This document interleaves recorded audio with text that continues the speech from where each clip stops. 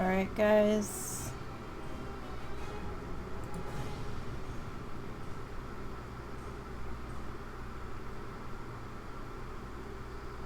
Oh, thank God.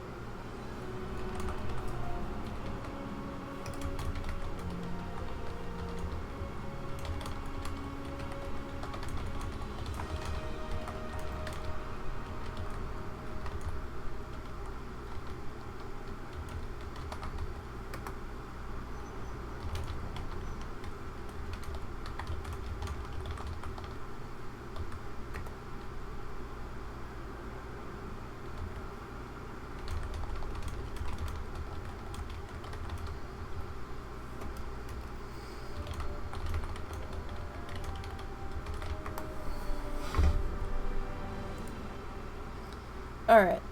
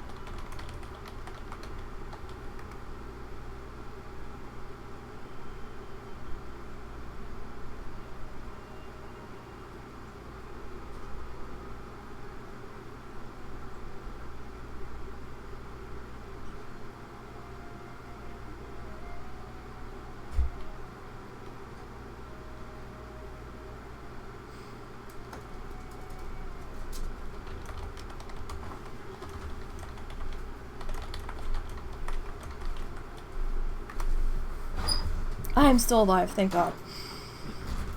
Alright, so sorry about that. The, one of our cats was messing with our roommate's cat. Roommate's cat didn't like it. Roommate was trying to spray our cats with water to get him away, which is perfectly fine. We told him to do that. However, when our cat bolted away, he, I think, got tangled in the wires or something for our modem and DC'd us. Something to that effect. And I had hit the charge button on a spider and noticed it didn't charge me, and then I realized that the stream was spinning in a circle, and I was like, oh no! And so we had a couple panic moments getting back up and running there. Sorry for anyone that was watching. That's what happened, why it suddenly cut off like mid-sentence. I do apologize, but thank goodness that's like number 3. I think we're like a cat here with their 9 lives between the 2 cross-realm panics earlier and now this. It's been quite a nerve-wracking morning going into the afternoon. So, my goodness. Oh, my nerves. Alright, So, if we do end up streaming the D&D in-game audio, it's going to happen in about an hour, maybe an hour in a few. We still have to get the okay from the group members. We don't know if they're going to object or not.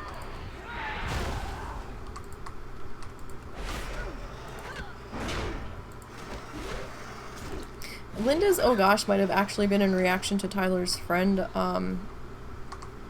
getting in a accident, so I don't know if that was in response to me potentially recording or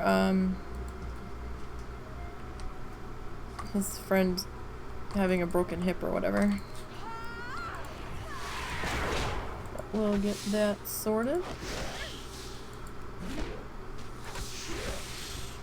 Actually, I need to check in on Discord real quick.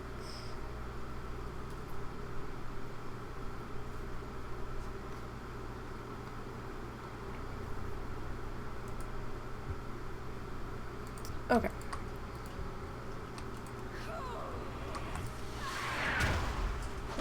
Oh, missed that. Silly spider. I want to know how the spider can stay up there dead without sliding down. Alright, so that rare has not come back up yet. Didn't really expect it to. Not really. Did they go out to pee? Yeah. Okay.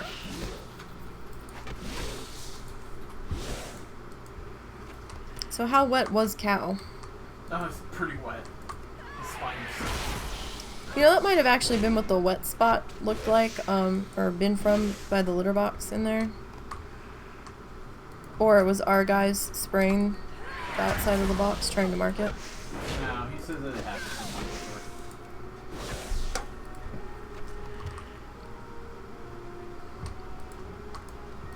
Okay. It's all good, we're still alive, and we are settling back in here. Let's go ahead and do one of those. I think it's been a little bit since we've done one. I want to snag this guy here. I've got an itch on my neck. Alright.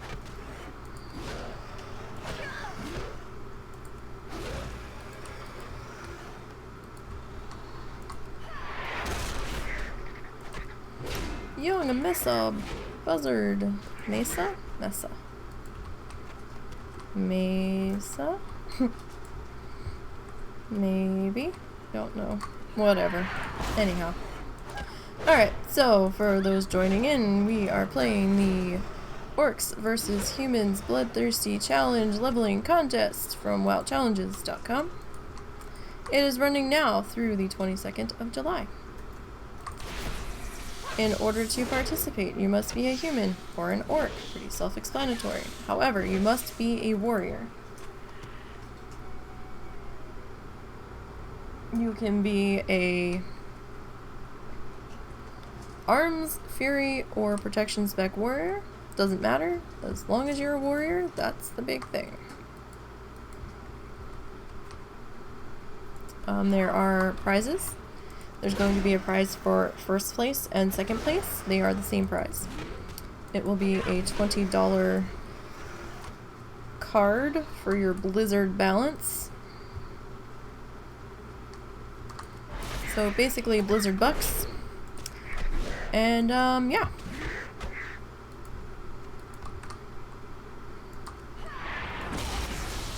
Currently first place is level... They were level 28.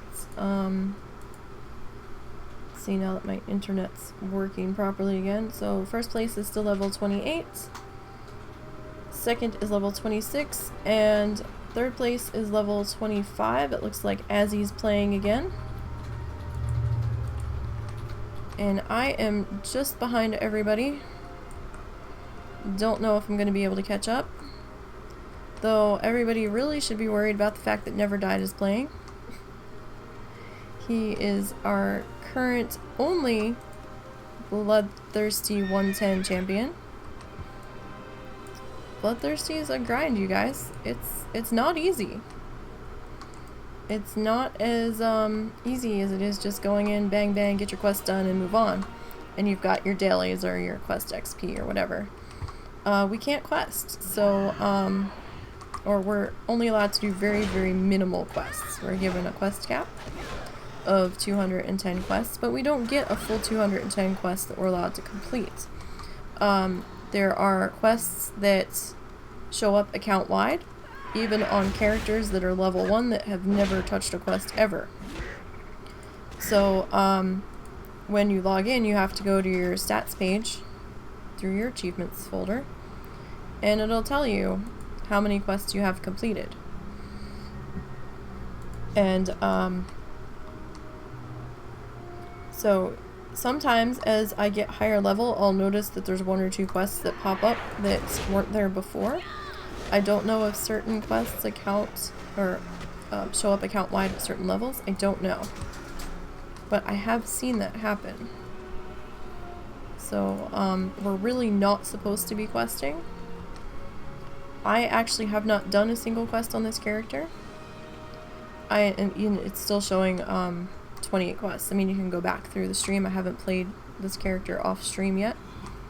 And you can see that I haven't done any. You do get a quest when you turn level 20 for flying. You will have to accept it to make it go away off your screen, but then you can just go back into your quest log and abandon it. You don't have to have the quest in order to get your riding or flying or whatever. You can still walk up to the trainer and be like, hey, train me, and they're like, sure, you're the right level, do you have the money? And you're like, sure, here you go, and they're like, sure, here you now you know how to ride.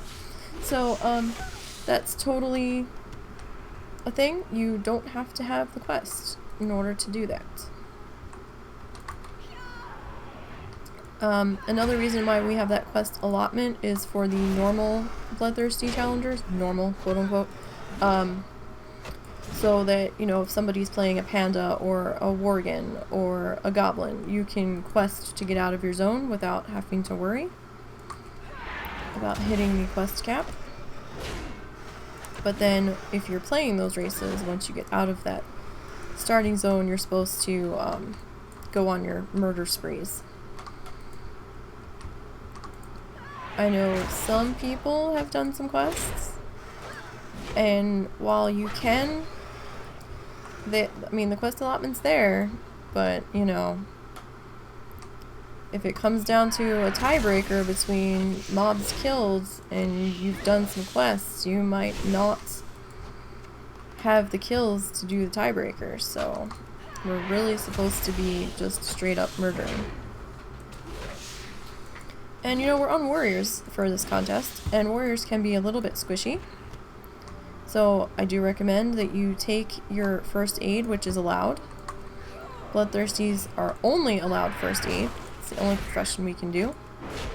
You can eat, so I recommend having up-to-date food on you, and band-aids that are up-to-date. You might not need it, but it's better to have it up-to-date and have it with you than, and not need it, than to need it and be like, oh crap, I don't have anything. What am I gonna do? So, yeah. Actually, I forgot to grab some more food when we were in town a few minutes ago, before we had our lovely disconnect, brought to you by Cal the Cat. Bastard. It's not the first time he's done that either, I will say, but the other times he's done that, I have been on a normal tune, so it wasn't that big of a deal.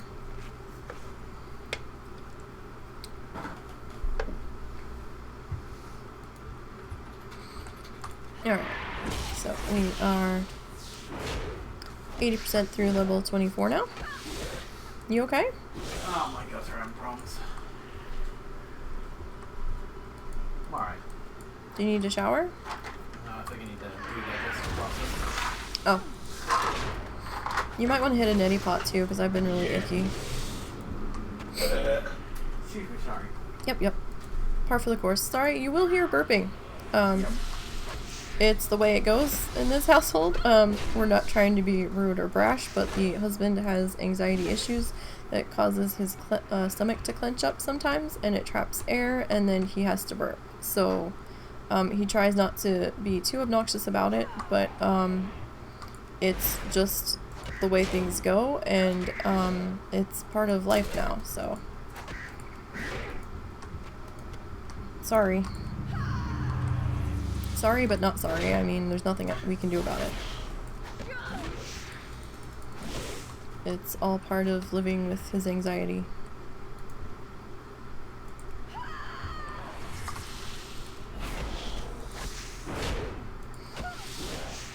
Alright, so we're getting closer to 25.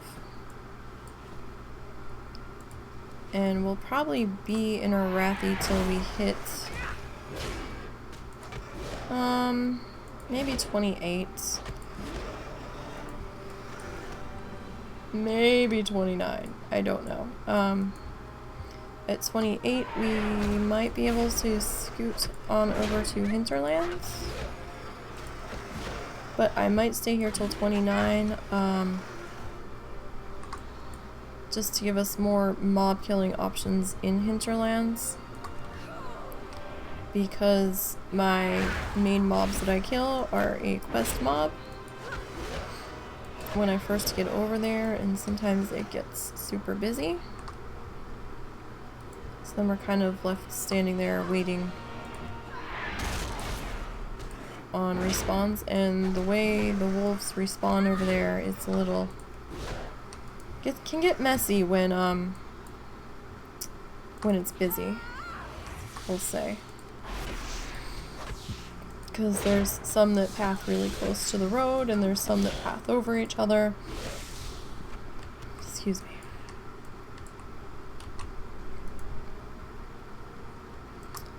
Alright, so once again we are playing the Orcs versus Humans Bloodthirsty Challenge contest. We are following the standard Bloodthirsty rules, which can be found over on WoWchallenges.com under the Bloodthirsty tab at the top of the screen. And for this contest, we must be either a human or an orc, and we must be a warrior. We can be any spec warrior we want. We can change specs however often we also want. So if you don't like the way a spec is going, go ahead and switch it up. I do recommend staying away from Fury for this contest, because Fury is a little squishy, and it really sucks trying to make up lost time after you die in a contest setting. So I do suggest either arms or protection, but it's totally up to you. I can't make you do a darn thing you don't want to do. There are prizes for first and second place, and they are a $20 Blizzard bucks money for your balance for blizzardy things, so to speak. Bloodthirsties are slightly different from Iron Man in the fact that we do not quest. We can sneak a couple quests in here and there, as long as we don't go over a cap of 210. But we're really not supposed to be questing when at all possible. If there's mobs to kill, you're supposed to be killing. Now, another difference is that the Bloodthirsty challengers are allowed to wear green gear, because it is such a freaking slog at times, and it just helps speed it up a little bit, because it gets really grindy the further in you get, and the further in you get, the longer it takes to get a level. Trust me, I know. Especially when you don't have much rested, and we won't have much rested on this contest. It's not like we can sit for a few days and then catch right back up. Lost time is going to be really hard to make up.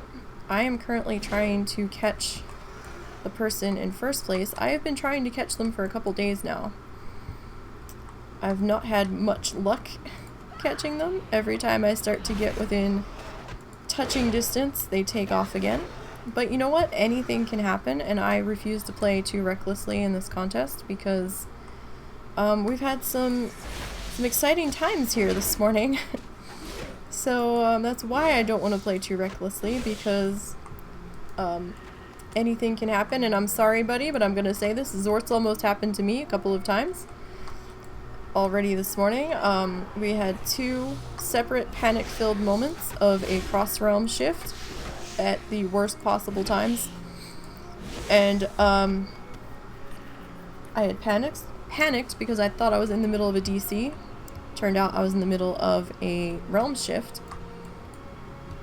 And then we had another close call already shortly after that, where one of our cats, named Cow, was being chased out of our roommate's room because he was messing with her cat, or his cat, and got tangled in the wires for our modem and pulled something out and DC'd us.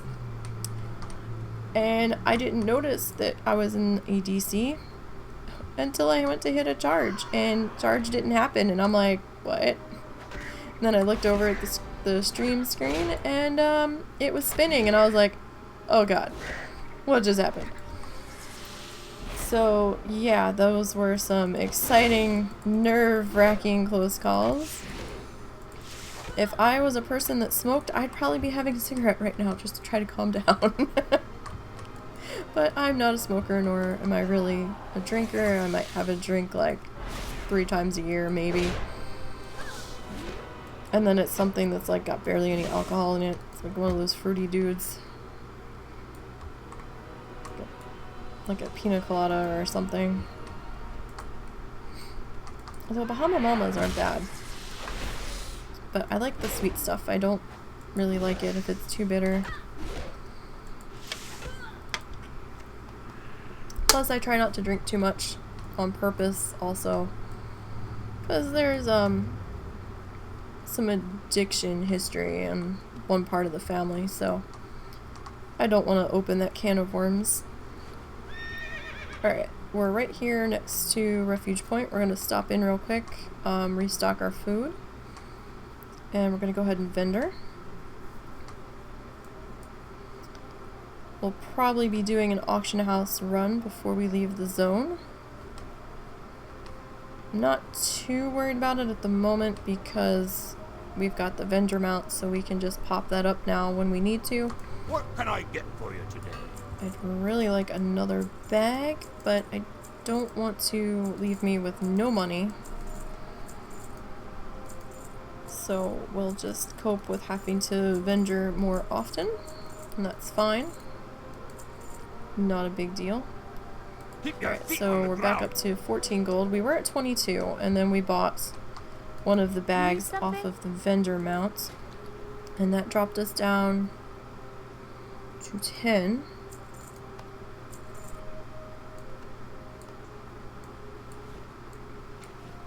Okay. Safe Sorry, travels. I'm fussy with how I have my bag set up. Makes it easier for me to vendor stuff. Anyhow. And I am using a bag mod, as you can tell. I'm using Bagnon. And it also has this side feature attached to it called Bag Brother, I think. And then it shows me, like, I can look up stuff that's in my bags from other characters, and it shows me how much money all of my alts have and stuff. It's not a bad mod. I don't like the, it has a guild bank version that comes with it, a void storage version. I don't like those versions, so you can turn them off with, without losing your main bag feature, so that they'll all open together at one time. So I do like that. It drives me crazy when the bags have to be opened individually and I'm trying to find something. Excuse me, it's just a lot easier for me to deal with if I can just open all the bags at once. And then I'm not getting frustrated trying to find that item and have like 10 bags open on my screen. I don't run with many add-ons. I do have Recount, though I don't have it up on this character because I don't need it. I also do have Healbot running, because I do have a main priest. And I have a couple other alts, and I just kind of like seeing my health bar a little bit further down. For some reason, looking at this health bar doesn't always sink in. I don't know why. Sometimes I'm just ignoring that health bar altogether. can't really explain it, but that's the way it goes. And so I'm running recounts, I'm running heal bots. I think I prefer Scott a little bit better, but at the time recount was the only one that was updated, and I'm really bad about updating my add-ons. I'm also running an auction house mod that you might come across later in the recording. It's called Auto Ding, or no, sorry. No, not Auto Ding. It's called Auction Sold. Auto Ding's another mod that I like. So it's called Auction Sold. And it basically is just a very small, simple mod that will say Bazinga every time I sell something on Auction House in the voice of Sheldon Cooper from Big Bang Theory. Oh yeah, thank you. You guys gotta look out. Never Died's on the list now. And he was right with me this morning at 22. He's the one everybody needs to watch out for. 'Cause he's our only bloodthirsty champion right now. That's hit level 110.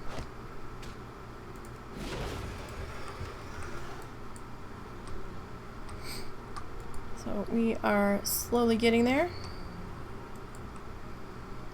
It's been a productive morning. I'm actually surprised we've grabbed as many levels as we have this morning. We started out at 22. I didn't get started, I think, till a little after 10. I don't think I got up till like 9:30. I don't know. I was tired. I'm still a little tired. And then I had some things I had to do, so I don't think I got started till after 10 this morning. And we've had our close calls, and it's been a rough morning. Hopefully we'll get the okay from the D&D group, so I don't have to go off stream. Are you going to evade? No. Okay. Yes, you're... Ah, shit. Alright, so he's evading. He may or may not be back to cause me grief. Should have known he was evading by the fact that he was just sitting there. That bird likes to evade there. Usually he's in the ground, so... What is that? I'll think about it. I'm gonna lose some stats if I put that on, but I'll gain some armor too, so... Don't know how I want to handle that. Right, so we're gonna hit 25 here in just a minute. Maybe with this one. Might be, nope, just shy. We are going to snag this guy lurking behind us, and then that will ding us to 25, and then we will start going after the level 29s out here. Alright, let's do a quick vendor. Kinda want that shield for the 15 armor. I kinda don't want the shield because it's gonna be a slight drop, although it's a level 16 shield that I've got on, so maybe I should have taken it. Oh well. Anyhow. I think you're gonna be a bigger problem than the other one currently. So we've got a half an hour till the D&D game. And we'll find out if we're going to be piping in the audio from that. If we do pipe in the audio from the D&D game, I will be mostly quiet. So I do apologize, but I don't want to drown out the game. And if we do end up doing that, it's going to take us just a minute to get the sound levels evened out, because I don't know how loud the Discord is going to be coming in. It's going to be the first time that we've added Discord in.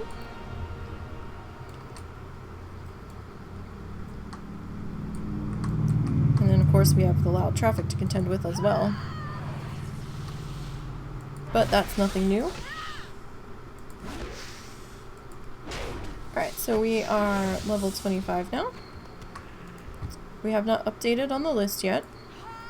I haven't had a good opportunity to log out just yet. I'm going to try to wait until I head to Ironforge to go to Auction House. I'm probably going to be doing that within a couple of levels here. Depends on how much room I run out of in my bag. Which is another reason why I don't want to buy a new bag yet, because then I'm not going to have the money for, damn it, for Auction House posting. Although I will say we are starting to make a fair bit of cash off this vendor stuff fairly quickly here. I mean, we're back up to 14 gold. So we were at 22. We bought the bag for 12 or 14. Don't remember. I think it was 12.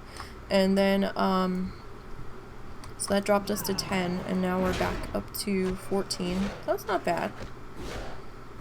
4 gold in a couple of hours. Off vendor shit. So it's not bad at all. And we're gonna be hanging out here. What is that? For a little bit longer? Ooh, yes please. Alright, so we got some new boots. These boots were made for killing. They're actually something that we can wear and not get laughed at.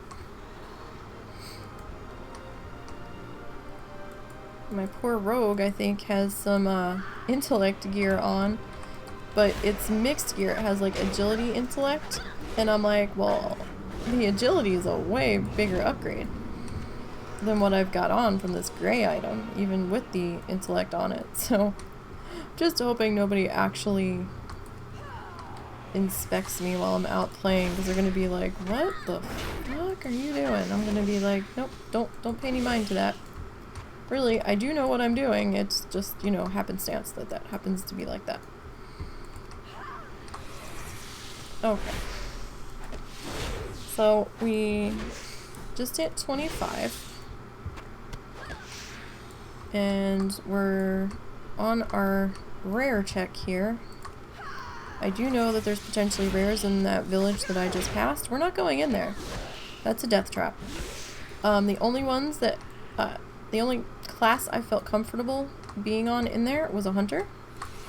And even then, it was really kind of iffy at times, we'll say. So I don't recommend going in there on a challenge tune. Some people do, and they're fine. Great for them. With the morning I've been having, we're not even going to touch it. We know better. We so know better. That's just asking for problems. Alright. So we're going to head down this way a little bit. And we're going to pause for just a second and take a look at the list. There's now a tie for second place at level 26. And there's a tie for fourth place at level 25. Actually, it might be a three-way tie now because I haven't updated. It might be a tri-way. Tri-way? I don't know. It's a something. Alright, so no, let's get moving again here. Let's get this little old raptor here, hiding in the bush. Alright. And Mr. Spider. Come here, Mr. Spider. Okay. So, I could go over to Hillsbred. Nah, we'll stay here. It's like, I think there's a rare over there I could check on, but I don't remember the level of the rare, and it might not be worth the risk to get over there because, I'd have to cross some real estate to get to him. And that's through hostile territory. So, probably be better off just leaving that be. Okay. So, we are 12% into this level now.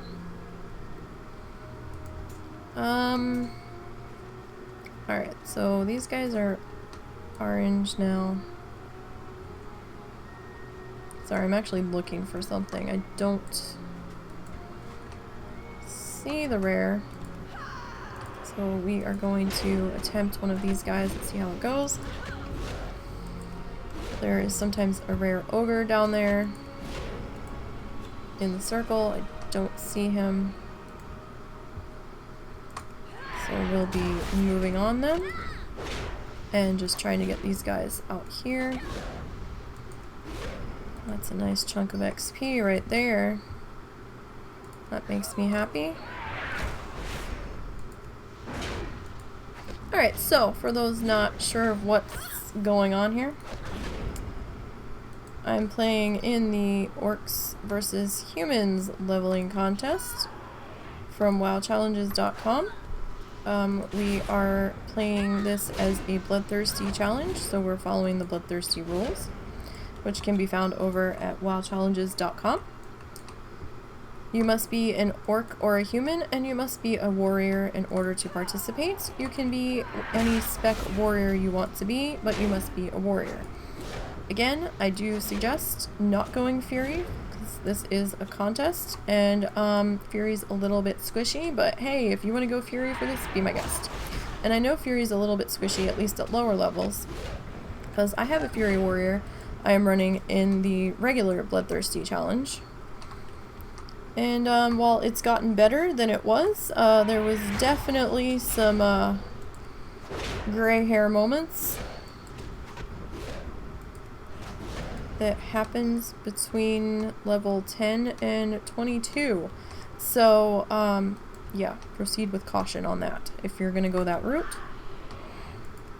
It might have also had something to do with the mobs I was attacking. Also, they weren't really high.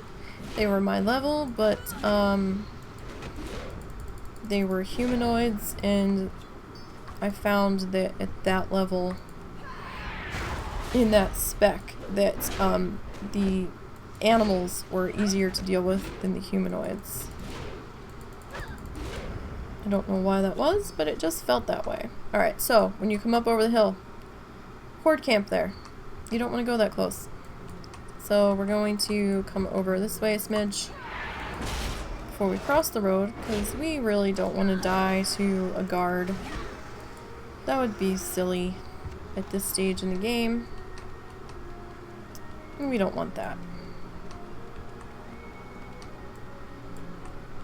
That would be heartbreaking.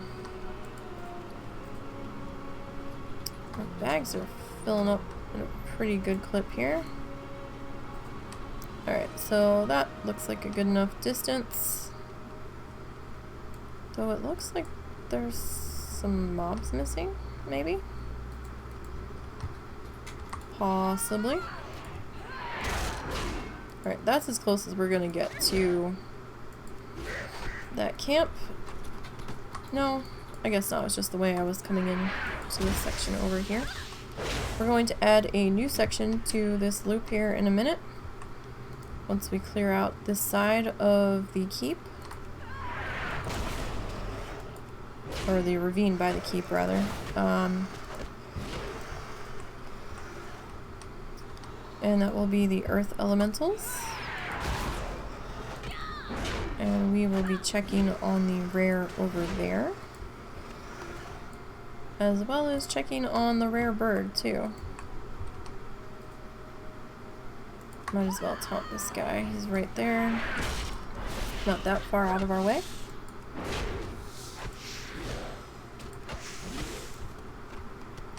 Alright, so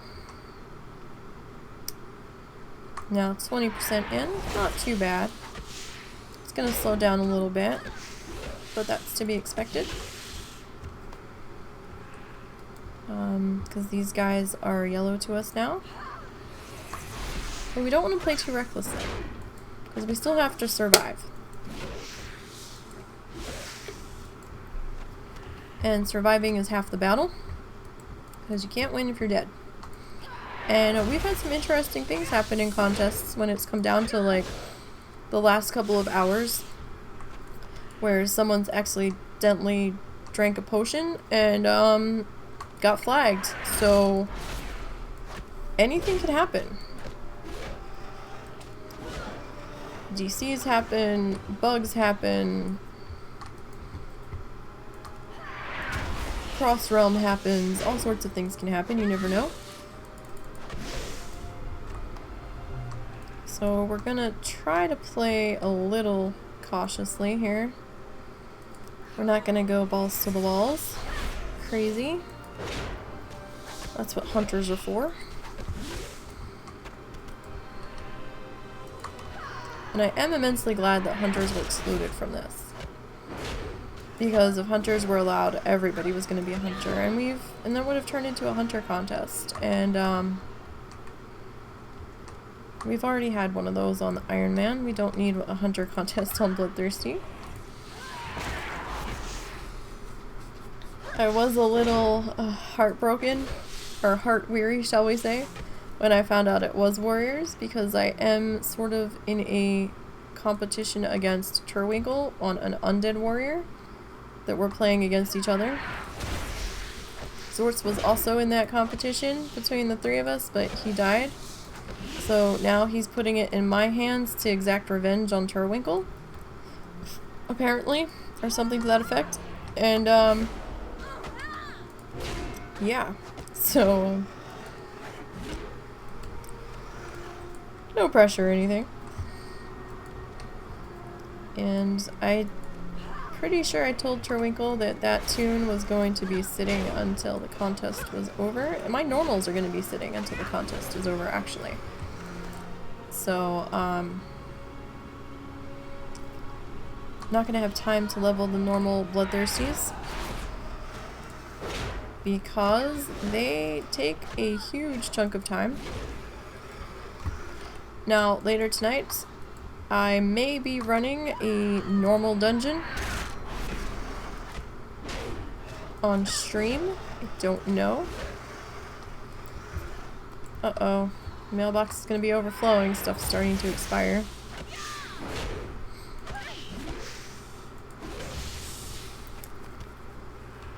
Okay. So. We are up to 27% now. Slowly chipping away.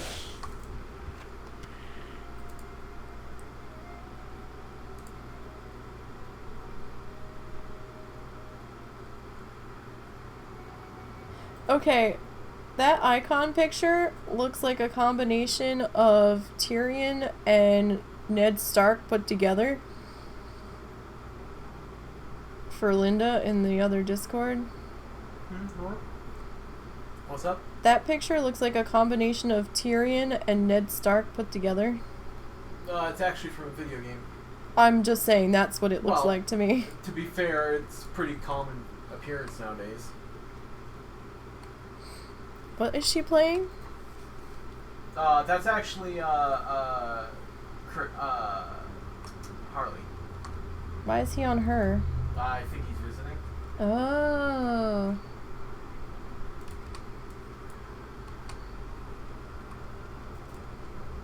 I see.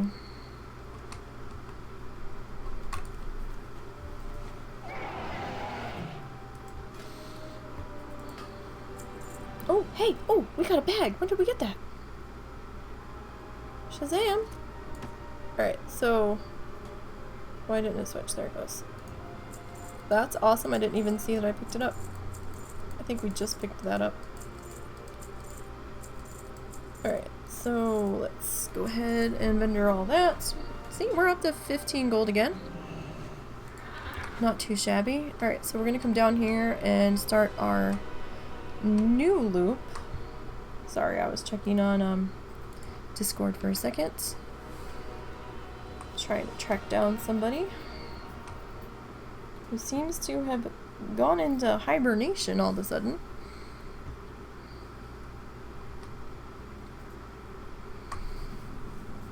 Okay.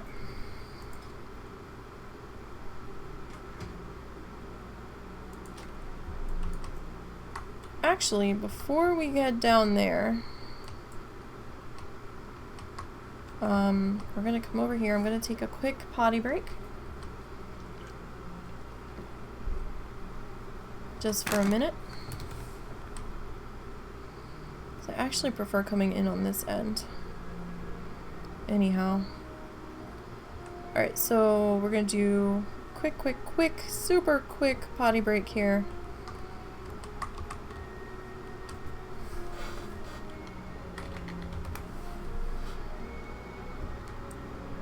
And we'll be right back.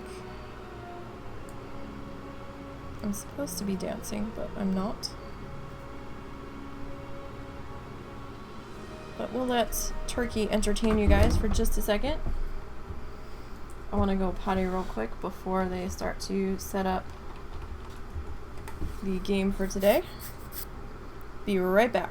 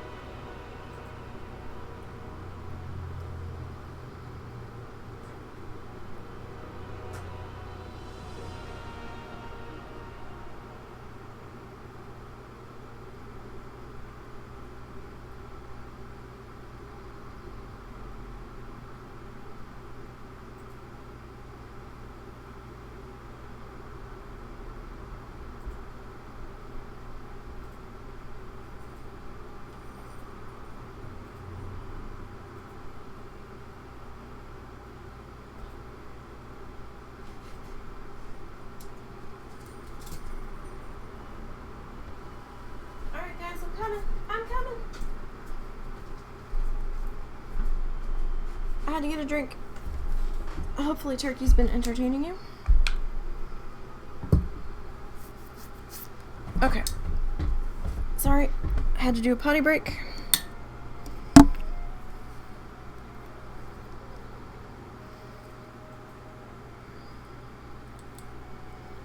And now I need to get all re-entangled in my wires here. Nope, come back. Okay. Alright, so earbuds have been acquired.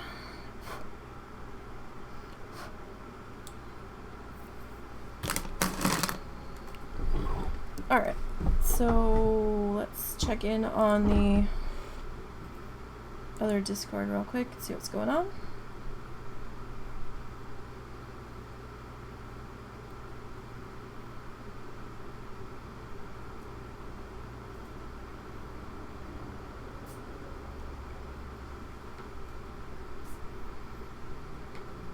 Okay, who are you waiting to show up?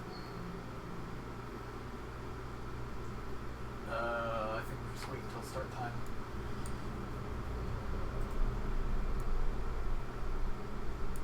Okay, so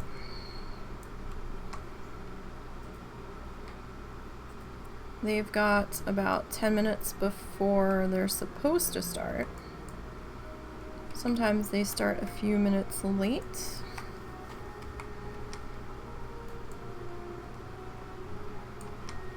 I don't want to get in their voice channel yet until they've said it's okay. Because they're not going to realize that they are being put through the stream until we tell them. And I don't want to just spring that on top of them.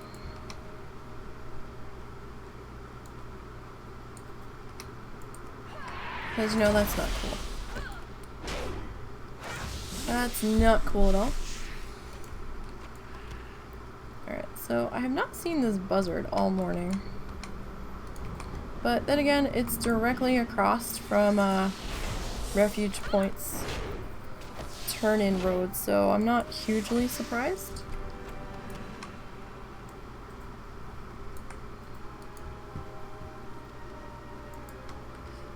Excuse me. So we're gonna slowly start to make our way down in here.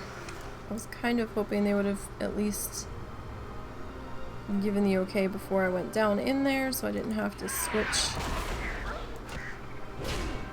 wall down there.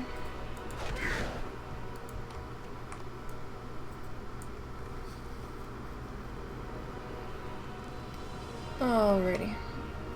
So we've got some more level 29 elementals here. We took out the other ones just fine. These should be okay. But we're going to be a little bit cautious with them. Trying to see if I can tell if the rare's up, but I can't from this angle. So we're just gonna have to be patient and work our way around. I want to say he's not up.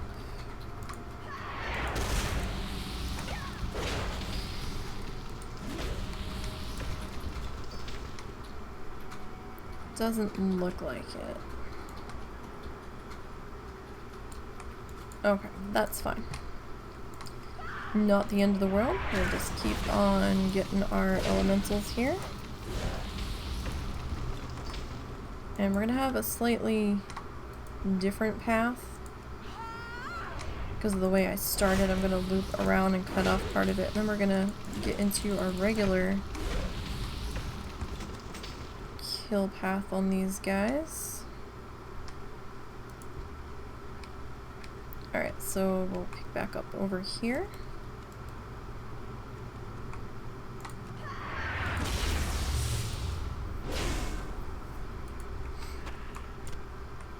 And I want to say that this warrior is actually higher than my other bloodthirsty warrior right now.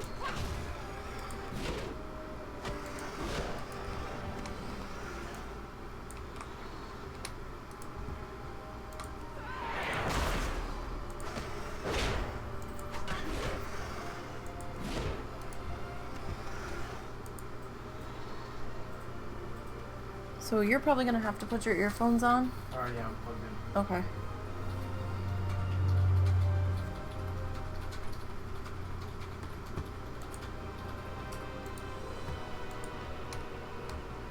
Okay, I do want to snag this guy up here.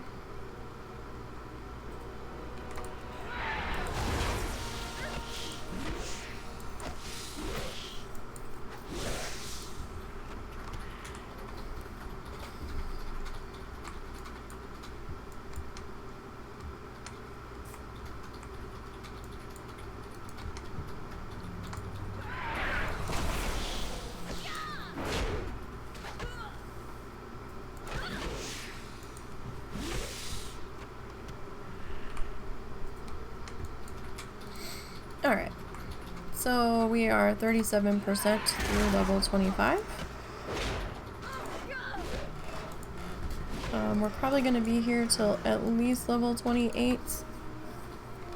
Level 29 is probably more likely. We'll see what happens. Because 2 levels are a little hard to grind out on the wolves in hinterlands at that level, mostly because the wolves are a quest mob, and that quest mob gets a ton of traffic. It's right there as you first come into the zone.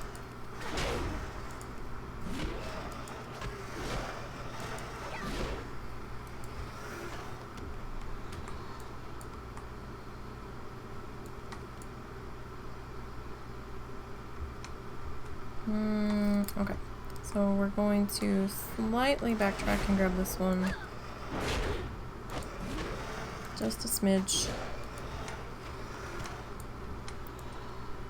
And then we will grab this guy here. And I thought we were gonna have a friend come up, but no, he stopped and turned around. Okay. That's fine.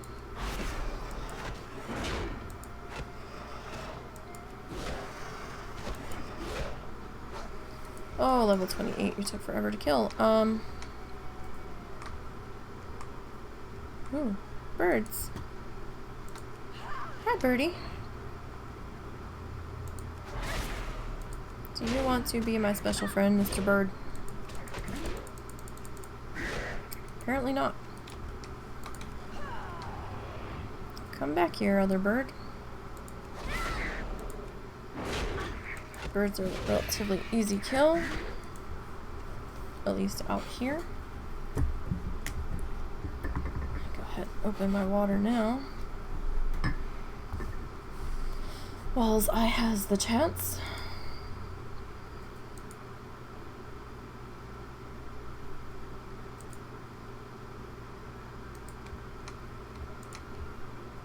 Alright.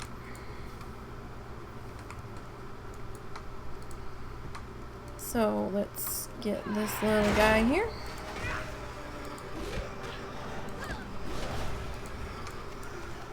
Alright, so for those that don't know, or may have just joined, we're playing in the Orcs versus Humans Bloodthirsty contest. To participate, you must either be a human or an orc, and you must be a warrior. Any class will do. Or any class, any spec, excuse me, any spec of warrior will do. Any subclass of warrior. So, fury, arms, and protection are all options for you.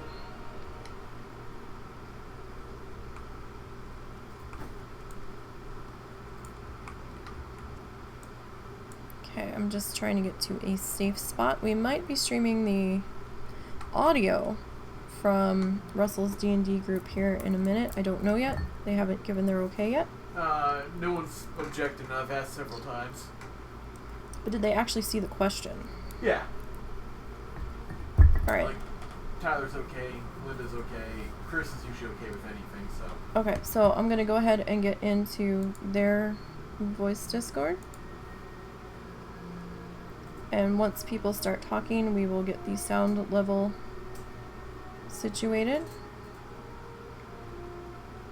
Although it would be ideal if if somebody would hop in, if you could at least get Tyler to hop in so we can check sound levels.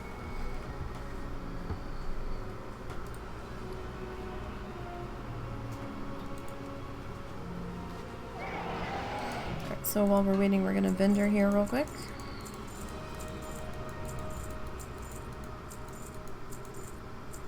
Oh, I should probably set up.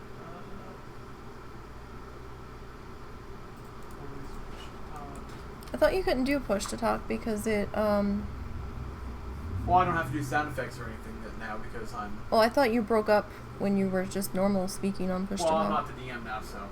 Okay. Alright.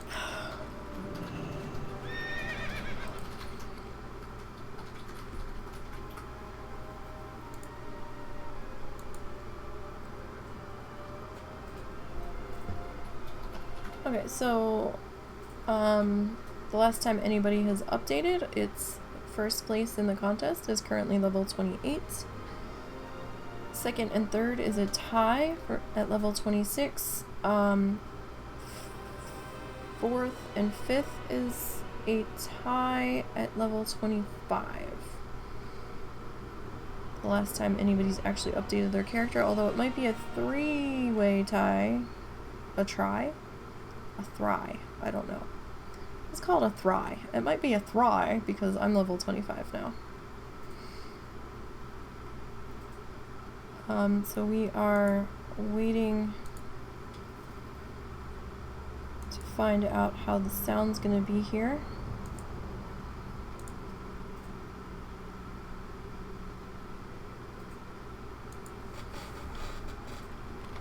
Hold on one second, I gotta take care of something in Discord.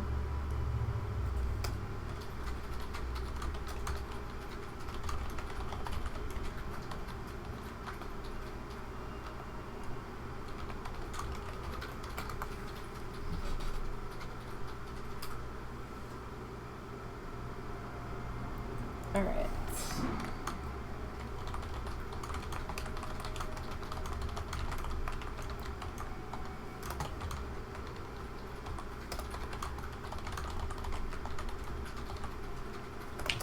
There we go, that should be live now.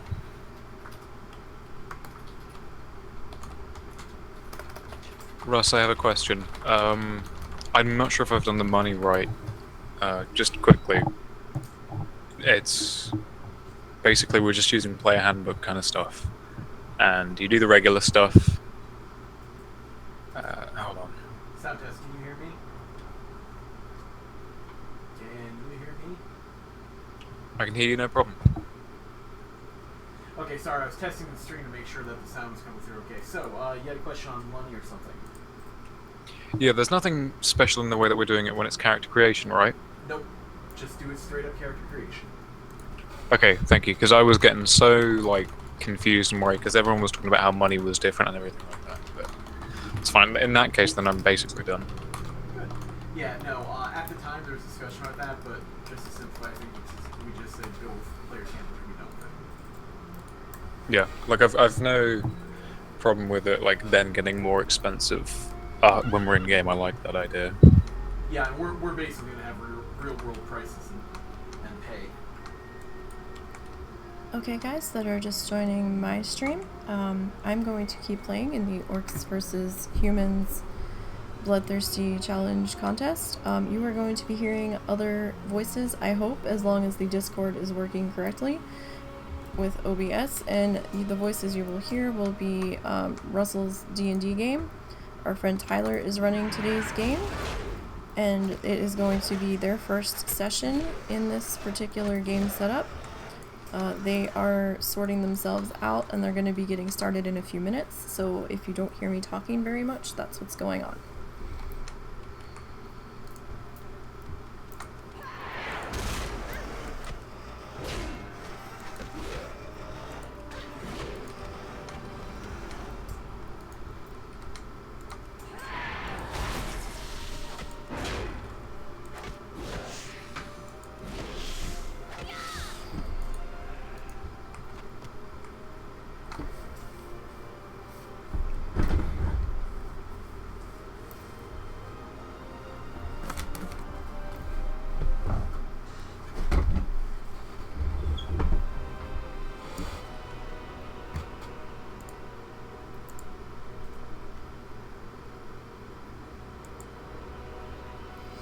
Was the sound okay on their end through the stream? Yeah, I was listening to it earlier. It sounds fine. Okay, I didn't know if I had to turn it down or turn it up or...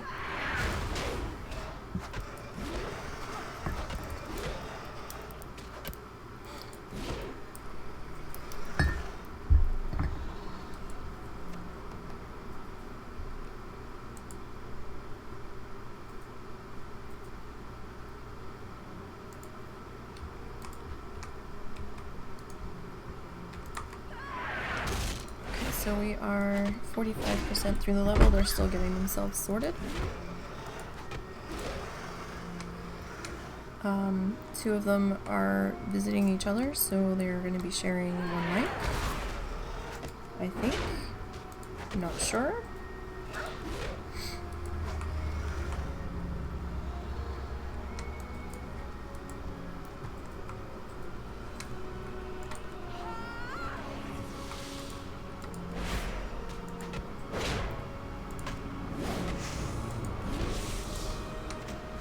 Ooh, we just got a blue world drop.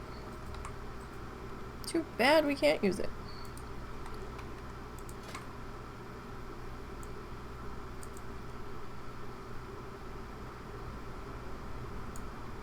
I'm almost tempted to send that to another character to learn the appearance, but it's not that flashy.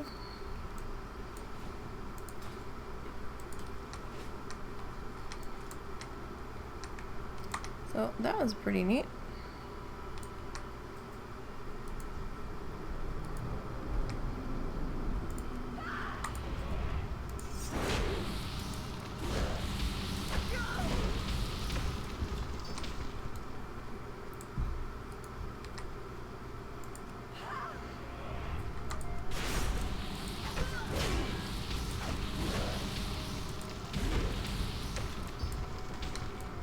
So they are not quite ready to go yet. I'd like Russell or Tyler to give a brief overview of the game before you guys actually start, if at all possible. Don't know if Russell's even paying any attention to me. I was like, can you or Tyler give like a brief overview of the game when you guys get started? They're going to anyhow. Don't Okay. worry about it. I didn't know if you guys were just jumping right in. Well, yeah, basically.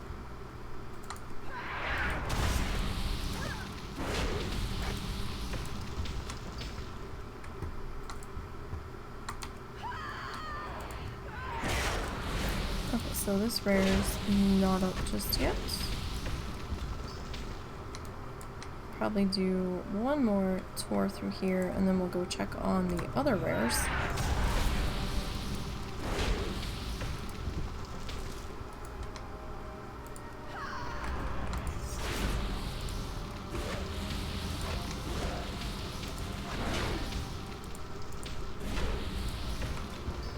Well, that guy didn't want to die very well, now did he?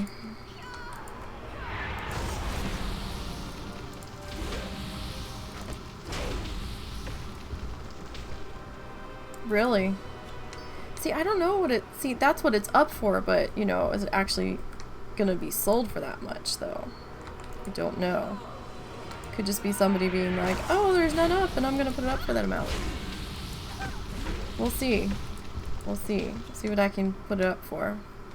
I'll try a couple different amounts and see if I get any takers. Though, that would be nice. I'd be set for money on this character for quite a while. My level 85 priest that I had at one point before she got one shot was up to about 20,000 gold. I had gotten 2 emerald whelplings out in Feralis,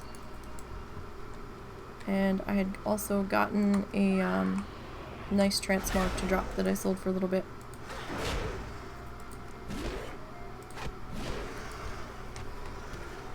So that's one of the nice things about Bloodthirsty. Sometimes you can get a nice world drop because you've just killed that many mobs that the RNG finally rolls in your favor. Some of my tunes on the normal, not part of the contest, Bloodthirsty list have picked up quite a few blue world drops. Haven't gotten a purple world drop as of yet, but I've definitely gotten a few of the blues. So we're just waiting for the D&D group to get last minute things taken care of. They hardly ever actually start right on time. I think they're fixing a computer issue with one of them, or trying to get the second set of earphones or microphones set up.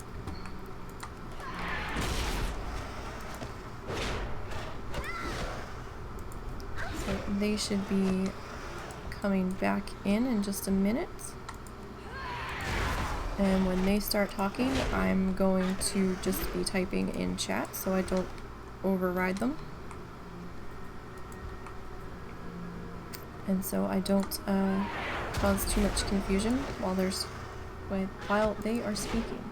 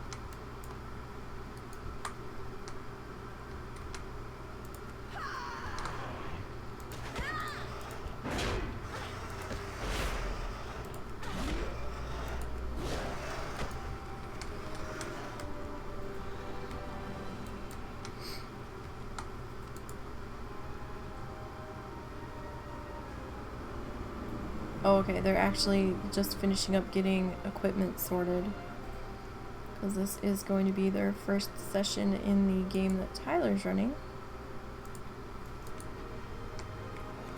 Just popped over to their Discord real quick just to see what was going on.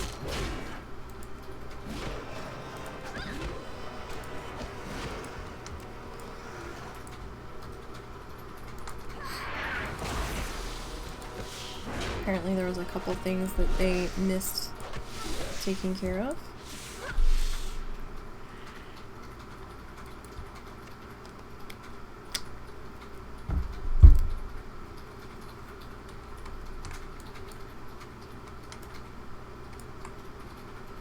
Alright, so we're gonna finish up this loop and then we'll go check on the other rares and see if they've come up yet.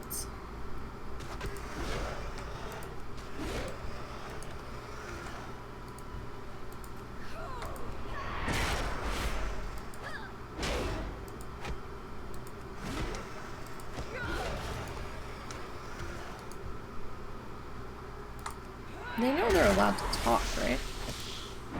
Yeah, they normally don't talk until we actually get all the other started.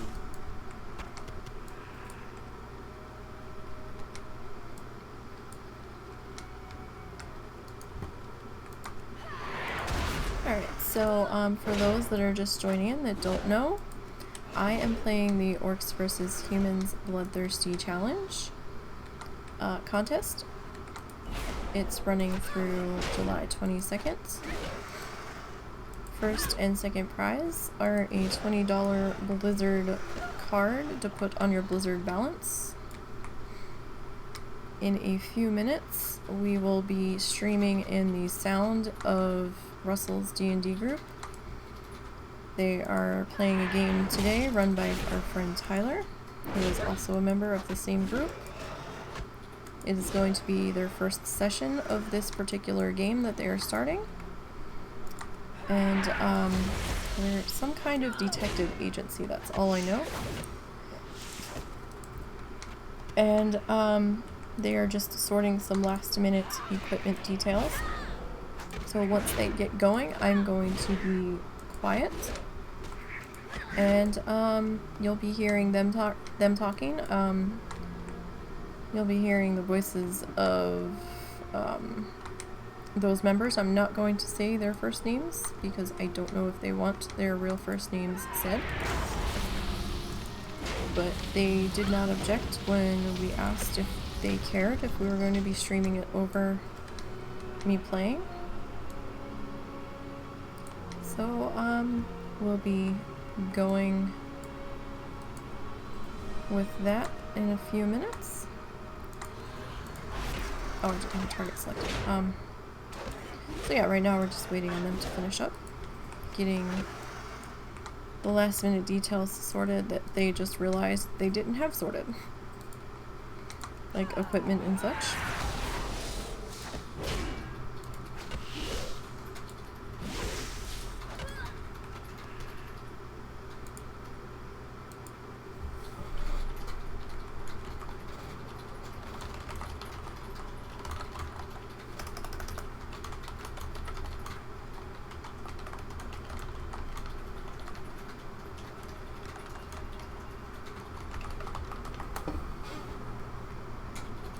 Okay.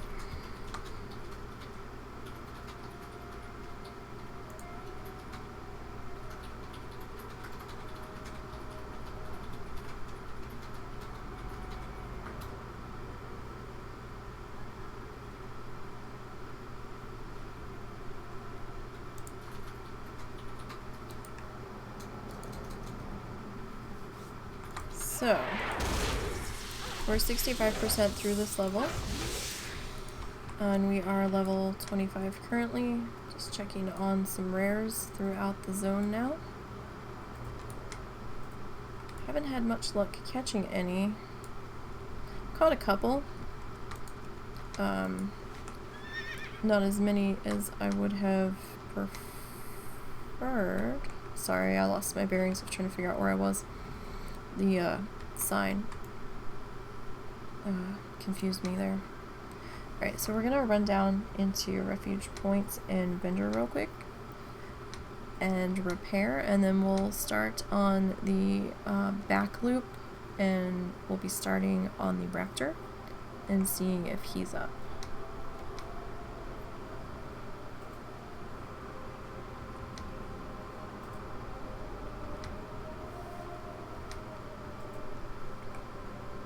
Great to meet you.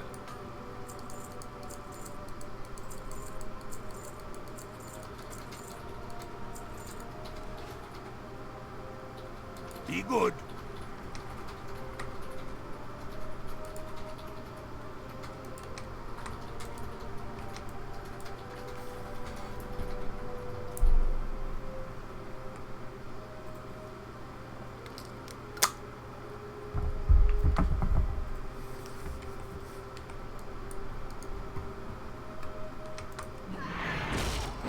Alright, so we're gonna make our way back over to where the raptor shows up on this back wall here. And we'll go from there.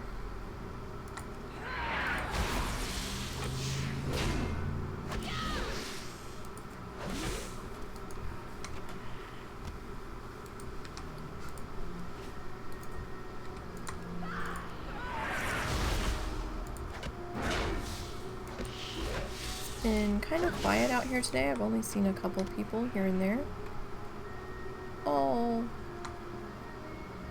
Though there's like no raptors here, so maybe this raptor was up and somebody just came through and killed it. Okay, so no raptor. It's fine.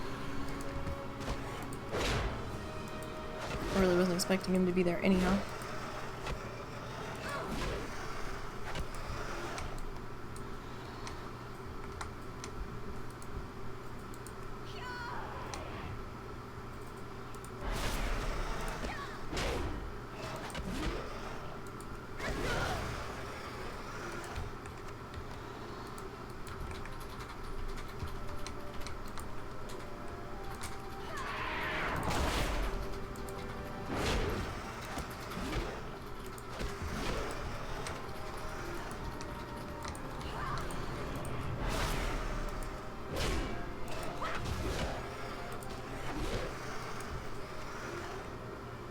Okay, I think they're...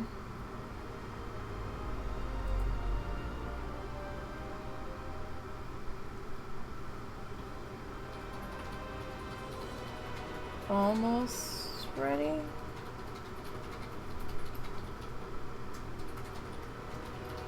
Chris still isn't in voice chat. Is he even there?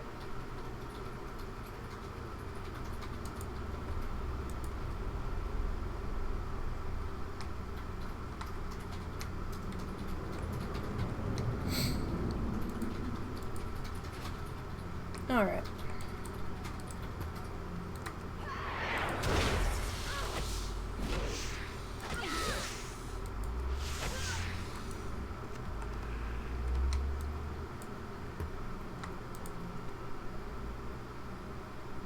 What are you typing? Oh, talking to Harley directly.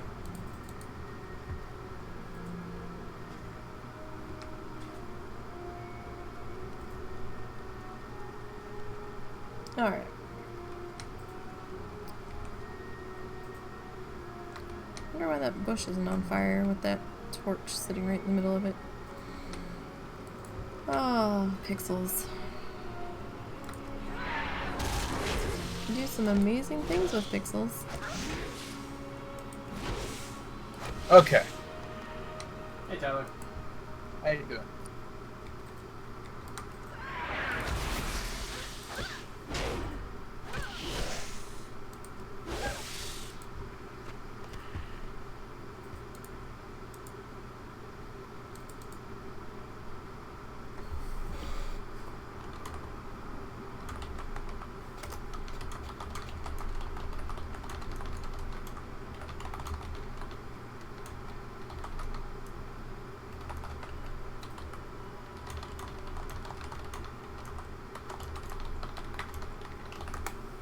Hey, Russell. Careful. For the sake of D-Stream, should I avoid playing any background stuff? What do you mean background stuff? I had some ambient noise set up. I can't imagine that being a problem, although... I mean, also depends on how loud the noise is. Yeah, it's like it won't be constant, but it'll be in the background. It's very faint. Well, give it a try. Worst case scenario, we'll turn it off. The only reason for you to Yeah. turn it off for a stream is if we have to turn it off because I can't hear you, or no one else can. Uh-huh. So, no, it should be fine. If he wants That's to like- do let's a go and sound test it. test, yeah.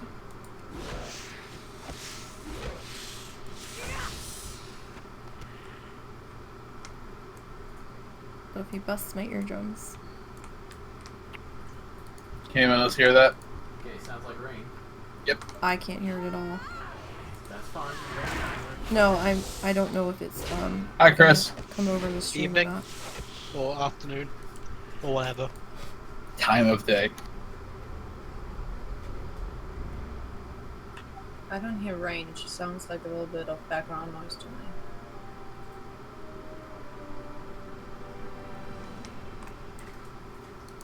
Sorry, what was that moment?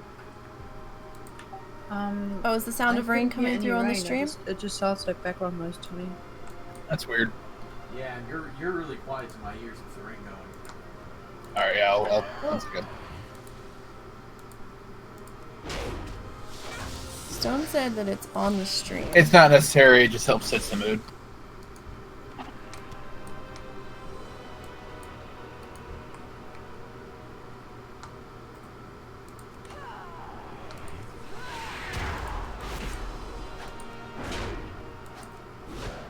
How is everyone today? Not bad. Sorry about being late. My mum was ill, so I got called downstairs to go make dinner for everyone. So I made the quickest dinner I could possibly think of. Burnt noodles. I mean, that would have been quicker, but no. I did not make that. What did you make? Pasta. I wasn't too far off. Chris is a teeny bit quiet, but that might just be Chris. Then again, I might be right. I don't know your cooking What's that, ability. Chris is a teeny bit quiet I'm pretty good to at me. cooking. At least I'd like to think I am. I mean, I have to use a recipe, but I don't mess the recipe up, so that's something. I guess.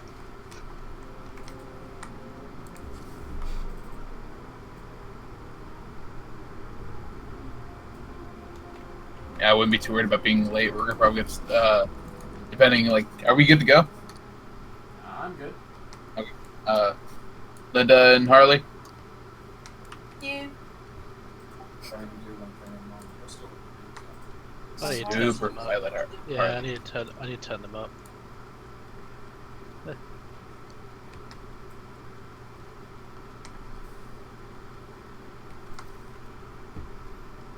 Harley? Yeah, what's up?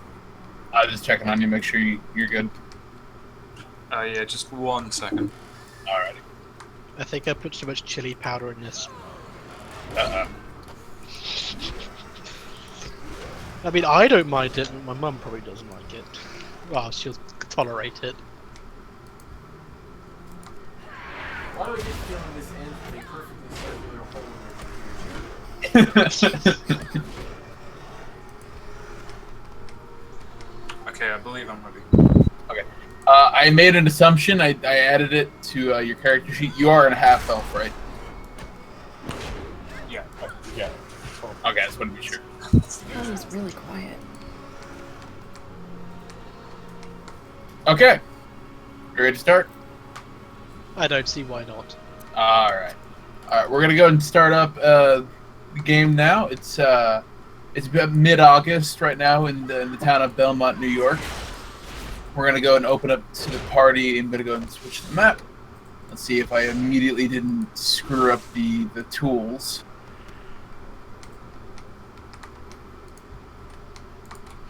Oh, fancy. We've got a TV in our Yeah. Nice.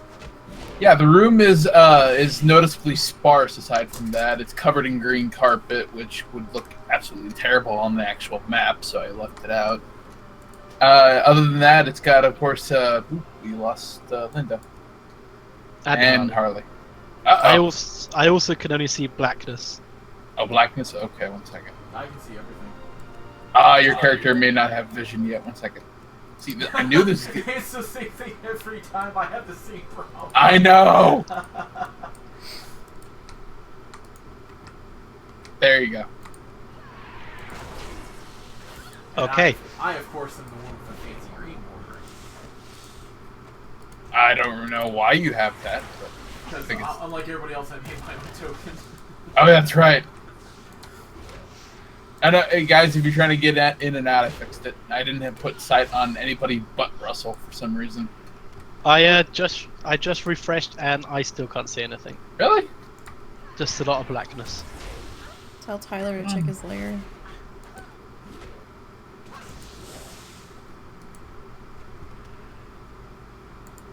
Because I don't have... God dang it. Every time. Oh, okay. You guys are on the token layer. I don't even have I don't think I have dynamic lighting on.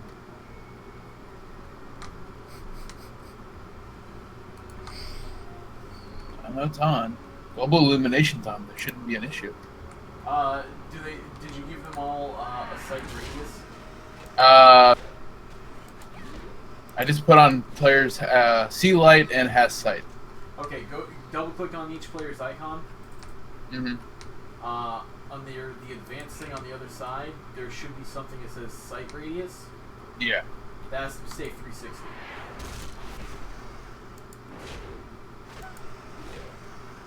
Okay. Like it has to say 360, otherwise it pretends that there's no sight radius, which means there's no sight. That do it for you, Chris? I can't see anything yet, but I'll try refreshing again. It should automatically happen. Nope, I refreshed. I still see blackness. Have you tried moving the map around? Like, did you zoom out all the way? Yep, zoomed out all the way, zoomed in all the way. That's weird.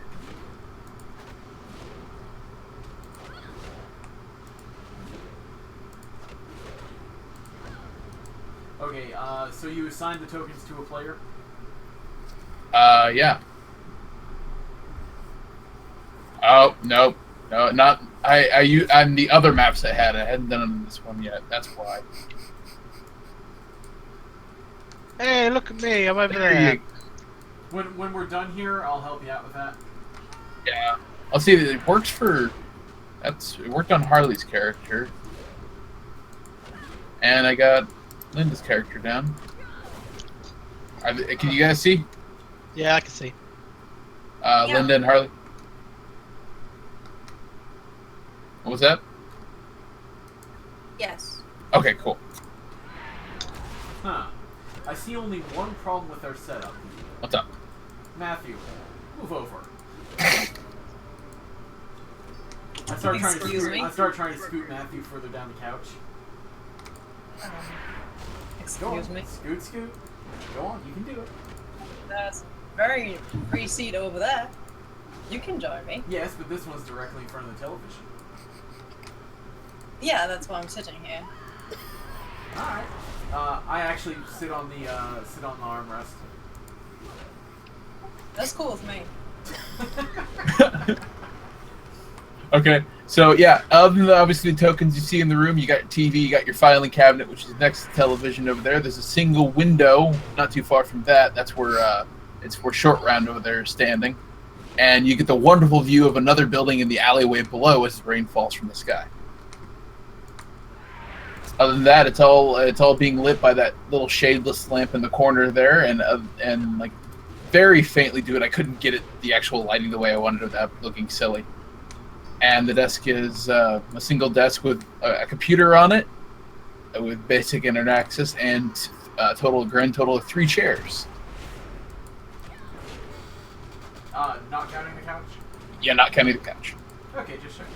Just 3 basic little chairs for if somebody comes in and wants to use them.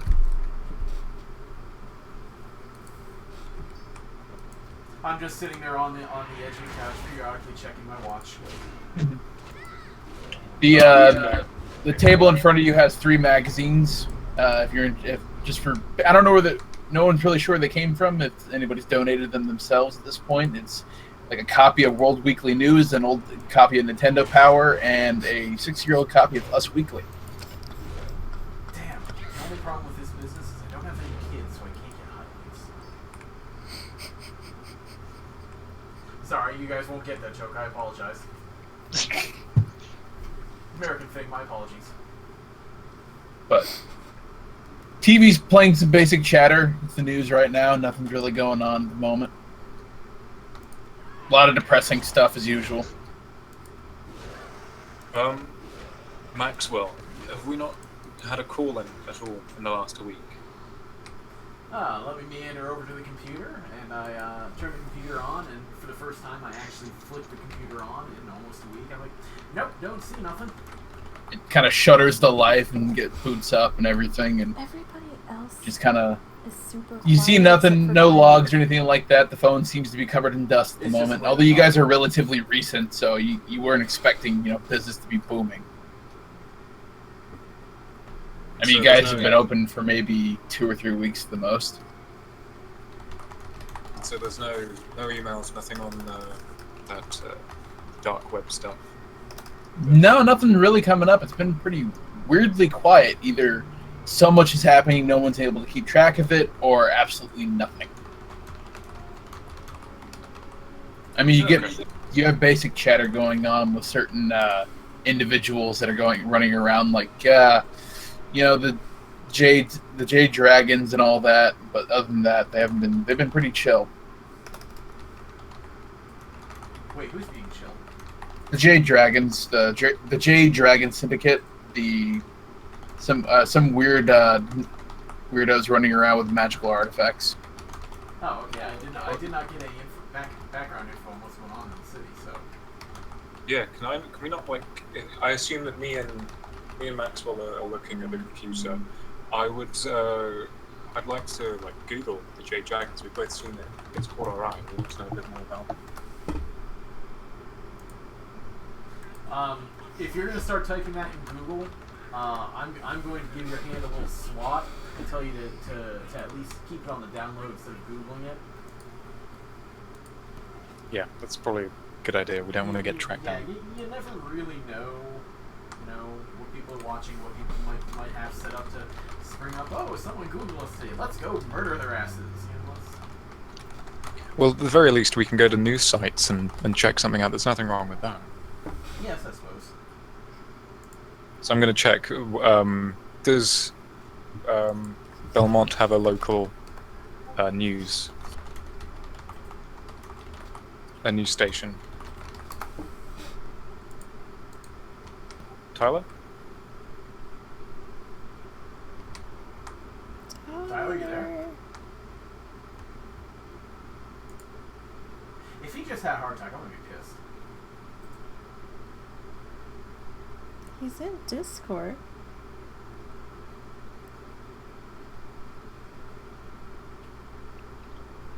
Oh, hang on, he's typing.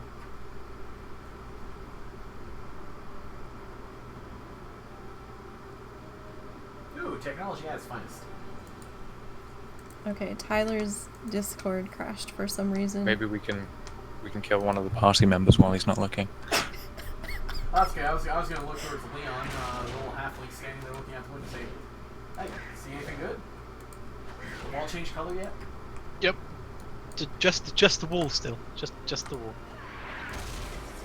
Oh, come on! Surely you've got something more interesting to do than staring at a wall. I mean, I've been counting the droplets that have been falling down the window, but apart from that, not a lot. Not a lot. Short round. Yes. I'm sure everyone's thirsty. How about you go make coffee? But we don't Go. have Go. coffee making. You'll figure something out. I'm sure he really needs to go get us some coffee, seeing as we don't seem to have a coffee maker yet. Sorry, guys. I'm back. Welcome back. We were just, spending time getting to know each other's characters, smoking short round, Yeah. Good stuff. I start trudging towards the door. I presume I'm gonna have to pay for this one again. I theatrically pat my pockets. Oh, I seem to have left my wallet at home. That's a pity. I've got this shame grin on my face. And I look I'm very genuine and say, sorry, Short, everything I've got has gone back into the company, buddy. Oh. I do coins. What a that are deception not check enough. from both of you. Or are you Excuse even me? trying to? Are you? Oh, say I want a deception check from. I'm trying to get Garrick and Maxwell. Oh no, I genuinely don't have any money on me. I'm broke. Oh, okay. I actually don't have my wallet, Okay. but I'm practicing it now. I want to toss Short Round some coins that are obviously not enough, not even from one coffee, but I still do it. You throw him a handful of quarters and some nickels and dimes. Yeah. Here you What if go. I have in my pocket? A button's mixed in with it. I don't even I just pick it up yeah, thank you. Okay. The usuals, everyone. Yeah. Yeah. Okay. And I guess I just leave. Okay. No. It's, Oh, okay. Short So. Round, hold on. Oh, go ahead. Before you leave, pick us up a local newspaper, would you? Yeah, we'll do. Thank you. Just as soon as you try to open up the door, there, Short Round. Right as you open the door, there seems to be an old two humanoid figures standing at the door, right about it's an older couple, and it seems like the how do I put it? Sorry, give me a second here. It's okay. Take your time. Great. No rush. The older lady of the two seems to be right about to knock on the door, and her other hand looks like to be a kind of like a Tupperware container. And behind her is just a taller man, older looking man, and you quickly recognize him. These guys are the owners of the building. I just kind of flinch slightly and slowly back away into the desk as opposed to them. Maxwell. What? I paid up. Then why are they here? I don't know. It is actually it's sorry. I have their names now. I'm gonna walk towards the door. So it's Cliff and Allison Baker. Yeah, and it's and as soon as she notices that She looks over, sees the door open, looks a little confused, and looks down. Oh, hello. I need to go get coffee, and I tried to get past them. I was like, what? What do you mean coffee? You're too young for coffee. No. Don't worry about him. Don't worry about him. He's an apprentice. He's learning the trade, as it were, and part of the trade is getting coffee for all the hills around here. He'll be alright. Go ahead, Leon. Go on. Scoop. Oh, you shouldn't be sending a child out in this weather. I'm like very blushing right now, just still trying to get past them. They're not giving you an inch. What? He'll be fine. He's young. He'll live through some rain. Are you at least gonna give him a jacket? He's gone through tougher stuff than some rain. Why don't you two come in? Come on, have a seat. What brings you in today? Oh, I just figured we'd want to properly welcome you. We haven't been by recently. We felt like you deserve a proper welcoming, and just seeing how everything's holding up since you bought the office.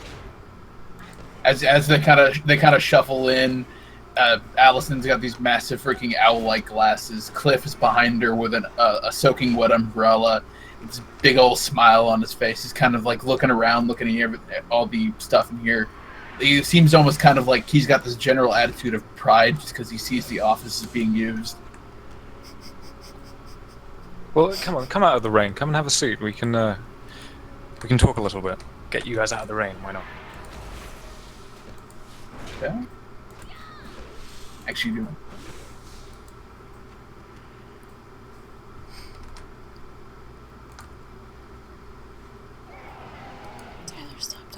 They come straddling up, and Allison puts the thing of Tupperware down on the desk near the computer. I discreetly take a peek at the Tupperware. Has it got anything in it?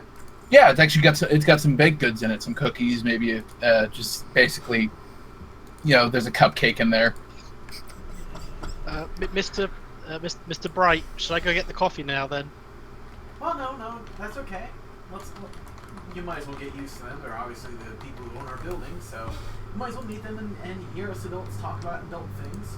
And I just kind of look at him, and I just kind of glance back towards the window. I just nod and I just start staring out the window again, moving over. I want to shake the hand of Cliff and Allison, and just like, thank you. It's a very lovely office, but we are. Let's say Allison kind of like she's very smiley, happy. She holds your hand, but the Cliff kind of gives you a big kind of burly. He's got a big burly hand. He's giving you a nice firm grip. He's looking you straight in the eye. Very confident dude. Yeah, I'm going to reciprocate. I'm going to give him a very confident handshake. When we're finished with the formalities, I want to ask Cliff whether they have picked up a local newspaper at all today. Oh no, we just came straight from the house to look at here. I wanted to make sure these were fresh. I also want to give Cliff a nice, firm handshake, and I actually grab the hand of Allison, and I give her a slight kiss on the hand. Oh, God. I do a slight bow, She kind of giggles at it, and she's saying, Cliff it doesn't seem to react. He doesn't seem to be wanting to talk very much. He just seems to be kind of there. Yeah, it's also not intruding in their relationship. It's just. Oh no, he doesn't seem to care. He seems like he's smiley. And this is very, very pleasant to meet you two. I'm very happy. This office is lovely. You guys did a lovely job of this place. I'm very happy. I'm so glad you like it. I'm literally palming my face as this goes on. Yeah, I'm rubbing the bridge of my nose whilst very happy. Whilst Matthew is going overboard. So I'm going to say to Allison and Cliff, have they heard anything of news, recent news that might be good for small business owners? Anything that? I mean, I was actually part of. What kind of business are you running here? We actually didn't. You guys actually didn't buy the place directly from them. You kind of went through an intermediary. This is the first times you guys got a chance to meet. And it's and Allison goes, so what kind of business are you actually running here? Oh, we're running a bit of an investigative business, odd jobs, whatever people might need help with, just trying to make a little money here and there. anything that might need some help that they can't necessarily find anywhere else. I Um, mean, we could even be Ghostbusters. We're just here to help, aren't we?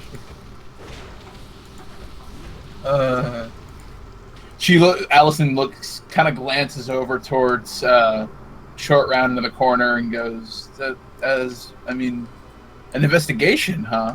I mean, is it bring your child to work day or something? Oh, no. Leon has such a tragic backstory. We usually don't share it because it's so tragic, right, Leon? Yep. Tragic. Really tragic. Cries his way to sleep every day, so we try not to bring it up and just kind of let him meander through the day without disturbing him. Deception check. Ooh. Ooh, deceptive like a motherfucker! Oh, that's so sad to hear. You're not marked for PG, are you, hon? No. Oh, jolly good. Oh, that's so sad to hear. I'm so sad. She purposely takes like one of the cupcakes out of the Tupperware container with a little cherry on top and walks it over to Leon and gives it to him, just like, here you go, young man. Hopefully it makes your day a little better. I sort of like slightly look towards Maxwell, almost like asking permission. I just kind of, while she's facing him, I just kind of nod once. I take a bite out of it. Do you like it? Yeah, it's actually really nice. Thank you. It is actually a pretty good. It is a pretty good cupcake. It's actually fresh and it's a little warm. I just start eating it, and just smile at her. She it's like, so you guys were looking at getting coffee earlier, were you? Oh, yeah. Do you want some? I'm sure. Well, no, I was actually thinking. She looks back at Cliff and it's like, actually, I was thinking we have an old coffee maker. We could probably you'd probably easily be able, probably a lot cheaper than going down to any kind of store to do it. That'd be They could so lovely. expensive. I mean, Short Round loves to make coffee do for we- everyone. do we- If we could pick it up, I'm sure he'd love to make some for you as well. Short Round? Yeah. Oh, that's just a funny nickname for Leon. I'm sorry. He loves that name. You know us, a barrel of laughs all the time.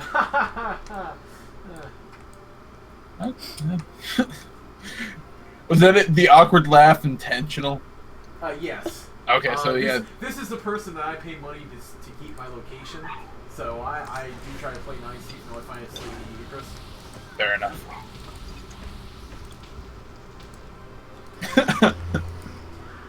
I just kind of tap my fingers on the desk in the slightly concerning silence and just kind of glance from one person to another. It's like, yeah, we'll drop it off the next time we come up and visit. I'm sure we need to do a proper inspection of the other businesses in the building eventually. And at that moment, you kind of hear another knock at the door, and like the door is still open at this point. I hop up immediately and head for the door. All right. So I make my way towards the door. I need something out of this very awkward situation. If I have to, I will hop the table in front of the couch to get there first. Aww. Yes? How can I help you? Who's got the fastest movement speed? I'm pretty sure it's the same for both of us. Oh yeah, you're right. I only move. You both do 30, I imagine. Who's got the higher dexterity? I've got 14. No, it's fine. I let Maxwell go ahead before. Okay. Okay, so you swing open the door, and you see there is a younger-looking Native American man. He's got wearing kind of this leather jacket and black shirt on blue jeans. But go ahead and give me an investigation check.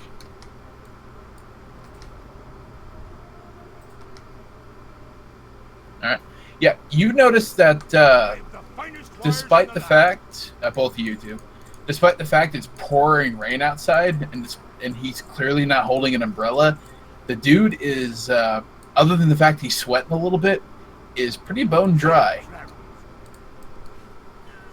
I immediately turn away and go to these these old people who own my building, like, well, it looks like I might have a client here, so I'm gonna have to ask you to move on out. You know, sometimes we have privacy discussions, things other people don't necessarily want other people to hear. So it's lovely for you to stop by, but if you could just move on, I'll go ahead and help this gentleman out here.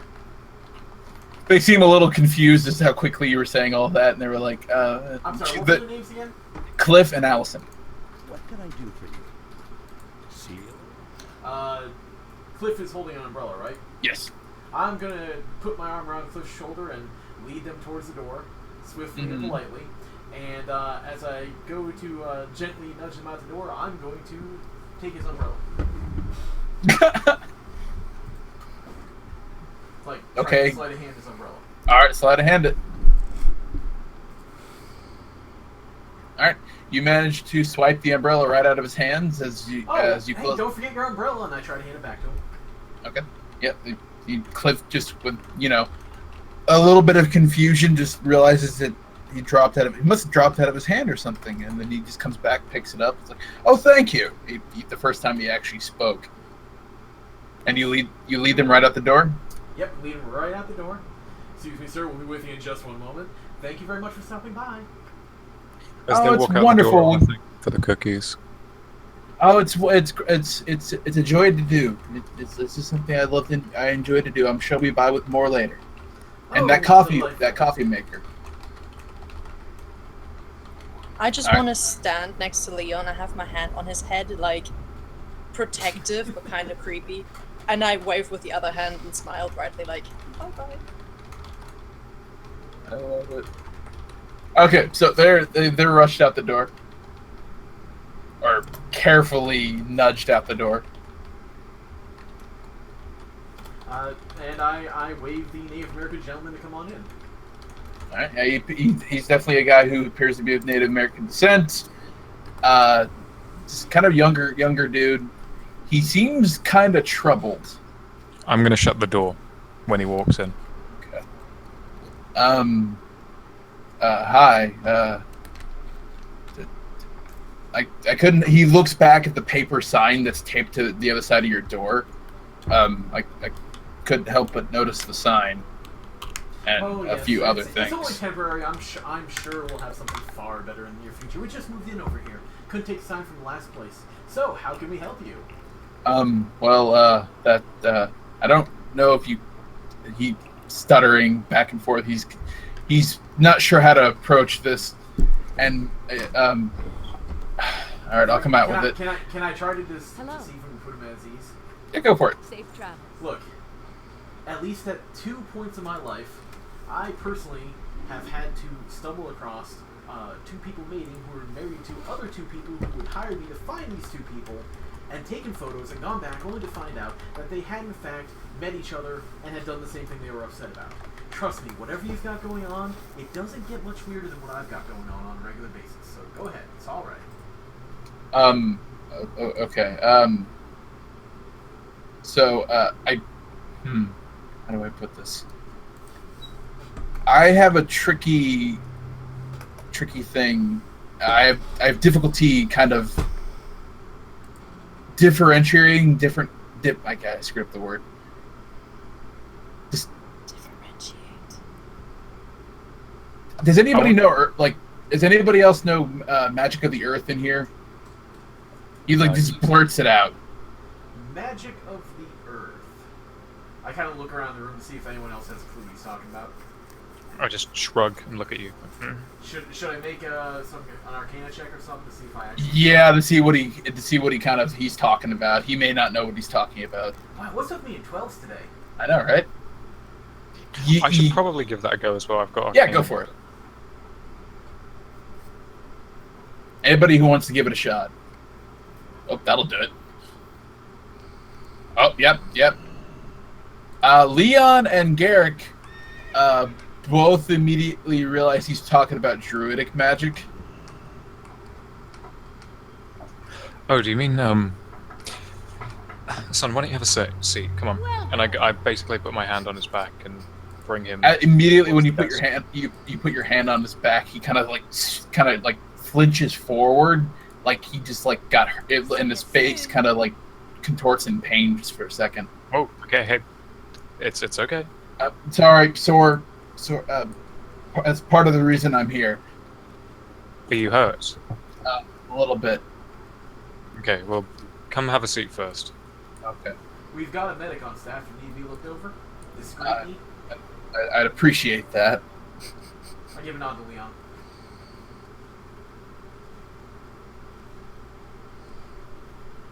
Leon's disappeared.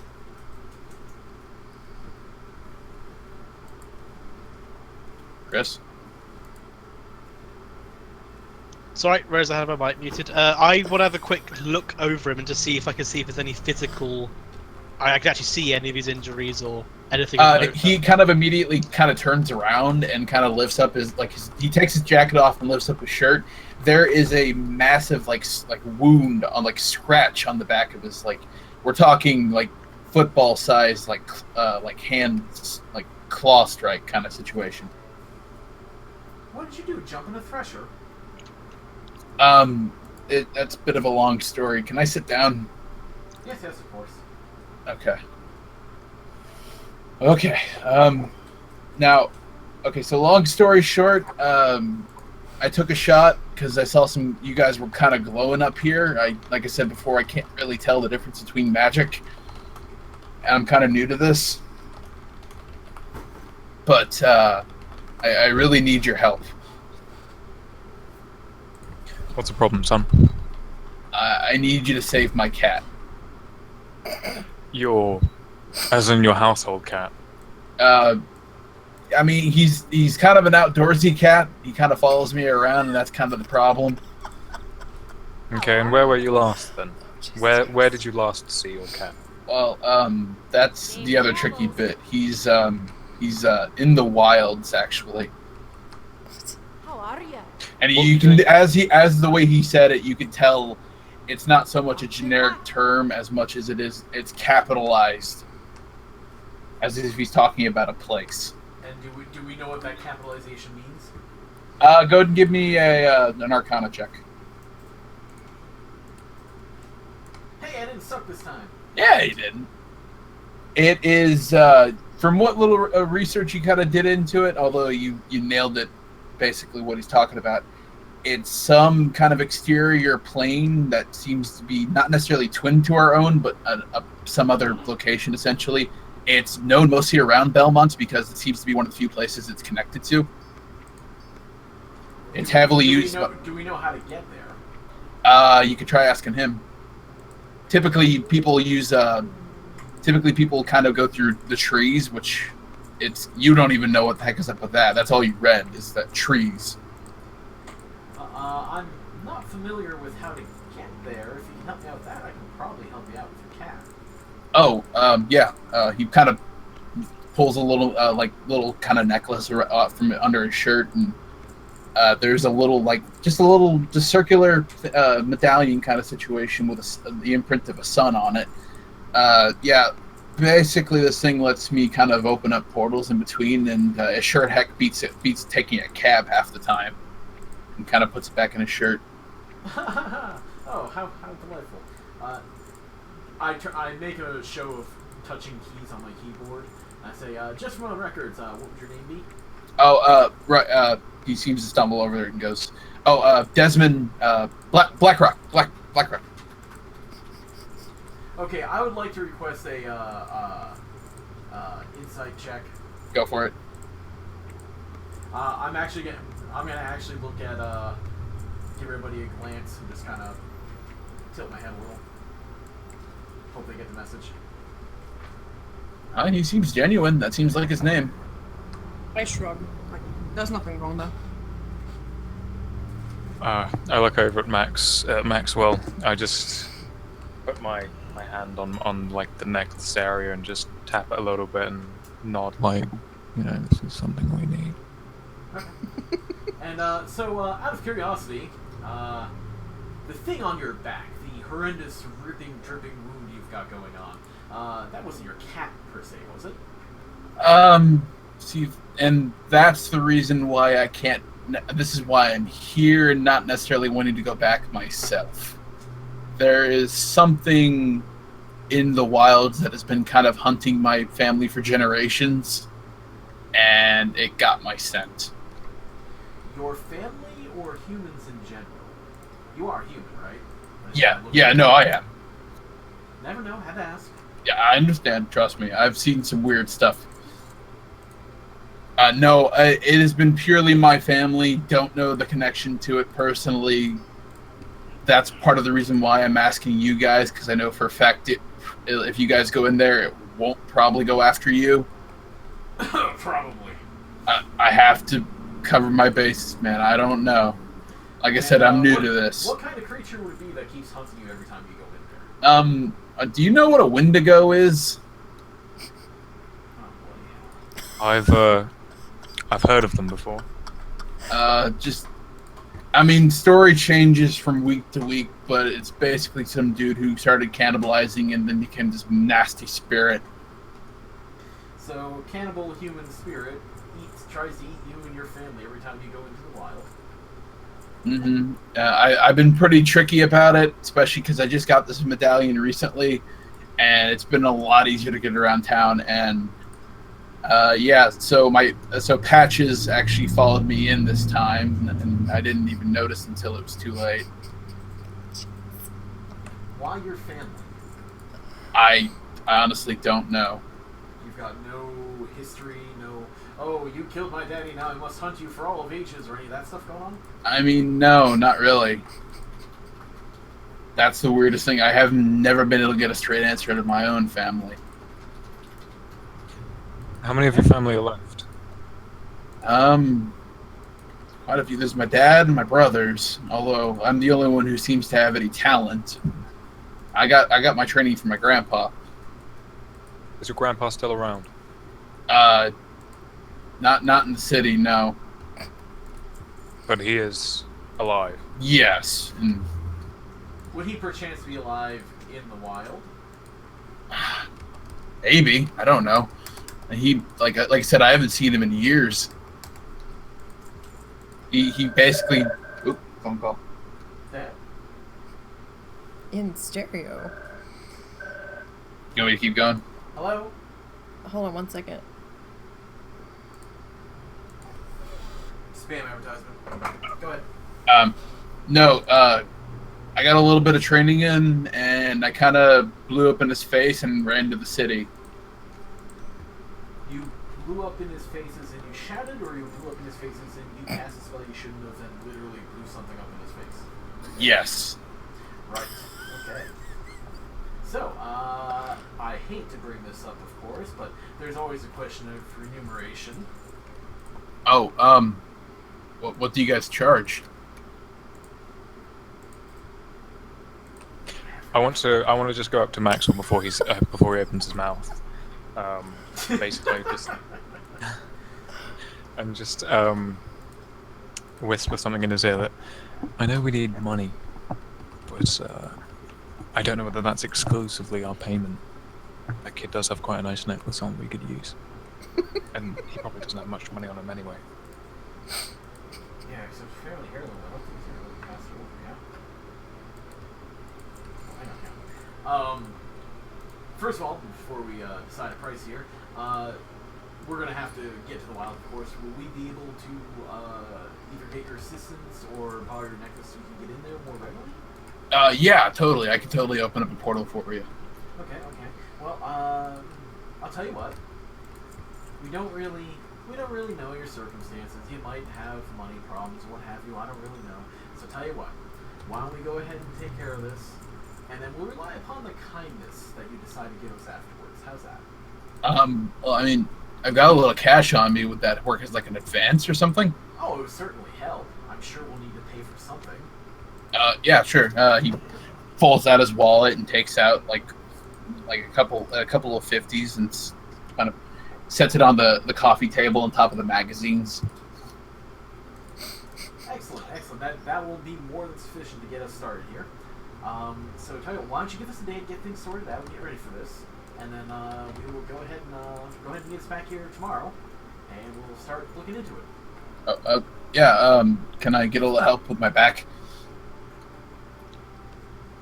Well, I think Leon was already looking at it. I wasn't sure if he actually did anything yet. No, I If you was. didn't, I wanted to snap my fingers. I was actually, but I forgot he was over here and not where I was. Sorry. I've just been looking at it. I want to avoid using. I'm very apprehensive of using magic, even if I know he knows about it. So I just want to try and apply some bandages and whatnot to it. Okay. You just do a basic medicine check.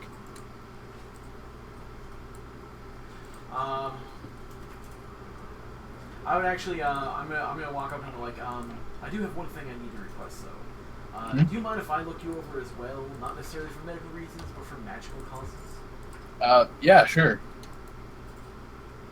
Do you think I've been poisoned or something? Oh, I have no idea, but it wouldn't hurt to find out. And I'm gonna go ahead and cast Detect Magic, and just kind of examine him, as well as his necklace and wound separately. Yeah, his I couldn't honestly tell you the school of magic off the top of my head. My apologies. If you want to just give me, like, you don't have to use the school name, just a rough description of what I feel it probably does in theory.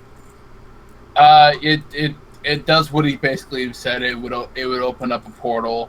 It doesn't seem super duper powerful, but like it definitely is something that would be considered. It's giving off a decent amount of energy. Other than that, you kind of sense the more earthy kind of magic of druid magic on him. But other than that, there's nothing else to him. Okay, nothing unusual emanating from his injury or anything. No, it doesn't seem like he's cursed or anything like that. He should be good, Leon, if you want to help him out properly. Oh, you mean?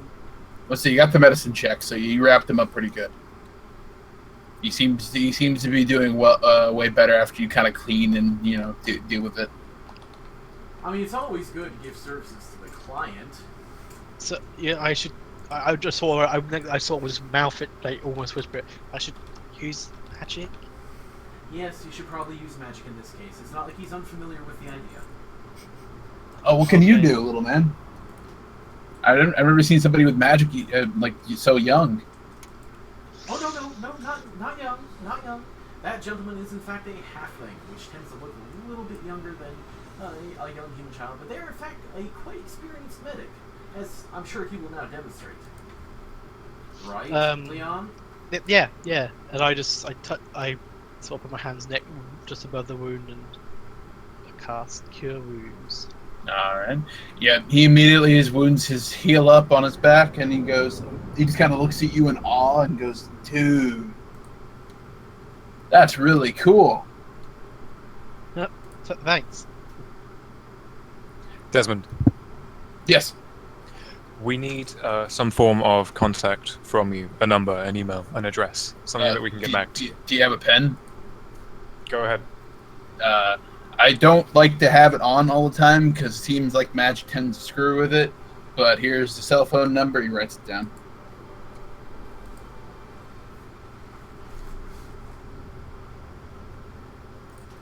He hands you a little piece of paper. Thank you, Desmond. I walk over to I pick it up, go over to the desk, I bring out a new sheet of paper and just start writing like Desmond's name, his number, what his issues are, or what he's come to us asking for.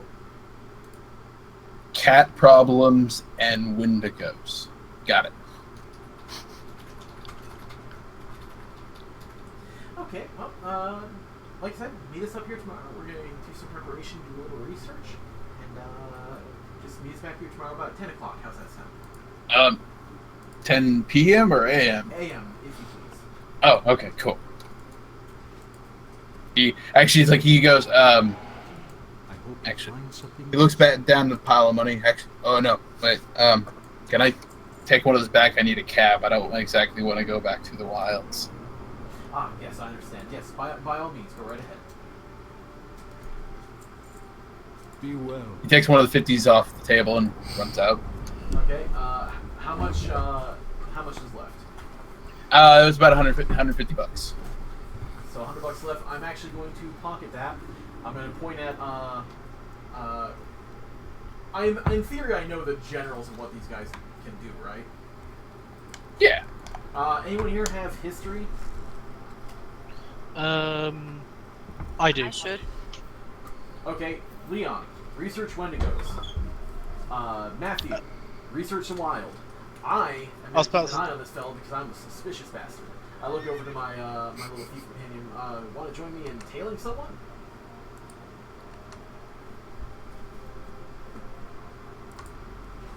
Sorry, Russ, was that to me? Yes, that would be you, Derek. Yeah, sure. As my You fellow saying Derek former or ne'er Derek? well. Yeah, sorry, because I was writing something down, my mistake. Yeah, I'm with you. Okay, and we are going to trail him. Okay. Because Yeah. I'm a suspicious bastard. Immediately as you okay, so you guys run downstairs. You can't, or at least you're gonna be. What are you gonna do? Well, I'm gonna try to follow him. Like I'm gonna move quickly to catch up, and I'm just gonna try to follow him from there. You see him kind of walk downstairs as he's about to leave. He opens up the door, and just kind of stands there, pulls out a cell phone, seems to tap something in, and makes a phone call. After a minute, you hear finally someone pick up. It's like, yeah, can I get a cab down here? I'm at such and such, on such and such road, and right in front of the such and such building. Okay, is there a secondary exit to this such and such building? No, it doesn't seem like it. Okay, There's the fire exit. I'm gonna go and head on down to the next floor down, and I'm gonna go out this such and such window, get my such and such vehicle of choice that I actually have. I hope, in theory. You have a vehicle? Do I? You didn't say anything about a vehicle. Well, they asked because when we asked you about it, you didn't specify if we actually got that vehicle or not. No, there is. You guys don't have vehicle at the time. You can shove my broken motorcycle next to Yeah, me. that was basically why I was cool with her having that. Ha! Okay, right. Right, so we're on such and such street. We gotta write that down. Maxwell, Yeah. you're going to have to spend some of that money on a cab. Alright, fine. Do any of us have a cell phone at least? Yes, you have one cell phone among you, and you have a Good. landline. And I'm guessing it's mine. Yep. I'm gonna call a cab company. Alrighty, you call generic cab After- company. Yeah, after being able to move away. Yeah, I need to pick up at such and such street. Such and such street. Up. Like, yeah, okay, we'll be right down. We'll be about 10 minutes. And I'm gonna go out a window. And I'm going to move. Are you gonna open up the window first? No, I'm gonna jump through it like a fucking acrobat, smash it. I right have in to my face, ask. And then I think I'll pull the fire alarm while I'm at it because I really want to alert our quarry that we're doing. Yes, I'm going out the window quietly after opening it. And I'm a Give me a gentleman, so stealth I will check. shut it behind me. Give me a stealth check. Yeah. I figured. Yeah, I know, but I have to be sure because you never freaking know. Smartass. Okay, yeah, you kind of like, you get it out, you kind of take the window down slowly but surely, and kind of a little thump as it kind of like, it's kind of stuck. It's an older building, so it kind of like, it reaches all near the bottom and then just barely like doesn't meet, and then it slams kind of down. Not loud. I would rather have enough left it to make a open, noise. But anyhow, I'm going to go and walk down the street and wait for my cab. Not even Okay. a full block, like a building down. Okay. I'm just Yeah. gonna kind of watch Watching, from the alleyway and wait for my my cab company to arrive. Gotcha. With Maxwell doing all that, I sigh and I just walk outside the front door. I assume Desmond's still there. And Yeah, he's waiting on his cab. I walk past him and say, "Have a good evening, Desmond. Gonna be going out doing some work now, so Oh, okay, cool. catch you tomorrow." I'm just probably gonna I head walk around home. to the back. Yeah, and I meet up with Maxwell. Just As look at him, he's sort of walking puzzled. by me, I'm just standing leaning against the wall, shaking my head. Maxwell, there's I don't know what you're thinking. How long until the cab's here? About 10 minutes. Harley got quiet again. He really did. That was very over the top. The dude was just waiting for his cab. He's not trying to deceive us yet. I mean, he left us most of his money in his wallet. It's style, Matthew. I'm sorry, Garrett. Sorry. It's style. You know, that thing that, in theory, we should probably try to accumulate for more business in the future. You know, No, I if agree he spots with you following him, he's gonna be like, oh, he walked by me on the street. Spots you following, he's like, oh, how did he get here? But he left the same building that we were in. It's not odd for us to leave the building we were in. Style. I rub my bridge of my nose again and just sigh. So right about that time, you see a different cab company roll up, and they pick up Desmond, and he hauls off and does his thing. You see it drive and go around the corner, and you're basically out of sight. I'm actually going to jog to the corner real quick to try to keep an eye on him as far as I can before our cab shows up their lazy ass. Mm-hmm. About that time he goes out of sight, you see it pulling up behind you. Okay. Is there any way that I can try to determine what road he's on and perhaps if we can intercept on that road? I can't think of anything off the top of my head. Like other than Can I follow that cab. Well, he can't be seen, but can I use maybe investigation to try to figure out real quick like any major roads he might have hopped on or something? Unless you actually do some research on the guy, like you could probably Google him and maybe find his address, but like I don't think you could probably figure that out just offhand. I mean, you're welcome to. I was more like trying to figure out which road the cab's probably going to take. Oh, yeah, go ahead and give me investigation.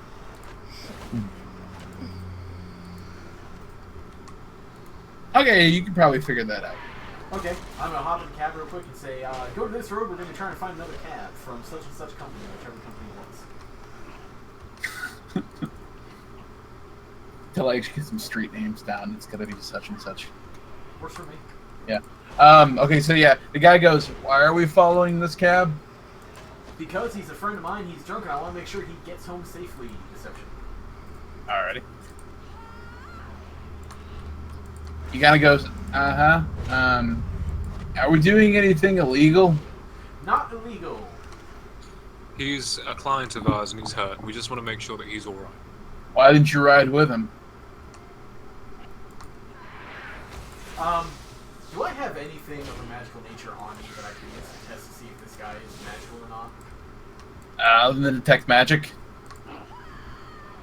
Yeah, okay, I cast detect magic. See if Alright. he actually gets it. He's not glowing. Right. We're actually an up-and-coming investigation this week. No, don't worry about it. Don't worry about it. I hop out of the cab. How much is it for you to just come here? It's a $3.50 for pickup. Good, I give him a 50. With intent to get change, thank you. Okay, I better say all right, man.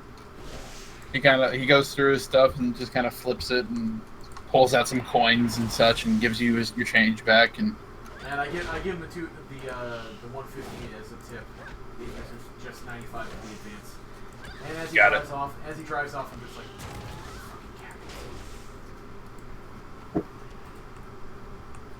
I need a car. And I just wander my way back into the building.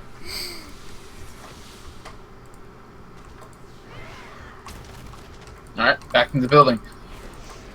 Swing the door open dramatically. What have you learned, my minions? Do you guys want to go and give me a history check, see what you learn? Yeah, I don't suppose I have the research trait, which means I would know where to look to learn about such things. Don't know if that would help me in any way when I was looking for these things. I can't remember off the top of my head. What does it research feat do again? Just when attempting to learn or recall lore, if that information is unknown, I just often know where or whom to go to obtain it. So I don't think it may give you well, Russell, did we specify if that's a benefit? Because if it is a feat. Yeah, it was a feat for my background. I imagine that would apply to things like websites. Yeah, I mean, but as far as rolling goes, would you give advantage? You think? I would give advantage for anything but really obscure information. Yeah, this stuff is pretty. You can find this stuff on Wikipedia. Go ahead and give me a history with advantage.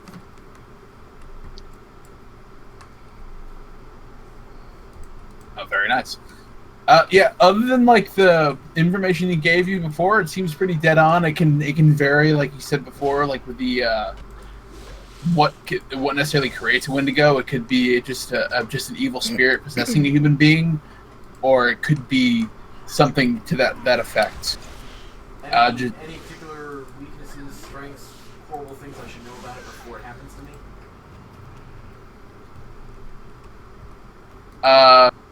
No real weaknesses. I mean, fire is always a good one.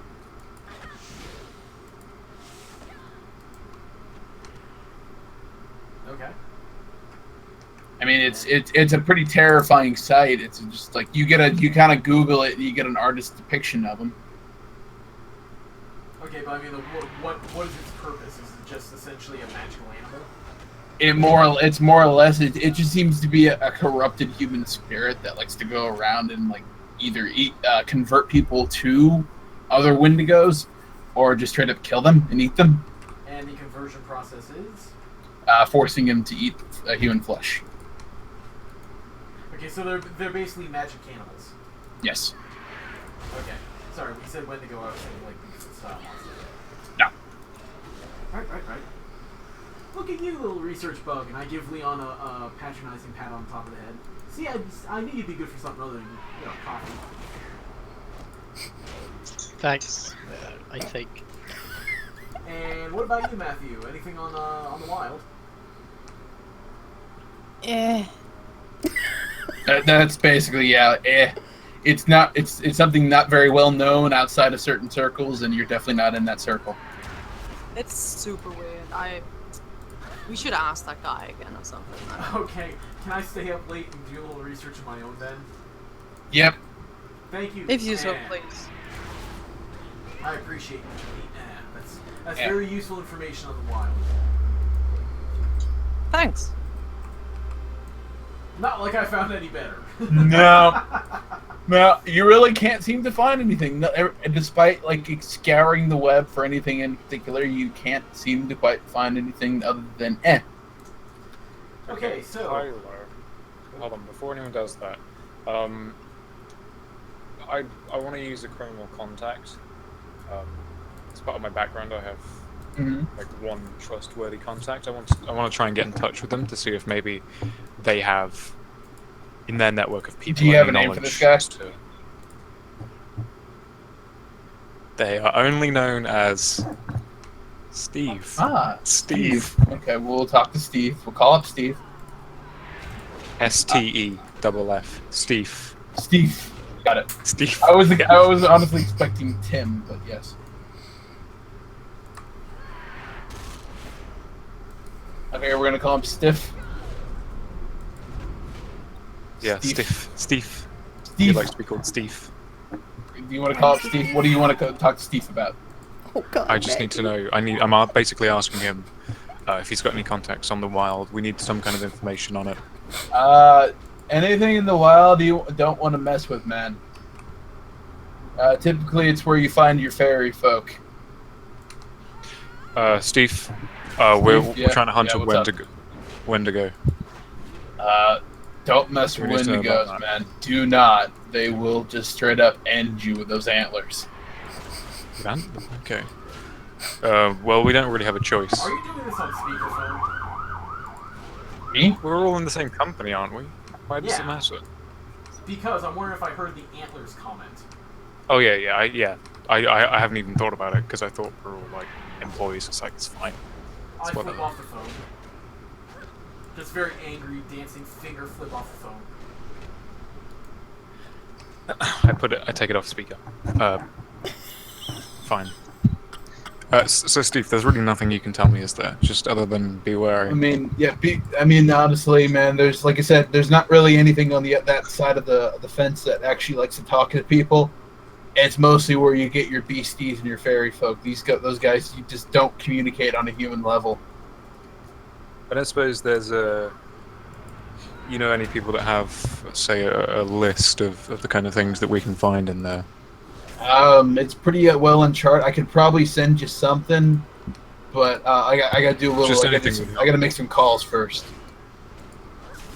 No problem. We've got until tomorrow morning anyway, so. All right, I'll see what I can turn up. Okay, thanks, Steve. Have a good night. Yeah, you too. Daisy technique. It doesn't hurt to be polite. I was polite. I was very quietly flipping him where he couldn't see. Whatever. That's not being I wave polite. my hand over my head as I walk out. See you guys tomorrow. I gotta pick up a couple things for us. I'm staying in the I've office. gotta go to the store. I've gotta go somewhere where I can find all sorts of things. Russell, Go ahead. if I can make a suggestion, you go ahead and he can tell you that he can get you in there. He didn't necessarily mention how to get you out. Oh, I figured. That's why we're going to S-Mart to pick up some supplies. Probably a smart idea. And you might want to. Okay. So let's see. I'm going to need. Let's see. Let's go with 5 of those long stick portable lighters. Okay. Yeah. I know. I get what you're talking about. I could use like 10 cans of hairspray. Okay. Let's see. I'm trying to think of anything else. I don't suppose they sell tiki torches here, do they? Fine tiki torch. One of those big torches on a pole. That's what I thought you meant for the little thing in the beginning. Wait, That those the kind of thing you'd put out on like a deck or something. Those yes, kind of. Yes. Yeah, they've got those. Excellent. I'll grab a couple of them. Yeah, smart. I'm trying to think. Oh, a box of granola bars.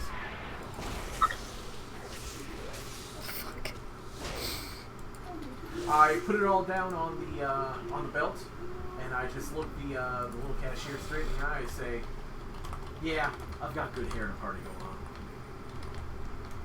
Yeah, I can see that. Having a good day?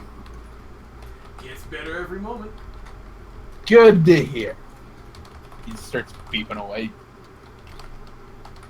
How many torches did you get? Like, what all did you get? You got the granola bars, you got the hairspray, and you got the tiki torches. 10 cans of cheap-ass hairspray, 5 Uh-huh. of those really long lighters, like the ones that have the very Oh long- yeah, the grill lighters kind of yeah, thing. grill lighters. Hang on a second. What's up, Mom? Put water in the freezer. Okay. Thank you. So got the 5 lighters, got the 10 cheap hairspray, got the 2 tiki torches, and the box of granola bar family size. Gotcha.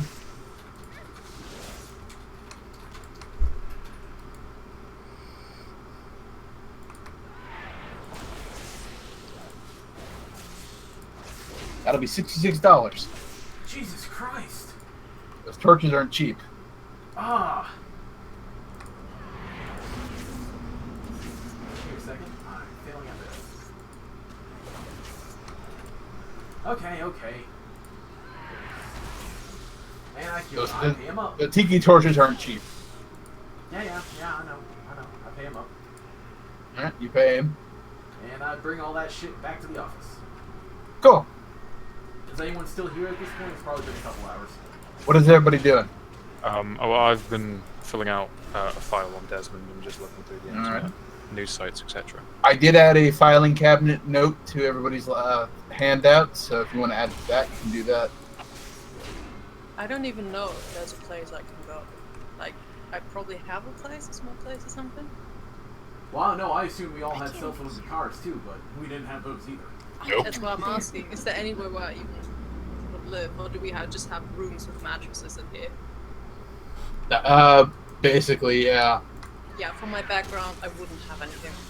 So yeah, you'd probably be sleeping on the couch up here. I would probably have fallen asleep on the couch watching TV, with like a note on the wilds saying like, "Yes, It dangerous." says And dangerous, and like an exclamation mark. So you come in, the lights are off. Everybody, either he's working at the desk with everything, the desk lamp going, with the computer going. The TV's just playing static at this point. Oh, not even cable. Heathens. Maxwell, you know we can't afford that yet. Yeah. I'll have to do something about that later. What you doing there, Leon? Well, I would like to think that I would have somewhere to go. Like, my parents were still around somewhere. Like, I'm not horribly well off, like horribly poor. I've just wanted to do something in my life, and it's the best that I could find. You guys share a little hovel underneath a tree in Roosevelt Park. Yeah, so I would have thought I would have left and gone back to my parents. Oh yeah, you're basically sleeping underneath a tree in the middle of one of the biggest parks in the city. I drag my stuff in, and I go up here, and I show them what I got. Have you spent all the money? Make sense to you? No, yeah, it makes sense. We're going to be staying there for a while, but you do still have some money left over, right? Of course. Of course, or yes? Yes. If I wasn't going to have any money left, I wouldn't have paid for any of this at all. Work with me here. Okay, I trust you. Right. I'll be back in the morning. I'm going to the bookstore. Alrighty. To look at what? How early are you getting up? I'll probably... Well, how far away is the bookstore from this place? There's a small... You've got your bookstore, which is about walking distance, a couple blocks down. Yeah, so I'll wake up at, like... I'm going to wake up at 8. Alright. By wake up, I mean be there at 8. Okay. Anybody else doing that before I go to Russell's thing?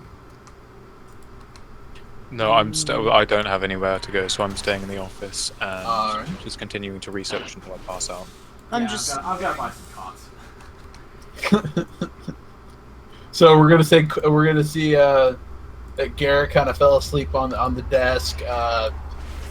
Leon is in the middle of the park. Sir Matthew is spread out on the couch, not giving anybody any extra room, and you're out doing research. You're actually doing work. Dang. I'm probably pretty naked as well. Why? Because I'm not going to sleep in my clothes. That's gross. No, but you just fell asleep on the couch. It's not like you got naked to fall asleep on the Maybe couch. No. If Garrick was awake, you would not be naked. Well, you came in later than me, right? No, he's been there the whole time. I came back. Yeah. But even from the taxi stuff. No, I would have kicked you out of the office if you didn't try to got naked. Okay. Future note, probably sleeps naked. I mean, yeah. Okay, I'll put that down. We'll be sure to add that to whatever thing we've got, like the backstory handout, whatever. Okay, so you're heading out to the book stop. Anybody before anything else? I suppose I'd wake up and Does this office... Is there any facilities, be it a hostel or maybe in this office somewhere in the building? There is there was a communal bathroom. Yeah, then I'd be there just getting ready for the day and such. I'd probably be awake before. There is unfortunately not a shower. It is just a bath. Okay, yeah, I would just use that to wash myself as best as I can. Gotcha. Just gonna take a bath in the sink. Basically, just use a cloth. It's not high living, but Yeah, it's something. it's living. It's more than some people have. All right, More than living in a tree. Leon, you said you want to do anything considering it's a new day?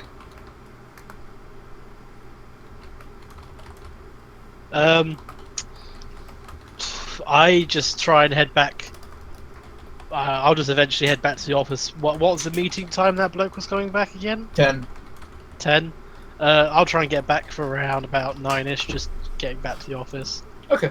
All right. We're gonna go and cut to Maxwell's going to his particular bookshop. He walks up to this nice looking, although it seems kind of oldish. It's an oldest looking bookshop that's got it's orange painted brick, or not orange, yellow painted brick with a red roof that seems to emulate Pizza Hut for some reason, with a big old sign that says, I know, Cooper's Occult Books and Grimoires. Excuse me, Cooper's Used Books and Grimoires, or Occult Books and Grimoires. I really gotta get him to rewrite that sign. All right, you're going in. Just gonna walk in. All right, yeah. It's a familiar sight to you. Literally, books lined all over the freaking store. There, if there's a spot, the only spot that isn't covered in books, either on a shelf or stacked up, is a very thin walkway straight to the back of the store where the desk is, and behind that is a curtain. I'm just gonna walk my way over. All right, you're gonna kind of carefully walk through the thing, not to knock any stacks of books over the piles of dust that are over everything, and walk all the way up the desk. Walk up the desk. Of course, there's the desk itself, and a little bell and a little chair behind it. Okay. Gonna pass by into the back room. Okay. You pass by the room. There doesn't seem to be anybody back there. There's a kind of a strewn about bed and everything. I'm gonna flop on the bed and go to hell asleep. Okay. At 8 o'clock in the morning? 8 o'clock in the morning? Yeah, I thought you were going to go... No, I was waking up at 8 o'clock. Oh, okay, I didn't realize... Bed there. Where do you think I live? I ain't got no property. Fair enough. I thought this was the next day. No. I went home to go to sleep. Oh, okay. I got confused. All right, so yeah, we're gonna go and cut to the next day. And head back in. Okay. And you're not gonna look for any books. I thought that's what you were going for. No, I live there. Remember? Oh, okay. Now, for some reason, I thought you were getting books. I assume that you won't let me try to research more, having already failed my role. So. Yeah. I mean, I'll research more if you let me, but I assume that you wouldn't let me re-roll. I mean, outside of just linking the Wikipedia page, there really isn't much else to look for. They look human, right? No, they don't. What do they look like? That's like a detail I kind of was looking for. Oh, okay. My apologies. They're these kind of like they vary depending on the spirit that's inhabited them, but like the typical depiction of them are these kind of very tall, lanky-looking creatures with like deer heads and like an exposed like skull, essentially. Okay, right. So obviously frightful. Good. Okay. Yes. And they have no unusual powers other than, corrupting humans? Pretty much. Okay. They're extremely strong and extremely fast, but other than that, they're flammable? Fire seems to work on most things. How jolly. Yep, heading back to the office. Gotcha. Pleasant evening reading. All right, head back to the office. Like I said before, strewn. I'm assuming Matthew is probably not awake yet. Oh, Christ. Could you not tuck that in? I walk over and nudge him. Max. Excuse me. Matt. I swat him a little bit, like... Matt, put your dangly back in. I'm not here. I'm downstairs. I'm like downstairs washing and everything, so he must have like woken up. Yeah, sorry. Continue. Probably like about midnight. It's like, oh, it's so hot in here, and even though it's the middle of August and relatively nice outside. Did Matt put their dangly back? That's up to Matt. Eventually, yeah, but I'd probably walk naked to wherever the facility. You probably have a blanket. You could probably cover yourself up with. I probably wouldn't though. And then just go to the bathroom, clean myself, and then get dressed. Yeah. Oh God, I'm gonna find a place for that boy to sleep. I walk in after I'm clean and fresh. Good morning, Maxwell. Good morning. Did you have fun sleeping with the naked python? Naked? Never mind. Wait, who's naked? The boy was closed when I left, so unless... It wasn't when I came in. Oh my god. Okay, so he's obviously... Yeah, I think he has a habit of getting naked, but he won't get naked when I'm here, because I will kick him out, so he's obviously done it to spite me. So I'm sorry you had to see that. I just gotta shake my head.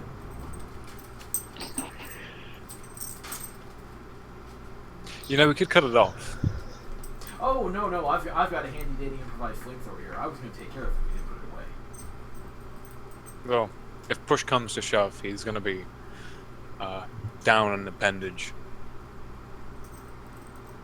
You can hear this, Matthew. He's in the bathroom. I was still in the bathroom. Oh, are you in the bathroom? Okay.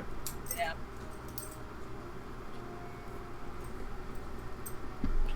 I'm playing Minesweeper while we wait for the meeting. Okay. So yeah, it rolls around about 9:45. Oh, so by now I've...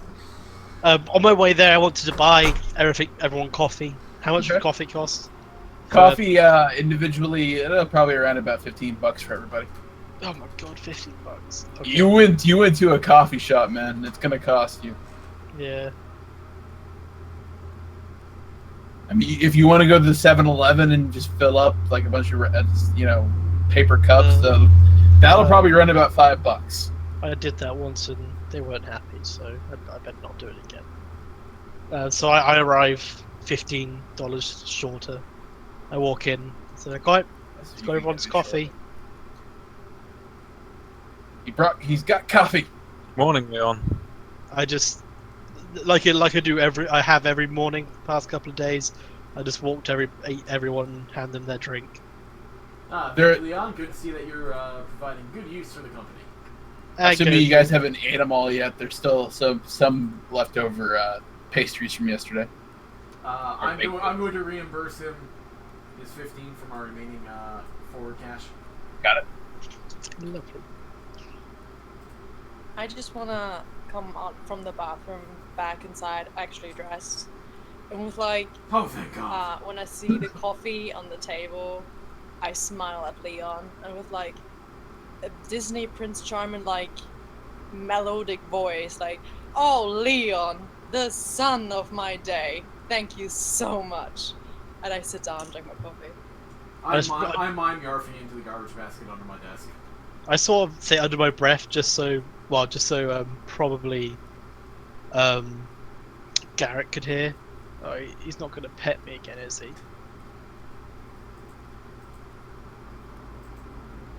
I wrote that in the wrong chat. My mistake. Oh, sorry, Liam. What's going on? Well, no, I just sort of say under my breath to myself, but probably so you could hear. I just say, "Oh, he's not gonna pet me again, is he?" I hate it when he does that. Listen, if he makes you uncomfortable, is that something I would overhear?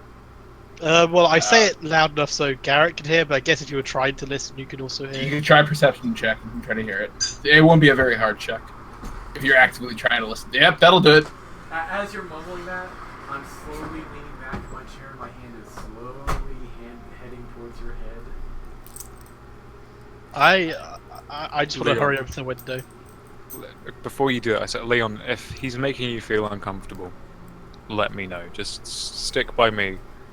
I'll teach the kid a lesson or two. I give you a friendly nod, then take my place at the window before any hand gets anywhere near my head. I actually want you to sneak up towards him and pat him on the head. Go ahead and roll sneak. Give me a perception check, see if you notice him. Okay. Nope.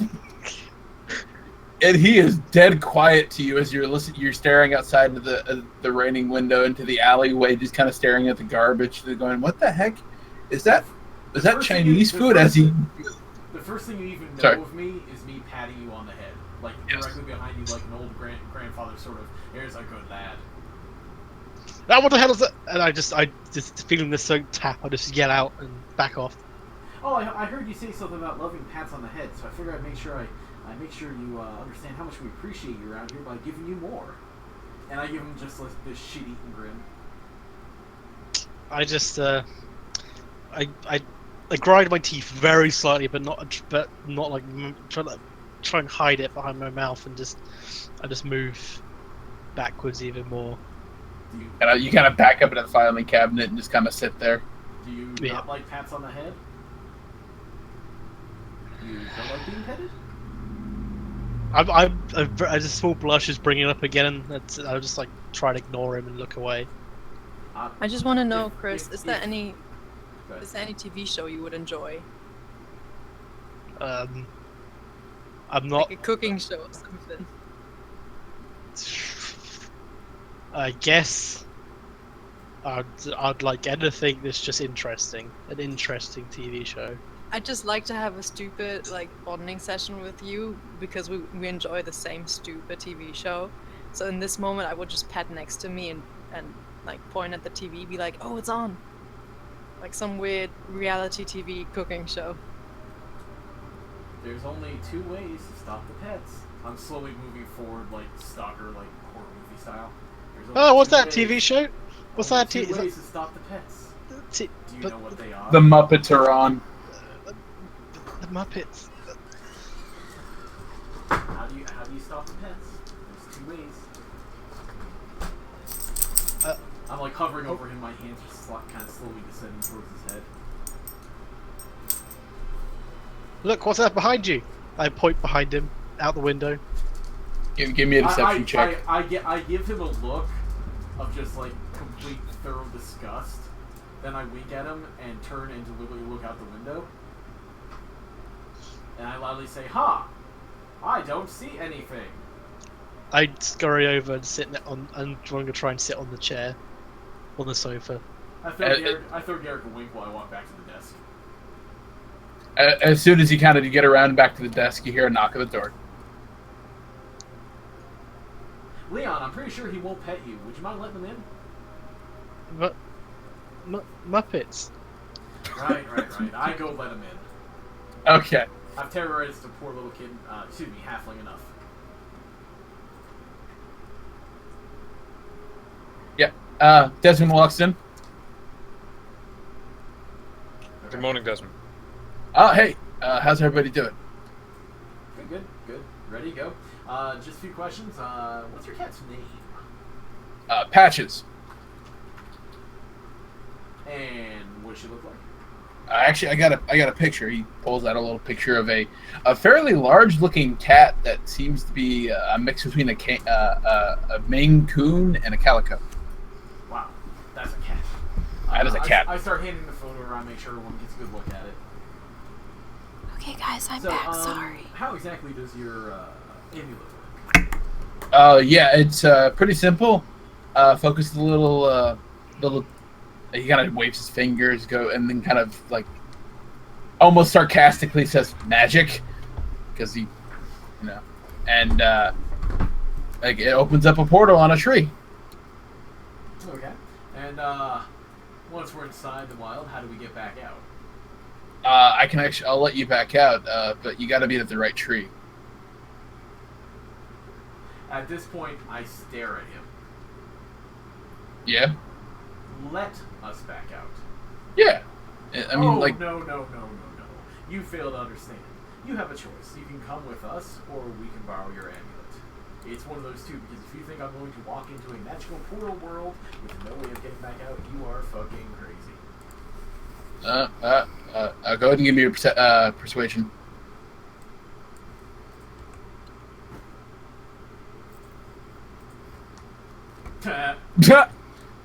I don't know, man.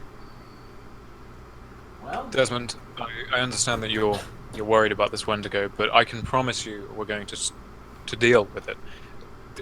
The only thing we're asking you is that you give us some sort of insurance that we can then leave. All right. I don't like the idea of it, but I don't want to go back in there. He kind of unlatches this little amulet thing, kind of just holds it up in the air. I go ahead and just gently try and take it. Say thank you, Desmond. Just be careful with it. I mean, how exactly do you use this properly? Is there any way, or do you just say, "Magic portal, go"? Like I said, just kind of like focus on it. Magically speaking, it should pop open the door if you're near a tree. It only seems to work in this city, though. I'm pretty sure that's what Grandpa meant when he gave it to me. Now, okay. Exiting, can we exit by any tree in the wild, or do you have to be the same one? If you want to be in the same location, you have to use the same tree. Okay. The wild itself is kind of funky. It's basically one giant forest, and there's a lot of trees, so you got to make sure you get the right one. Otherwise, you might end up in Siberia. Happened to me once. It was weird. You made it to Siberia going to a forest that only seems to exist in Central. I mean, like I said, it's not the only place that's connected to the wilds. I mean, it could be. There's several places that are connected to it.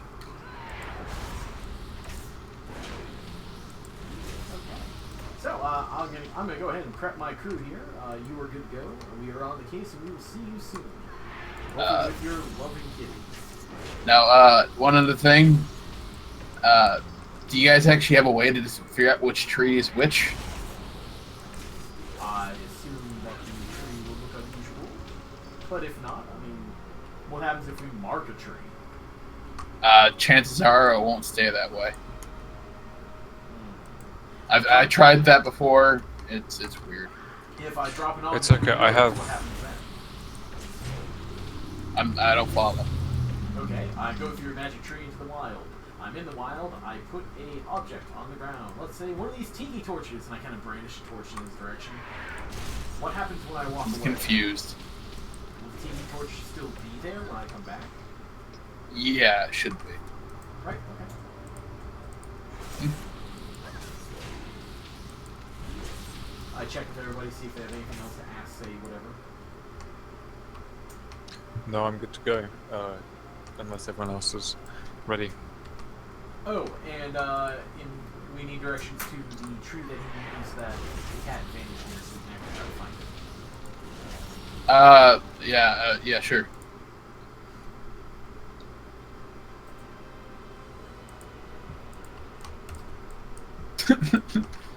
Do you want to let Leon finish watching the Muppets? Well, I do have to prepare you guys, so it's going to be a few minutes. Desmond, why don't you go ahead and head out, and we'll contact you as soon as we get your 11 back. Okay. He does give you basic directions. It's actually not too far from here, where the tree where he last entered. It seems to be near a pretty popular coffee shop. Actually, probably the same one you guys. Yeah, Tree Street. Such as off of such and Tree Street. Okay.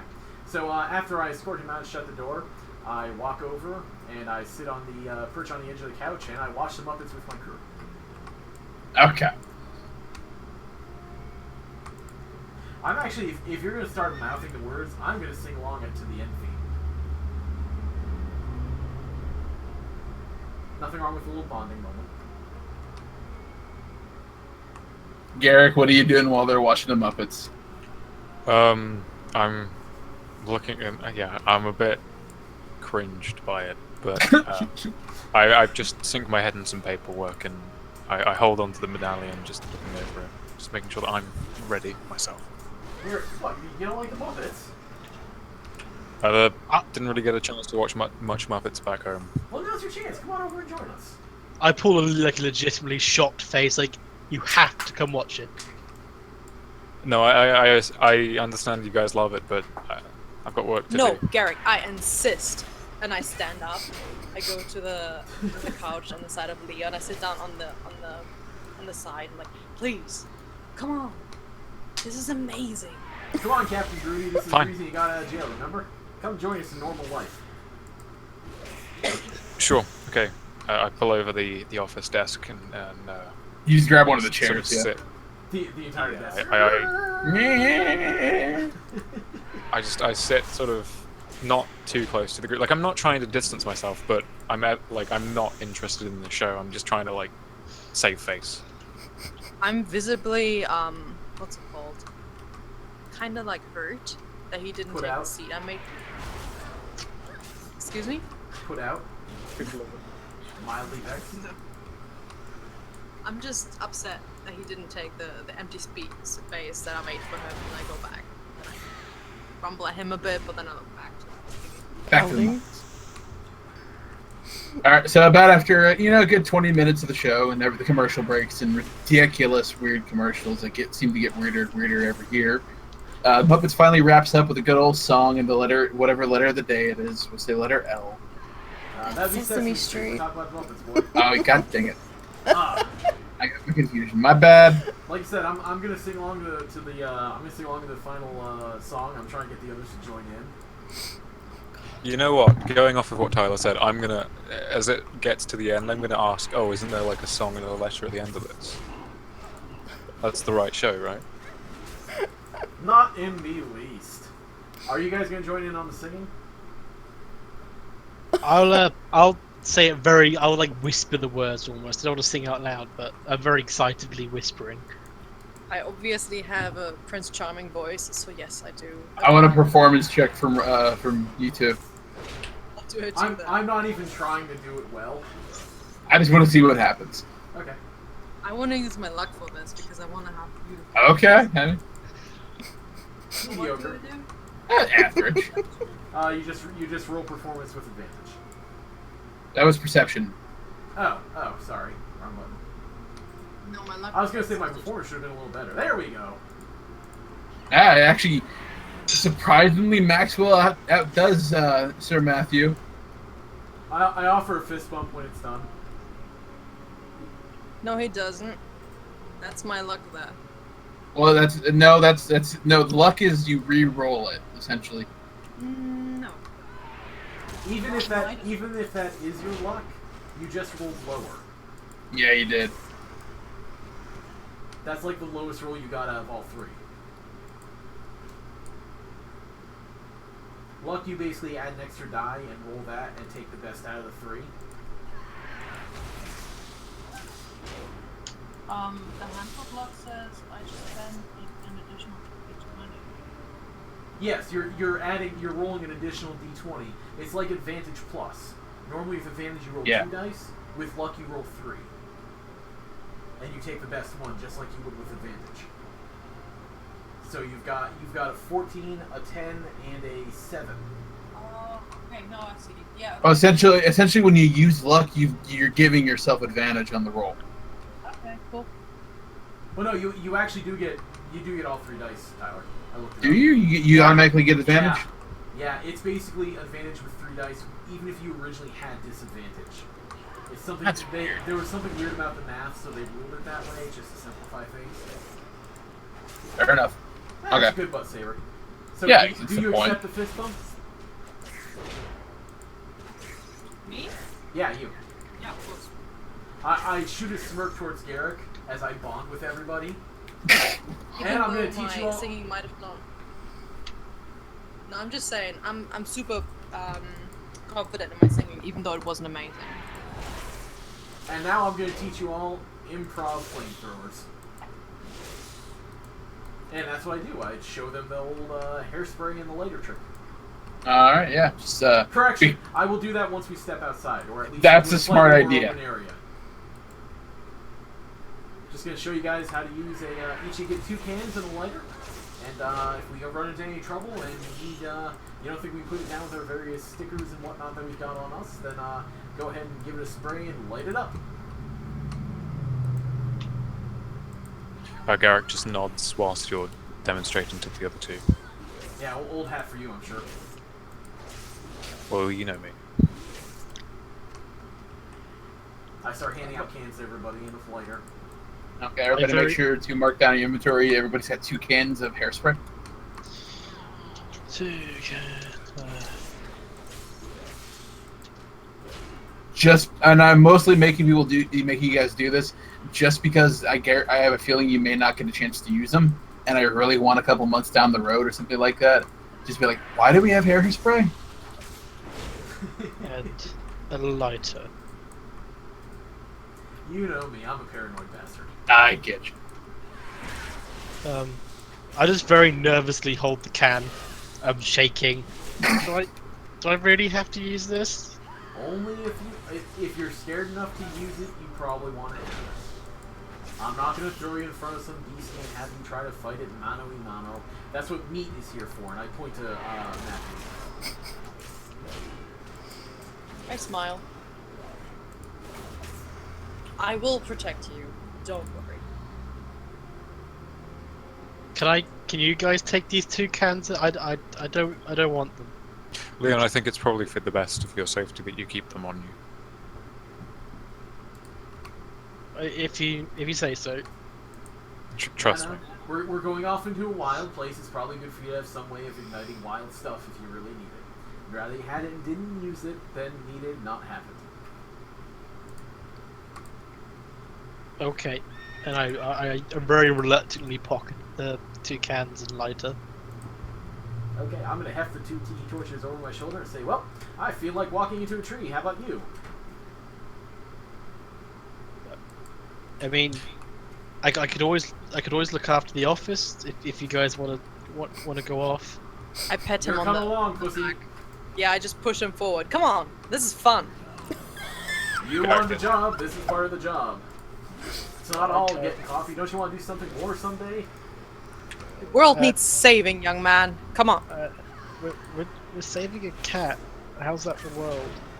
The world is dependent on cats. Do you know how important cats are? This man is missing his lovely cat, and we are going to save it. and you are going to do the best today, and I'm already proud of you. Come on. Are you sure you guys don't want some coffee or anything? Coffee later, saving world now. Come on. And I push him.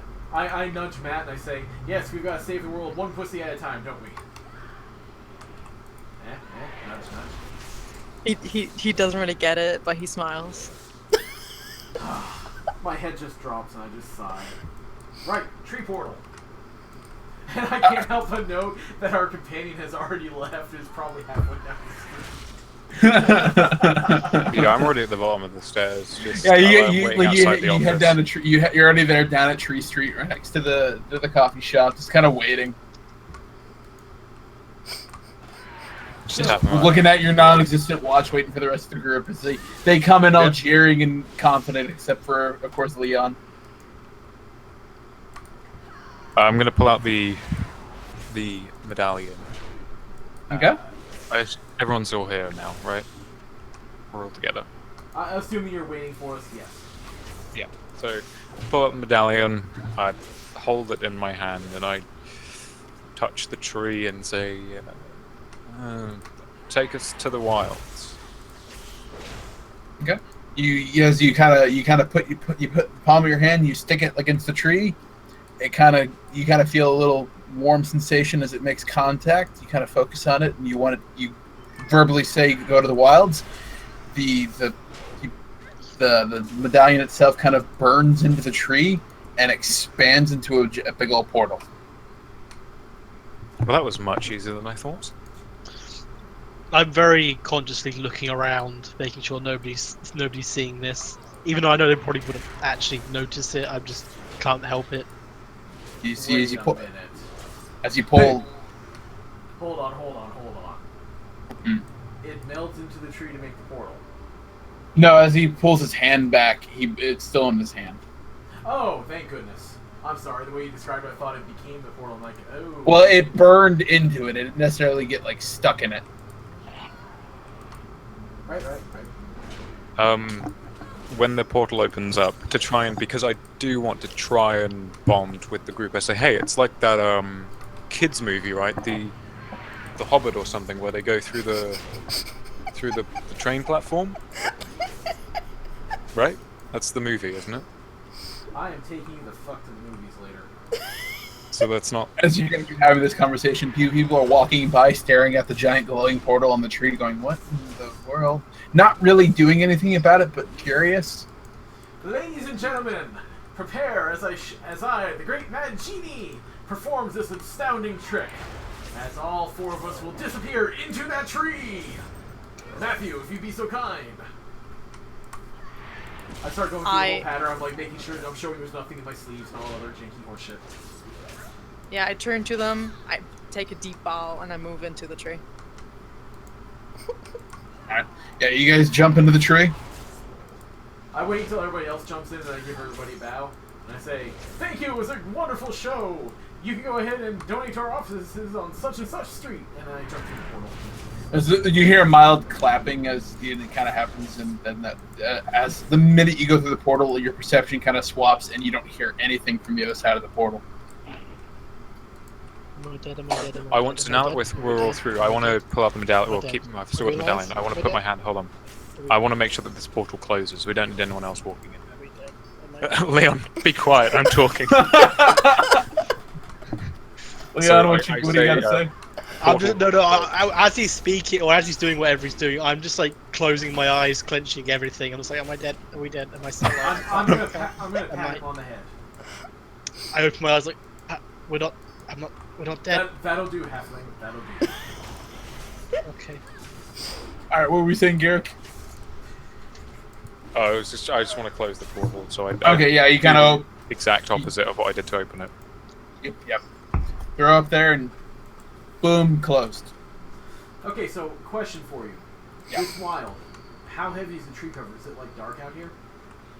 Well, the plane itself is kind of funky. It feels weird, but it is definitely how he described it. It's a massive forest with just a variety of trees. It's not super dark. There's clearings here and there, but compared to it seems to be like way earlier in the day than it was when you left. Like, it seems like the sun has just crested over this particular area. So we're not having any light bombs yet? No, nothing like that. Okay. We're gonna go and swap maps. I'm just gonna go ahead and I'm gonna add the 2 tiki torches to my inventory and just kind of shoulder them. It will be dark first of all, so just heads up. And I gotta remember to I have not put Chris's character on this side, so I gotta go and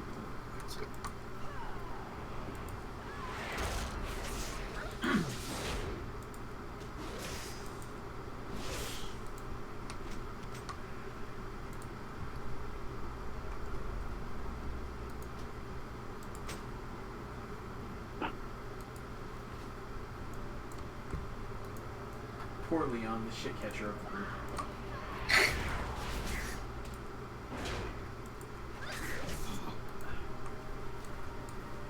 Okay. Can everybody see? Nope. Nope. Okay. Yes. I can see the trees around us. Oh, there I am. Okay. Yeah. I was too zoomed in. Okay.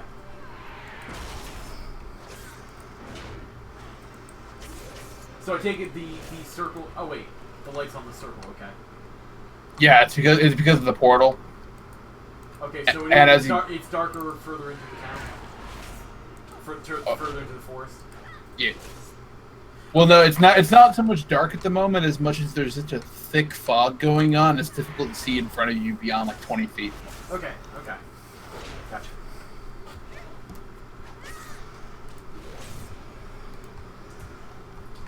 It's too bad we don't have anyone who's good at tracking.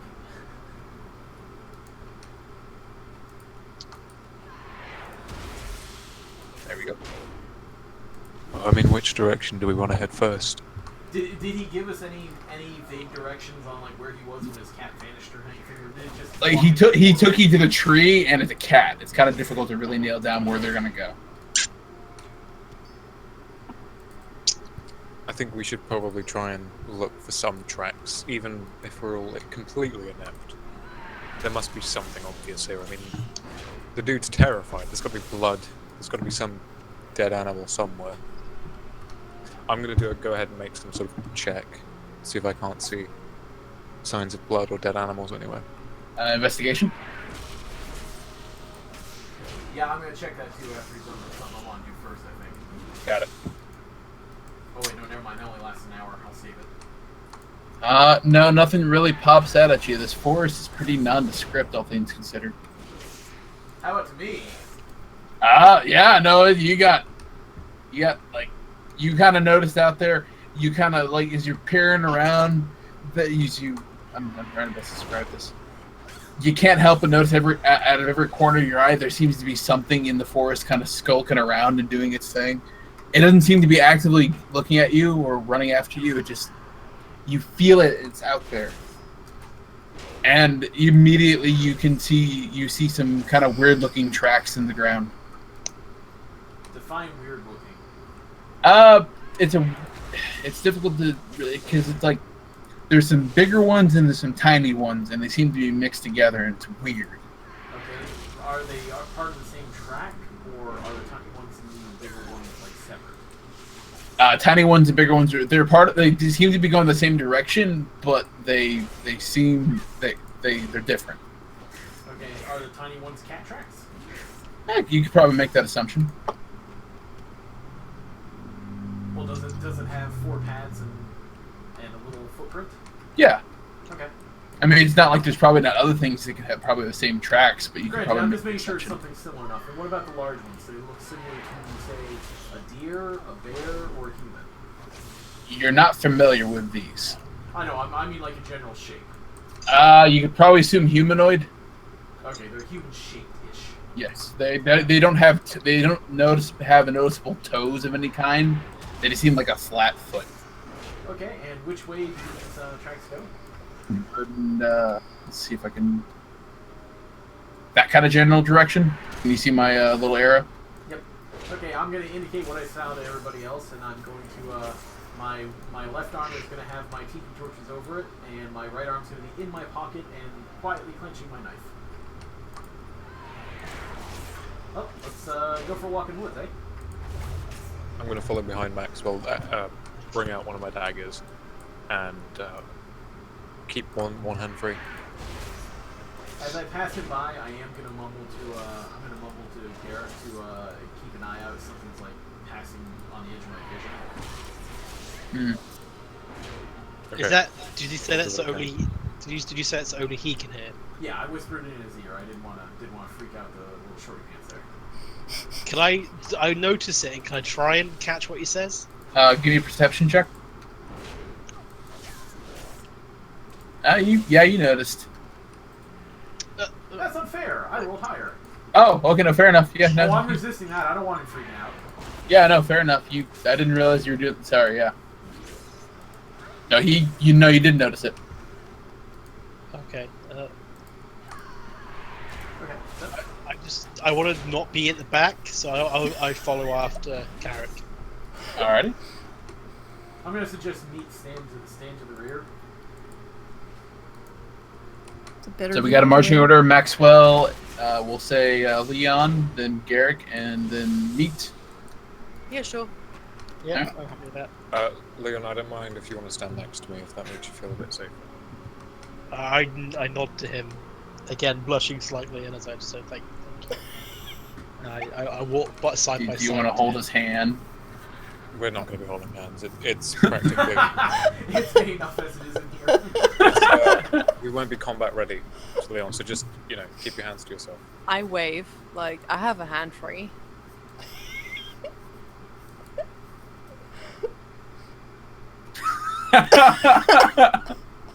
I love it. I've got a hand free. Token moves slightly closer. Okay, so I'm gonna whistle the Snow White Hi-Ho song as I walk through the woods. Because with this group, I highly suspect stealth is overrated. Oh. I'm trying to project a aura of confidence that I may not necessarily feel out here. Alright, I hum so along you eventually because I get... actually do know the song. I'm like, oh, I feel included now. I like that he knows Snow White, but he doesn't know Harry Potter or the Muppets. Oh, hello, Ed. Let me know at what point I need to investigate to keep following the tracks or whatever. Yeah, just keep going. You that 20 is gonna get you a lot. Trust me. Let me know if it deviates from the course I'm taking. Okay, stop. They seem to be heading that direction now. I'm gonna stop here and do a perception check. Gotcha. Trying to notice if anything's following us or anything unusual is going on. Okay. Other than you got that traditional, that feeling in the forest you get like you're never truly alone. Yeah. Yeah, that you've got that general feeling, but it doesn't seem like anything's actively hunting you. Okay. I say to Leon and the kid, I forget his name, that they should go on ahead of me, that I want to hang back a little bit, just a little bit. But I want to whisper into him again. It's like, if he pats me, you'll stop him, right? If he tries to touch my head. We're out in the woods, Leon. They're so quiet. Am I hearing Just this? Yes. They're not exactly. Leon, we're in a serious situation. No head patting right now. Come on up and join me. Okay. Head patting's only for office hours. Nope. Alright, keep going. I And see stop. something at the very edge, yes. Yes. Yeah, beyond this, the thick of the fog, there is the faint image of something that looks like a fuzzy, like something. Like it just seems like just a living like lump of fuzz with some kind of weird limb sticking out. What size lump of fuzz? We're talking small size. What's up in front? So, my vision, my aura can actually see several icons. Is that all one big creature, or is that individual fuzzy? No, that is several. They seem like several fuzzy things. There's a clear spacing between them. I would like to request a perception check to see if I can make out a little bit more than fuzzy fingers themselves. All right. That'd be a no. No. It seems like a lump of fuzz with just a weird kind of like they look like they've got lines all over their arms. Oh. I'm going to pass Leon the tiki torches. Go ahead and hold these. Okay. You kind of like stumble with it because they're bigger than you are, and you're kind of like trying to hold on to them. I'm going to pull out a can of hairspray in my lighter just in case, and I'm going to start slowly approaching, going, Patches! Alright, slowly approach. You want to stealth it? Or no, you're saying it out loud. Well, I didn't think stealth would be an option. I assume that they noticed us at that short range. No, they don't see, like, whatever it is. In that case, I am going to stealth to try to get close enough to have a look. They haven't seemed to notice you. They seem to be interested in something else. Okay, you try to stealth up. Any change in appearance? Do I notice that icon that looks different from the others that I can see? You do. You see this roundabout circle of these weird fuzzy-looking creatures, and as you get closer, you notice it's not fuzz as much as severely like grouped up like bunches of leaves. And their arms aren't necessarily arms. They look like unfrayed pieces of wicker. Like like a wicker chair. It seems to be completely unfrayed and like in the shape of an arm, but like fuzzy. And they seem to be all surrounding this little patch. Even like it's slightly smaller than them, but little, like half their size essentially, because it essentially is just a calico Maine Coon cat. It's clearly Patches from the picture you got. Right. So I take it that the hairspray trick only does like a 5-foot square. Yeah, we'll probably say about that. Okay. I'm gonna go ahead and continue my stealth. And they seem to be kind of focused on Patches, kind of petting it and happy with it. Patches seems to be enjoying the attention. You're petting it, and Patches is enjoying the attention. Yes.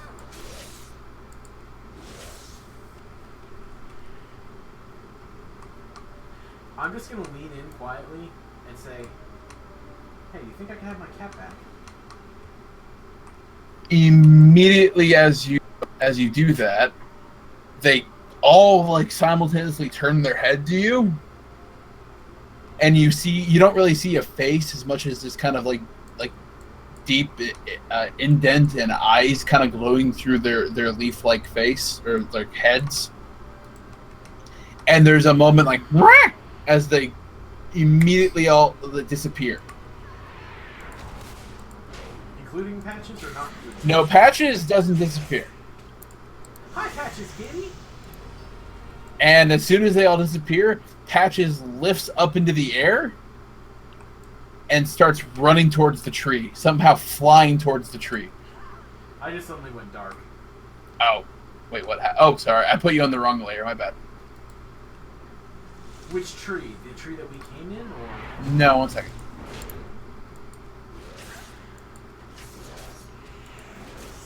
Patches is floating through the air and goes off into the fog. How fast is going off? Do I have a chance of catching up? No, it seems to be going pretty fast. You could try, like, give me a dexterity, like straight dexterity. No. You kind of leap forward. Here. No, especially considering you've got crap in your arms anyway. So yeah. Well, I could have tossed them aside to grab the cat. Yeah. That extra second's what screwed you. Okay, I'm gonna pick up my things and say, well, I think we're gonna have to haul ass here.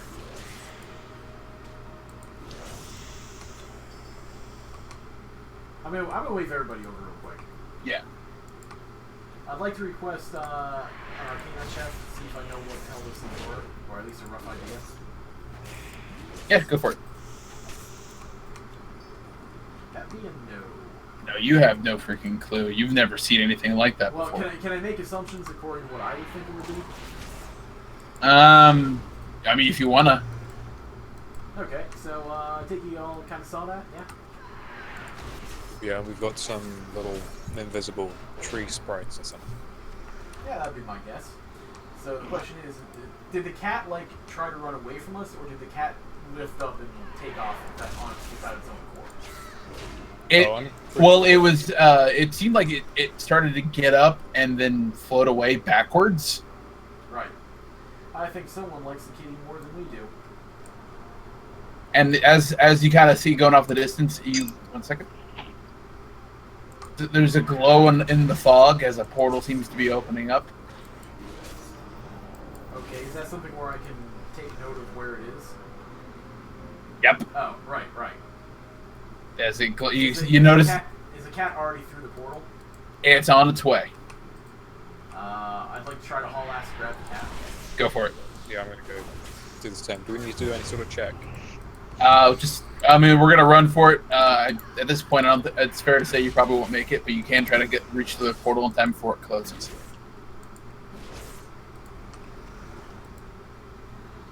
All right.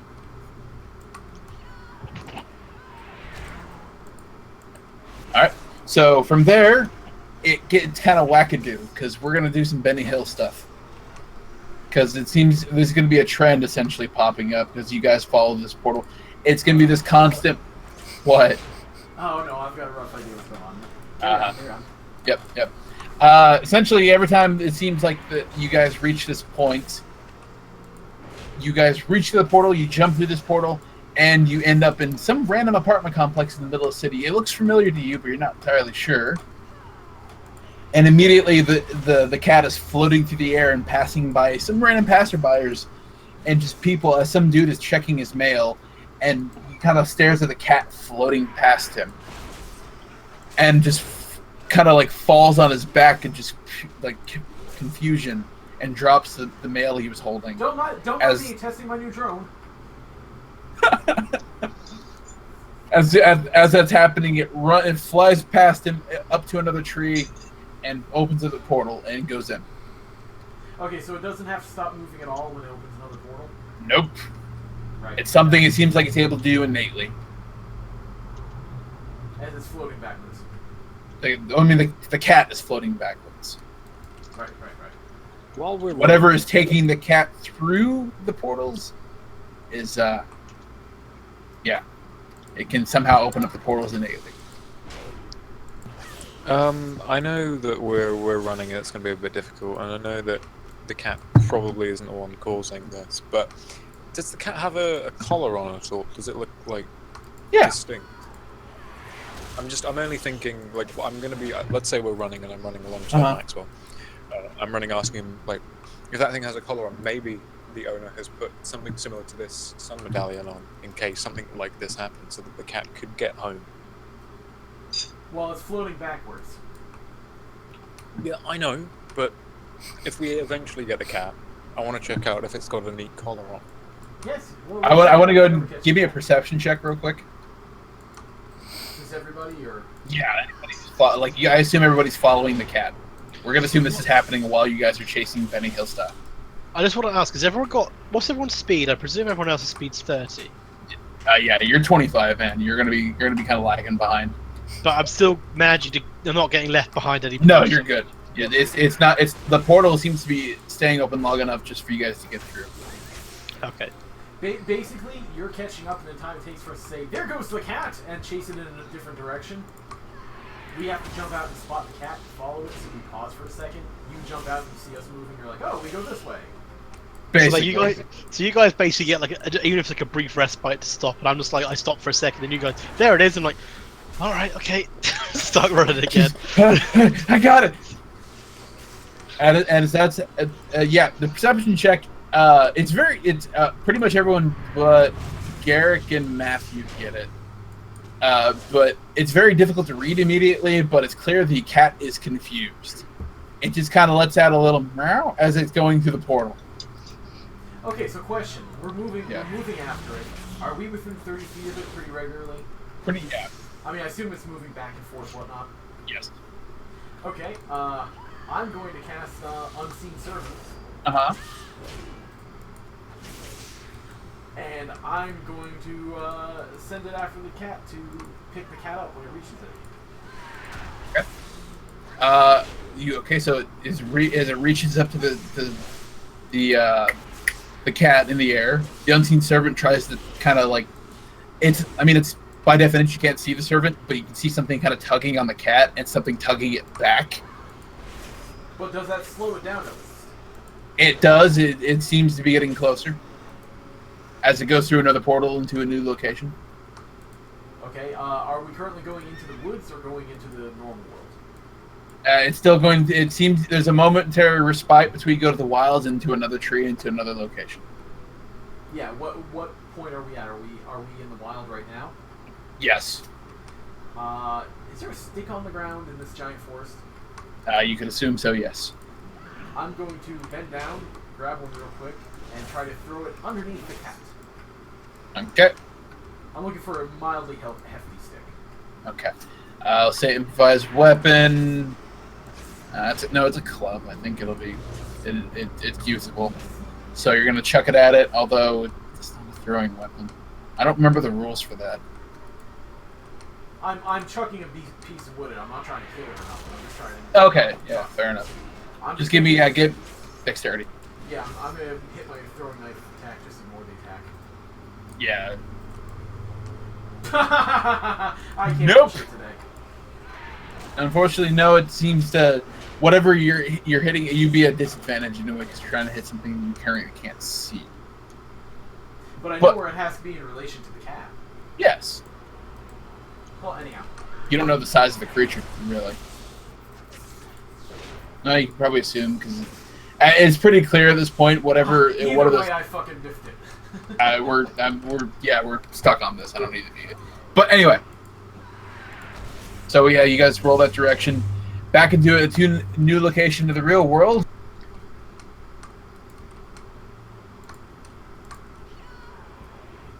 Basically, you seem to be on top of a rooftop next to some kind of weird garden.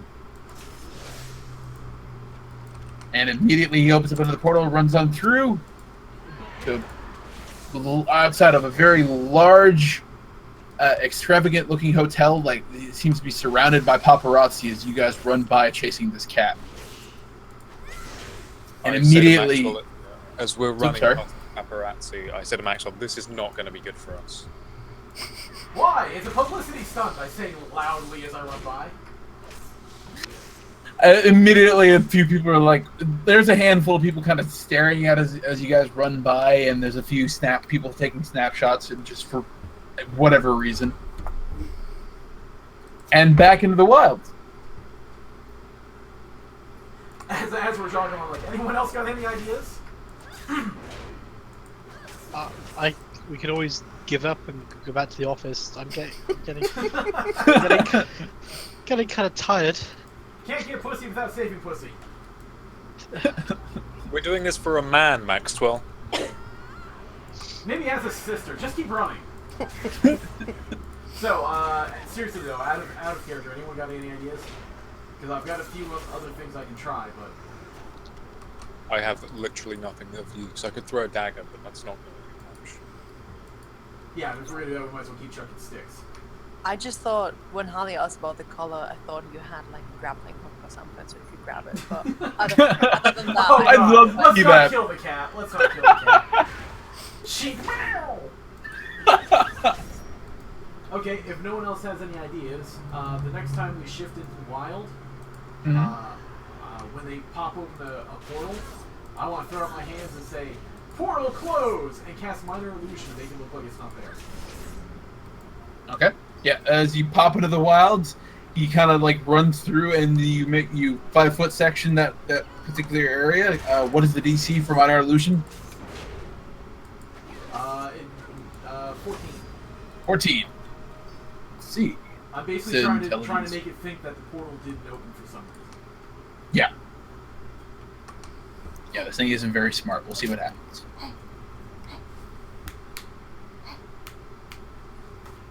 You don't have mage hand to grab the cat? Huh? You don't have mage hand to grab the cat? No.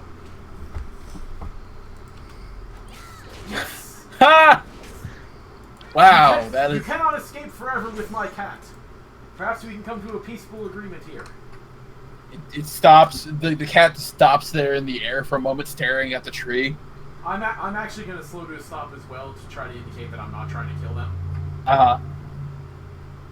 It kind of looks back and goes, "Rah!"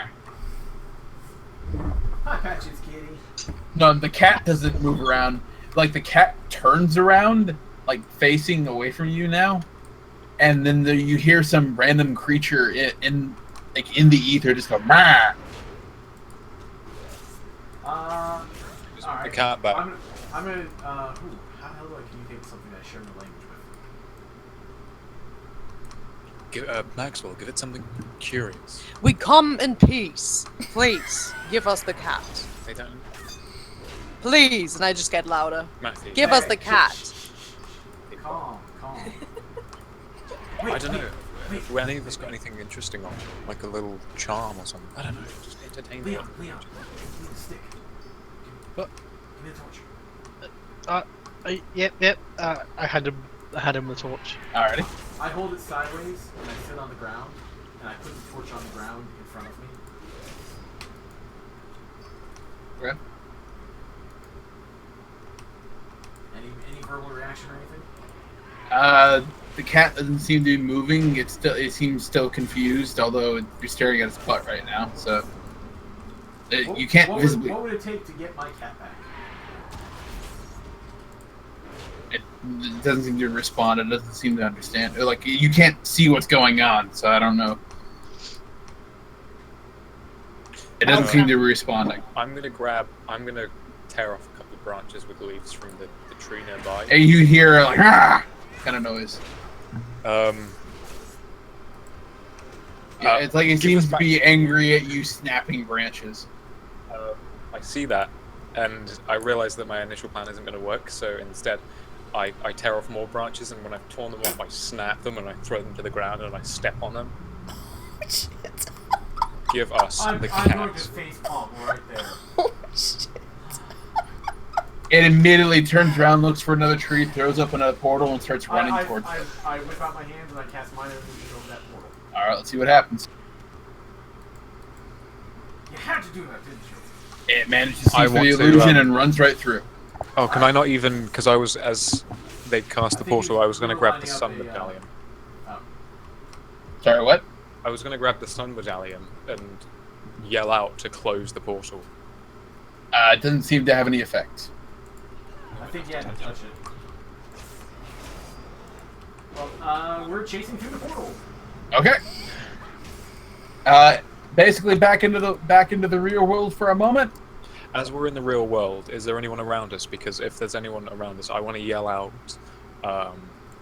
like, cash prize if anyone can catch that cat. Unfortunately, you guys pop up into a very large open field in the middle of like a cornfield in God knows nowhere. Wait, we're in the middle of a cornfield. How did they get the portal here? You pop up out of a corn stalk. You're fucking kidding me. Oh, these fuckers. Alright, fine. I'll solve this.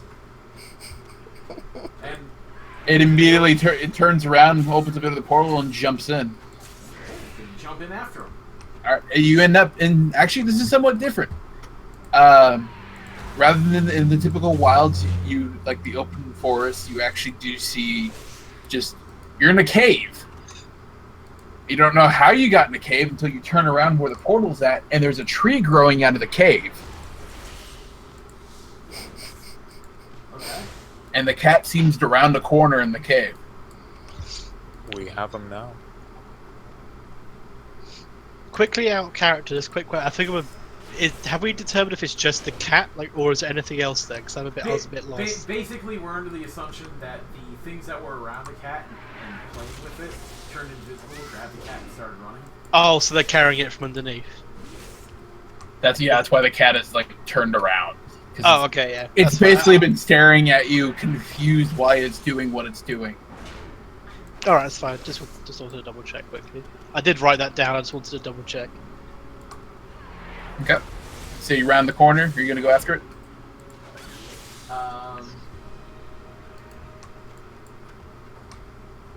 I'm half tempted to burn this tree away. Or at least get the process started. But let's try not to be that kind of player. So Alright. Alright. I'm going to do so quietly though. I want to keep around instead of charging through. Okay. There has to be a reason to change what he's doing. Anybody else go stealth with him? Yeah.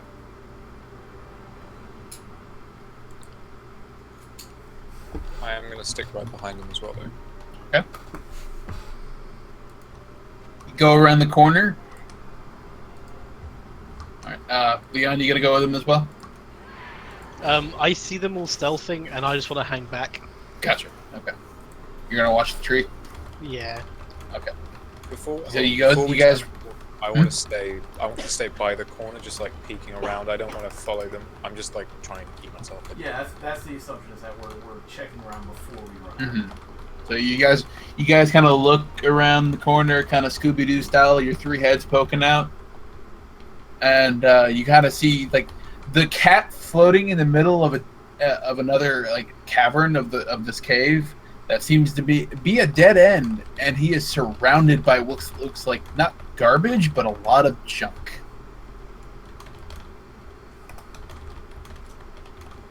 Define junk. Give me a perception check, and I will tell you. Because you guys are still looking around this corner. Can I request investigation and actually take a look at the junk? Go for it. I can't roll for shit today. It's not a hard check. It's not really anything significant. It's a lot of socks and TV remotes and buttons and just piles of it. Oh my fucking god, it's a Lost Things cave. Yes, it is indeed. Okay. To those that don't know, what is that? It's okay. I actually waved the group forward to explain this to them. I said, look, did you ever wonder like how it is that you only have one sock left after it goes to the dryer when you could have sworn the TV remote was right there? This is where it goes. This is a Lost Things. It's like, think of it as like a magical lost and found. The cat got lost. This is ridiculous. This is fairy tale stuff. Fuck right it is. Did they just disappear, or does someone like take our stuff? You could probably make the assumption these little critters are the things that have been taking stuff.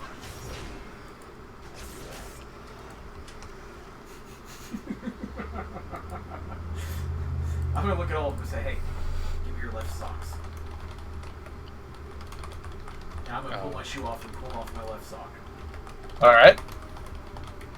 I'd rather not. I pull off a button from one of my jackets and I hand it to him instead. Alright. No, sure, he gets a sock. Alright, yep, you hand your stuff over to Maxwell. I'm also going to pull the little spray nub off of one of my cans of hairspray. Okay. Let's see, I'm trying to think what else I have. Dig through my pockets, see if I've got any lint. You got some lint. There's there's actually a little snowman made of lint back there. Oh, nice. Do I have any loose change? Stuff that would really actually like count because it's like pennies? Yeah, you got a few pennies, like 2 or 3 pennies. Pile. Anyone else got anything that they might consider wounds? Hold on, let me look through my bag.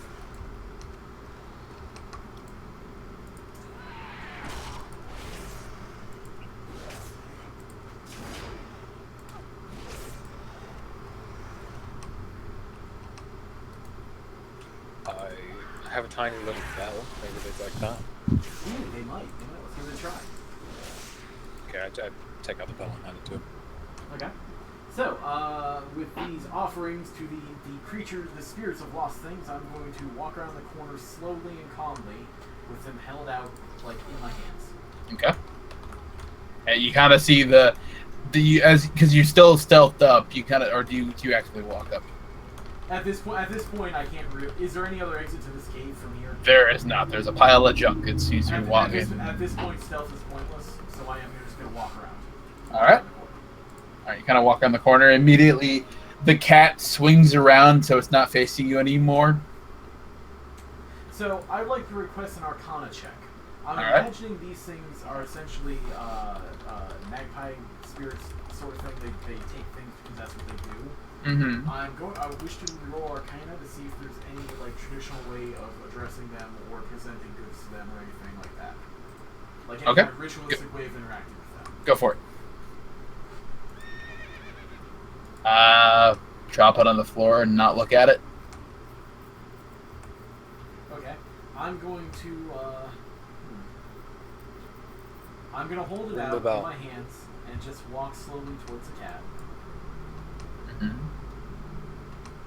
Am I getting close enough to the cat to touch it?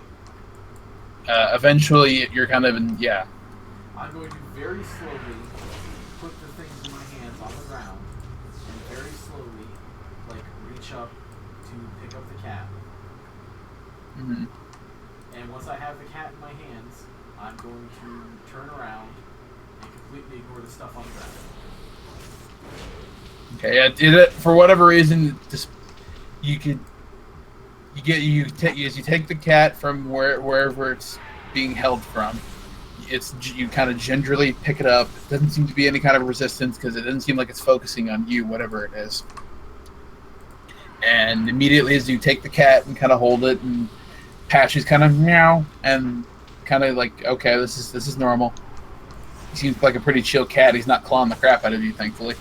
As you kind of walk off and leave the stuff behind, you kind of hear it shuffle around as it's being kind of sorted. You see them. Patches, now I've found you. You're no longer a lost cat. Meow, meow. Meow. When when Maxwell comes around the corner, I just want to like pet the cat and look at the collar if there's anything remotely out of the ordinary. No, it's got a little. It's got the same phone number, Desmond. It even has his name on it. It says, call if lost, call this number. Ask for Desmond. It just patches on it. It's a little dog tag for him. Got a little bell on it. I wonder if we can get any cell service in this place. Well, we're if I got my count correctly, we're in the wild right now. Yes. I mean, it doesn't hurt to look. I'd rather not tinker with alternative spaces and cell reception. I'd rather just open the portal and get out of this fucking place. Okay. I walk back to Leon, touch the tree, open up a portal. Alright, so this is where it becomes a bit of a problem because you guys don't know which tree to get back. I would like to request first an intellect check to see if I can remember the path. Gotcha. Let's go ahead and do that. We've been through 4 things so far. Uh-huh. Alright, go ahead and intellect. Yeah, I'm trying to find it. Can we all do the hell same? No. I get us lost as fuck. Just kidding. So we can't memorize it. So what do we step out into in the real world? It's the cornfield. Okay, I'm gonna whip out my cell phone and check Google Maps. Where am I? You are on the outskirts of Belmont. Oh, time to start hiking. Yeah. Hold on. I mean, we must know from where we came. I mean, we're in a cornfield. We can just look at the crunched over. Which cornfield stock did you guys come out of? I mean, surely there must be like. The moment you start looking around, I'm gonna shake my finger at you and I say, "Look, we just got out of the magic place of the lost things found. Okay, we just came out of one of these many corn stalks. We are within walking distance of home. Let's not play with the magic powers we don't understand and just walk home. Listen to the magic guy. Let's not play that game because we all know how that game ends. Satan confusion and Wendigo's ripping out our hearts. Or we could just walk home. We don't even have to walk home. We just have to find the nearest road so I can call us a cab." I like that idea. Garrick stares at you blankly, very unimpressed. Okay. Alright, this is going to be a cutting remark, and I apologize, but it'll get my point across. There's a reason I didn't go to jail. Shall we then?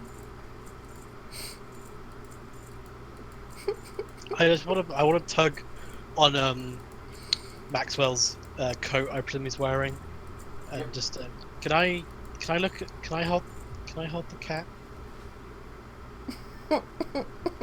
Okay, realistic question out of character. Could he realistically restrain the cat if something goes wrong?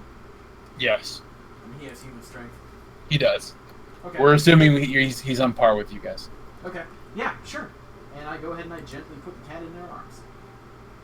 I smile and I just stroke the cat as we start. As I presume He we seems start to be walking. enjoying it. He closes his eyes and purrs a little bit.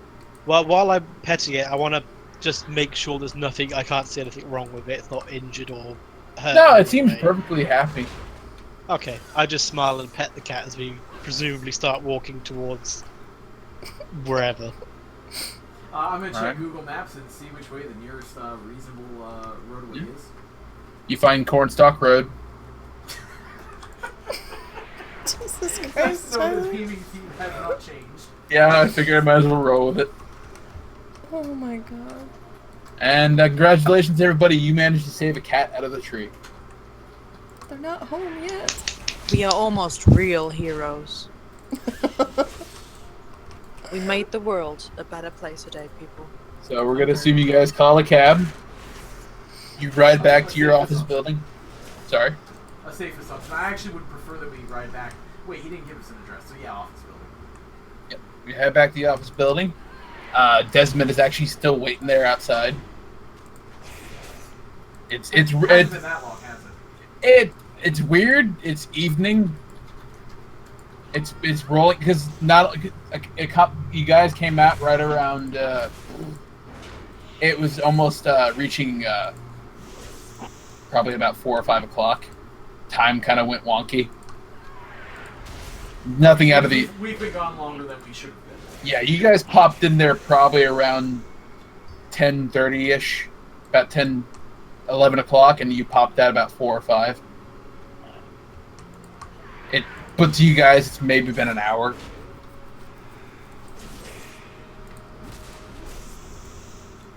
It's nothing out of the usual for your kind of practice. So you guys make it back to the office. Desmond's kind of waiting outside. He seems kind of bored playing on his phone. Well, looky what we have here. Kitty, is that your owner?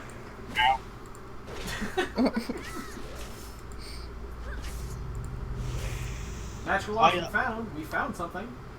I actually want to storm up to Desmond, poke him in his chest, reach up, poke him in his chest, like, how dare you lose this cute, adorable cat? Yes, deserve it. Down, Tiger, down. No vicious mauling for the customer. Wait. I'm sorry, he followed me in. What was I supposed to do? I didn't even know he was behind The me. halfling? Yeah. Wouldn't he be poking Cat, something next else? time you pay attention to your cat. Guess I gotta put a better bell on him or something. He's got a thing for cats. Just roll with it. Alright, yeah, I get that. I don't want to make the halfling angry. Meanwhile, you may want to ensure that your cat is nowhere near you next time you go through here. Your cat is actually Honestly, man, I'm kind of done with the whole wild thing. Oh, really? Yeah, after the Wendigo incident and this nonsense and how much it's probably ended up costing me, I think it's probably better left, we leave that alone. Well, fair enough. You're welcome to keep that, by the way. I shall keep note of that. Hopefully Grandpa won't be too angry at me next time I call him.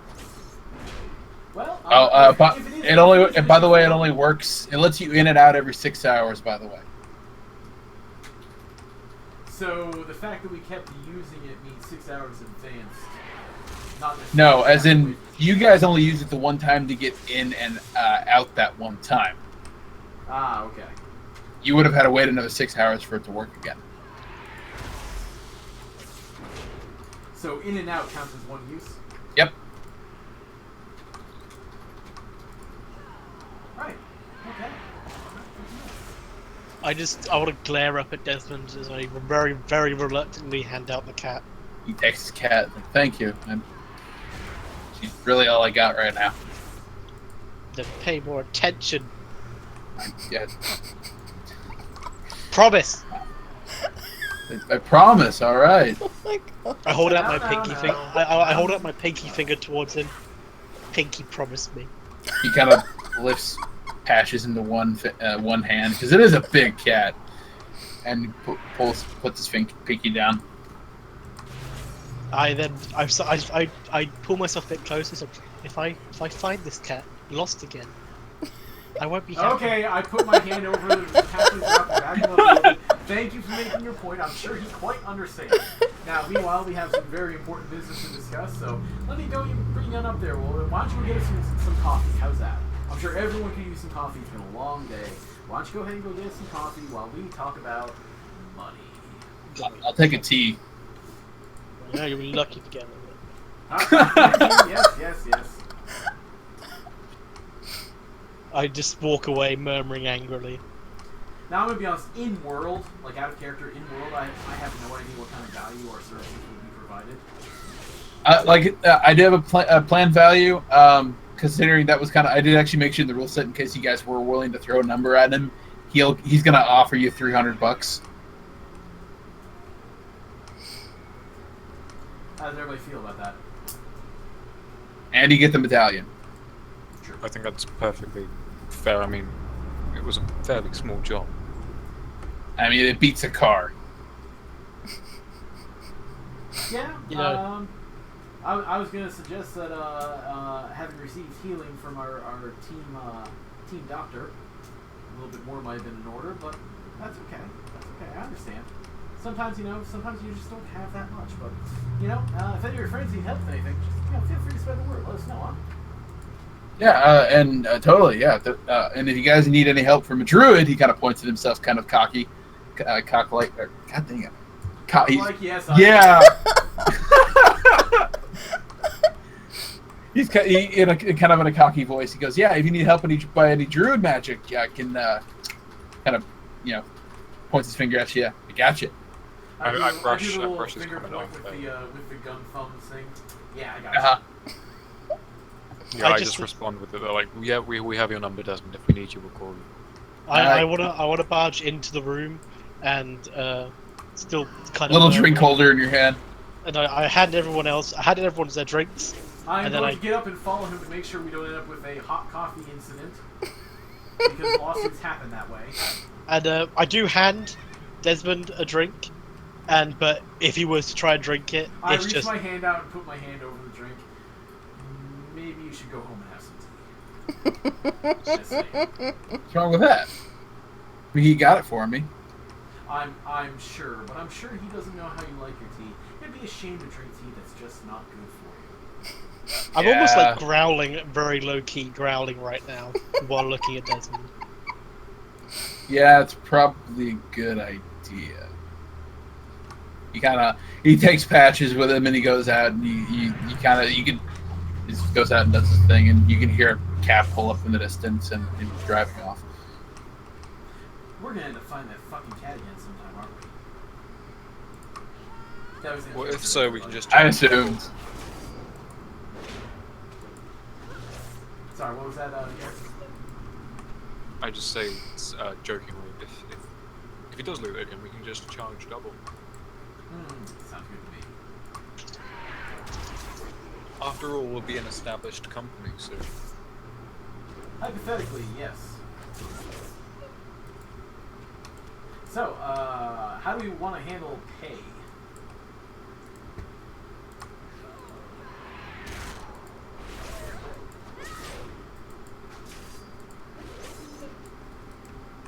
Dead silence. Just the clock ticks, just tick.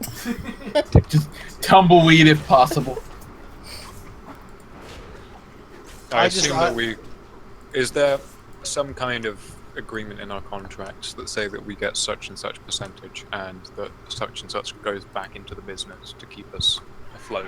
Or it goes into some Contract? sort of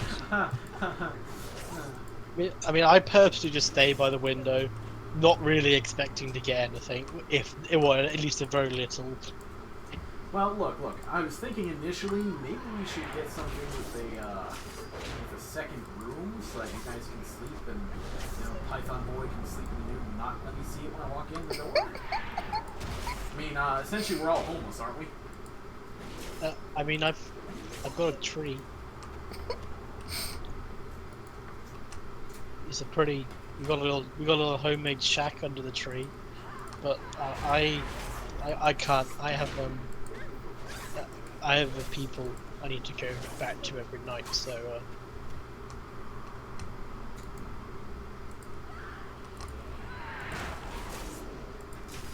mean, I figure we can sort out the whole let's find somewhere to live thing first. Seeing as, you know, two of the four of us are crashing in the office. Can we not just call Evelyn and Cliff up and see if they've got somewhere going? Allison. Yeah, you got it. Like I'm not sure. Out of character, I'm not sure. Well, we're buying or renting the building from them. Why don't we just call them up to see if they've got somewhere else going, or like another office in this building? Just see if we can find some sort of quote from them, or try and get it a little bit cheaper. Yeah, because I have no idea how much this is actually costing to run either. Well, we did agree that it's about $1,000 a month to cover everything, including utilities and rent and such. Okay, because I didn't know if we were experiencing every day as is, because we have to actually do cases daily to pay our bills.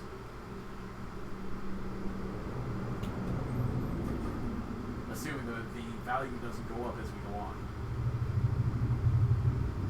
It depending on the case, this is you saving a cat out of the tree. Your next case will be a bit more lucrative. Yeah, I mean, I'm talking DM, not player. Like pay wise, we'd have to be making, assuming that we're not doing a case literally every day, we probably have to make a couple thousand in order to pay our bills for the month, and everybody actually gets food money.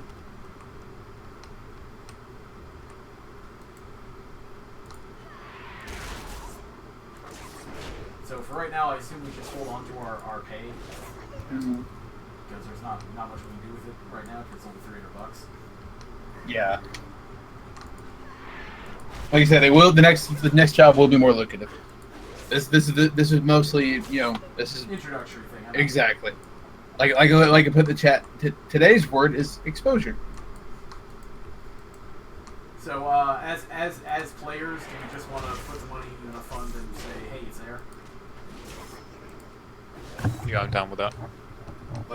In universe, I'm sure we're gonna have contract arguments in the near future, but I was about to say, I mean, I still have some money left over from my starting amount, so I'd be okay with that. You'll need it for the coffee, yeah. Yeah, that's what's mainly going on right now. That's a good point. I just bought coffee, so that's the 15 I've got to take off. They got reimbursed for it. No, I mean, just now I bought coffee as well. oh right. Yeah, he bought coffee in something that I really don't want to even smell, because Lord knows what. Do I really want to know what you did? I guess. I mean, if you want to know, take a sip. No, thank you. I quietly walk over the window, open it, and dump it out into the street. Gotcha. Excuse me, alleyway. Do we need? What color was it when it pours out? Do you want to tell us that much at least, Leon? It seems like a very brown, sludgy color. And it has a thick consistency to it. Is that corn? I drop the cup and just kind of recoil away. As if that alleyway needed to smell any worse. You ghastly bugger! That's beautiful! We found something to actually make you do something other than shiver like a babe. Yeah. Cat. You know what this deserves? A good pat on the head. Come here, you! I start just kind of walking towards him with my hands out. No, is that the time? I should probably get home to my... And I just run out the door.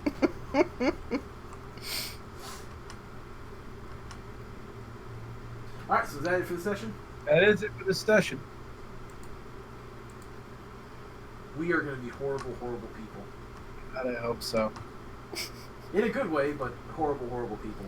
Good stuff getting done, not so much in the right way. I think we did perfectly. You guys did amazing. I did amazing. And I should probably take a round in the city with a motorbike. See you tonight, guys. And I just walk up. You do notice the lack of... You buzzed out there, Tyler. Tyler? I think he might have crashed out. Can anyone else hear me?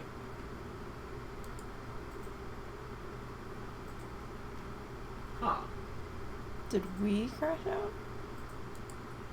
Sound check.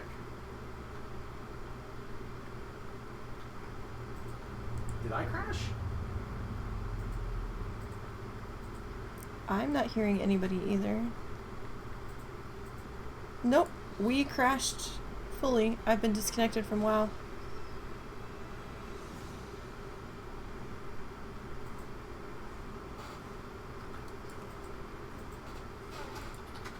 The internet dropped?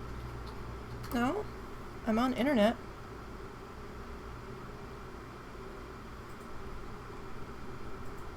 WoW dumped. You. I don't- Okay, so we had an internet People hiccup. can hear me. We can hear you, Chris. The others aren't talking. Everything's okay. I'm going crazy. Okay, there we go. We have been watching you from the beginning. Oh, cool. I think the internet hiccuped. We know what you are destined for. Oh, sweet. There we go. Yeah, our internet hiccup. Yeah, that's it. Yeah. Oh, there's actually one little addition I forgot to add before we call it good for the session. You guys do return after returning to the office. Actually, probably we'll call it the next day. As you guys come back in, or wherever, like, obviously, I would assume it would be Russell's character. After coming back from the bookshop, you find a little package at the door. Define little. Little as in, like, an envelope, or little as in a pipe bomb? Probably about pipe bomb size, actually. Oh, shit. Leon, I think we've got something in the mail! It's not quite pipe bomb shaped, it's more square-like. Yeah, that just has the that's pipe bombs right. in the square. Hey, Leon, you want to check the mail, see what we got in the post? Well, what time is this? What time of the day is this? Oh, we're gonna say it's it's sitting out there till you arrive. Oh, okay, of course it is. I just walk in. I walk past the package. Again, I have coffee for everyone. When he walks in, I theatrically lean over as if I'm looking out the door and said, "Hey, Leon, what's that package?" I'm holding. I've got coffee. I can't. Yeah. Put down the coffee and let's check out that package. I mean, oh, okay. Let's take off another $15 and grumble. Right, so I give everyone their coffee, normal morning routine. His computer would have gone out at 50%. Don't mess with it, Tyler. Your computer would have gone off if it. Yeah, I would think so. Because you're hooked on the same thing. So you were saying, sorry about that, Chris. Coffee, and then I go and pick up the package, I guess. Very, very timidly, one hand, pick it up, and sort of as in trying to keep it as far away from me as possible, I hold it out to. I hold it out to Maxwell. I casually, from behind my desk, sip my coffee and say, "Well, go ahead and open it. Let's see what we got." But it's addressed to the business, and you know you're the business. It doesn't actually have address. It has a small little folded up note on it. I want to have a look at the note then. Okay. I'm actually gonna get the note is actually a handout for future reference. Actually, one second.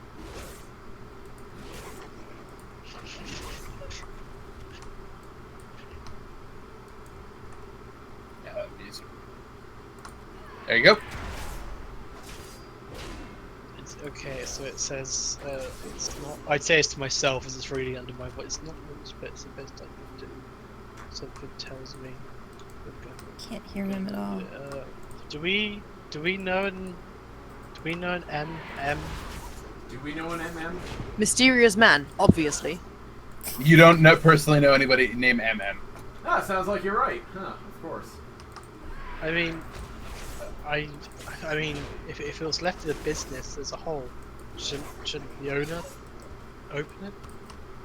I'm content for you to pop it open. Leon, if you're not going to open it, bring it over to the desk. I'll do it. Or you could open it over there, and I'm kind of leaning back as if I'm getting ready to dive under the desk. Okay, I want Leon to bring it over because I'm sick of the whole charades that are going on. I just put it on the table. Oh wait, no, that one's you. I put it on the desk and then I back off towards the door. So I just pull out a knife, cut the string off or whatever. The package Yeah, it's wrapped up in kind of like just like package paper. It's wrapped around with a string. Yeah, I open up and take the wrapping off. It seems to be just a kind of like a decent size, decent shaped box. It's got a little top on it you can take off. Can I look at the box, see if there's anything special about it, or it is just a plain box? It's a plain box. I'm gonna open it up.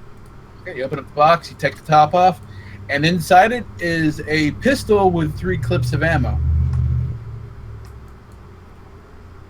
I'm gonna pick up the pistol. 3 magazines. Semantics. Obviously, What? Go on. we obviously have to shoot 3 of us. That is the most moronic thing that I've heard you say. No, it's obvious. I do want to point Okay, a so you're the magazine first that's one got like 12 No. rounds in it each. Yeah, I'm gonna, because with Matthew saying that, I'm gonna immediately put the gun in like one of my pockets and make sure that the ammo is nowhere near him. I mean, if we're gonna be shooting people, can I suggest that I don't get shot so I can heal you guys? Actually, quick question. Are you legally permitted to carry firearms? Me? No. The short fellow over there who picked up the gun before you. He didn't physically pick it up. He had the box. Yes, that would be why it's sarcasm. Well, I don't I think was being so. sarcastic, you fucking monkeys. I missed it. I point at my compatriot, the one I just got out of jail, and said, wasn't that a federal crime? You can say what you want, Maxwell. Well, You know, are you sure the you only want to carry reason something you didn't that- get arrested was because you were safe in a car. No, I didn't get arrested. The rest of us because I doing the wet planned work. for it. But my point is not that. My point is, if you're caught with that, doesn't that basically mean jail time regardless of circumstances? Of course it does. But do you want Matthew here shooting the rest of us? Why don't we just lock it up in the drawer for now? As long as Matthew doesn't get the key to it. After that comment, Matthew's not getting shit. Oh shit, it is Go all ahead. the time. Oh, okay. Whilst they're sitting down, okay, Amanda. It's time to play I don't- music. It's time to like. Yeah, whilst they're doing all that, I want to look at the gun. Just like, obviously, you can see that Garrick is going a bit Garrick, mad. Like everyone's waiting. Garrick, come watch, Garrick. I'm already there. Oh, Garrett, sorry. Garrick. Just leave me to do the paperwork. Garrick. I'm trying to inspect the gun. Just stop. Garrick, I move over to Garrick and I start tugging on his sleeve. Enough. Garrick, come on. Oh. if you don't join us, you know we're just gonna put it on our own production, which is gonna be far worse than the TV show itself. Might as well Oh join my it. god. Do I really If I need sit to get a close top to hat you, clean? will you all shut up? No. Yeah, that's not very likely. Is it? Fine. Right, I'll put the gun away. I move over to watch the TV. Yay! I locked the fuck out of that gun cabinet.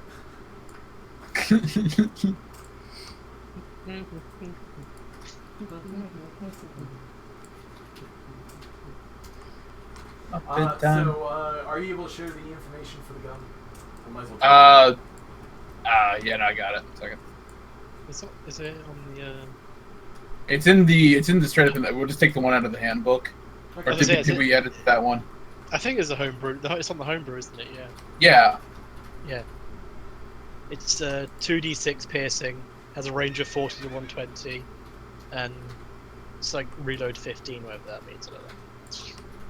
Means 15 rounds to a clip. Oh, 15 rounds. Okay. Okay, so Did it have a clip in it when we got it? you got 3. No, you didn't. You got the 3. Standard ammo, I take it? Yep. Is there any way for me to check the registry on the gun? It seems to be filed off. Like the serial number has been filed off. This might end up in the bookshop instead.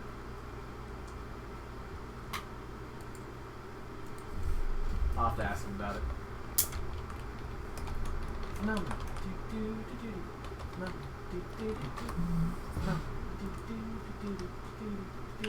I do want to say, just in character at some point, it can be after the Muppet Show, whatever, just so that it's out there that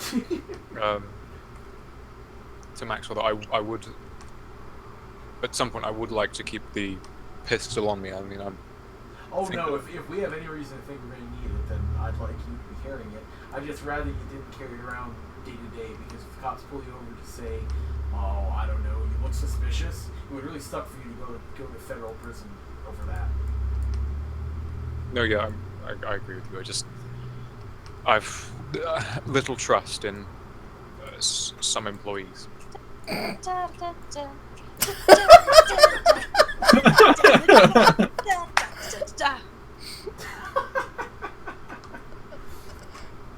then Garrick just ends with rubbing his bridge of his nose. I join him with the facepalm. I'm too enamored of the TV to pay attention to what's going on. Love it. Alright, I'm going to go ahead and edit our filing cabinet with information. Got it.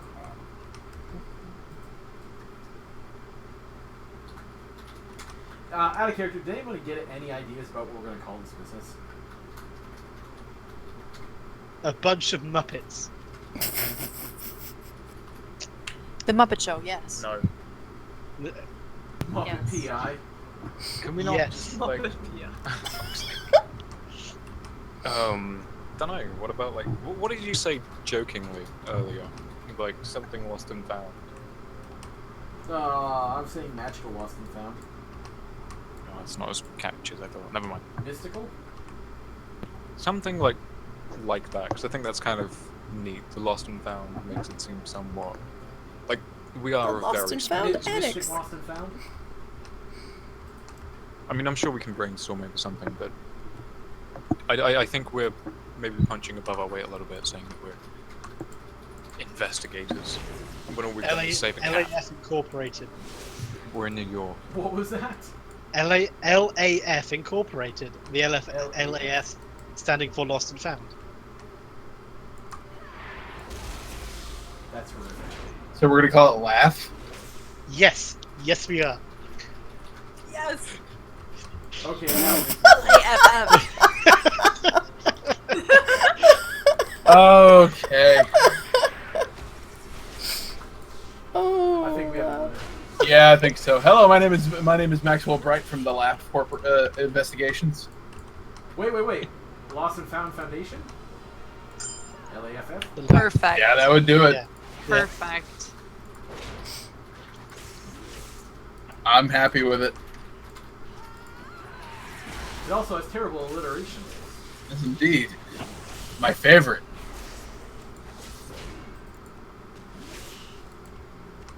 Okay, well I need to go pee now, so Okay. Yeah, good night everyone. Yeah. So I'm just going to Yes. before you do Like a that. hot piss. Did everybody have fun? Yes. I did indeed. Yes, it was fun. I deeply apologize. I'm desperately trying not to like jump in and have ideas and whatnot. I want to make sure everyone gets a chance to speak up. Just no one had any ideas. Okay, guys. Other than, rip up the trees that piss off the runway thing. They're wrapping up, so I'm gonna go ahead and disconnect from their server. So sorry about the madness, but some people wanted to listen in on the D&D game, and it was a way that I could keep playing and streaming at the same time. I'm actually going to take a break as soon as I ding here in a couple of bars, because I am starving and I need dinner very badly. I have to figure out what dinner is going to be. Actually, we haven't discussed that yet, and but we've got Okay, I 2.5 more bars to go. Limelight steal or anything. Usually when I'm a player, I usually end up being the ideas guy at some point. In the past, I've had people pissed at me for being the ideas guy. But whenever they get the go-ahead, they usually do things like tear up the trees and piss off the creatures we're chasing. I am level 27 currently. We're about to hit level 28. I have not updated since I hit 27 on the website. The website itself, there is currently a 4-way tie. It might be a 5-way tie if I am actually updated and correct on there. For second place. Yeah, that did work out pretty good. First place is currently still level 28. And, yeah, so anything can really happen here. Still keep your eyes out on Never Died. He was level 22 this morning, right behind me. Well, actually, we were the same level. And, but I think he hasn't had the chance to play yet today, but I would totally keep an eye out for him. I think he's opposite side of the world of I am. And there's a rare there that we're going to try to get and hope we don't get cross-roamed the second we kill it, like what happened last time. Yeah, I just And wanna make sure that we're still going to hear Russell talking a little bit as he's wrapping up. It doesn't seem to be an issue with this group. You guys are all pretty cool one way or another. And most of the time when I've experienced that, And I do apologize for the sound quality. Sometimes check in, make sure everybody's okay and whatnot. sometimes people end up getting a little bit further away from their mics than we More realized. Shayna got really pissed about not being the idea early. But we'll try to work on that for next session if we end up streaming that. Yeah, I still wonder about if she was Daddy's special princess and therefore got that status in game. But alright, so that didn't quite ding us. So, We yep. did get another. Damn it, it happened again! Son of a bitch, that corner. Yep, had plenty of fun. Thanks for running. For those of you who are still here, when we get around to my turn again, we will be continuing our previous game. I don't know what it is about that corner, but that corner likes to phase. I'm gonna have to start pulling that spider Which I apologize. backwards. Also, many of you will have an opportunity to change characters if that's just going to be your thing, and there might be a reason. So, for the first session will mostly be role playing. I'm gonna have to either skip that rare from now on, although we're almost out of this zone, so it's really not that much of an issue. Okay, updating notes, finding food later. And one more mob ought to, well, maybe not one more, maybe two or three ought to ding us here. If I can get my charge to go forward here. But at least this time when that spider face thing happened, I was ready for it. Alright, so let's grab this guy here. Probably need to go 2 more kills to get our day. And we'll grab the buzzard here. And when we hit 28, we're going to go back into Hinterlands.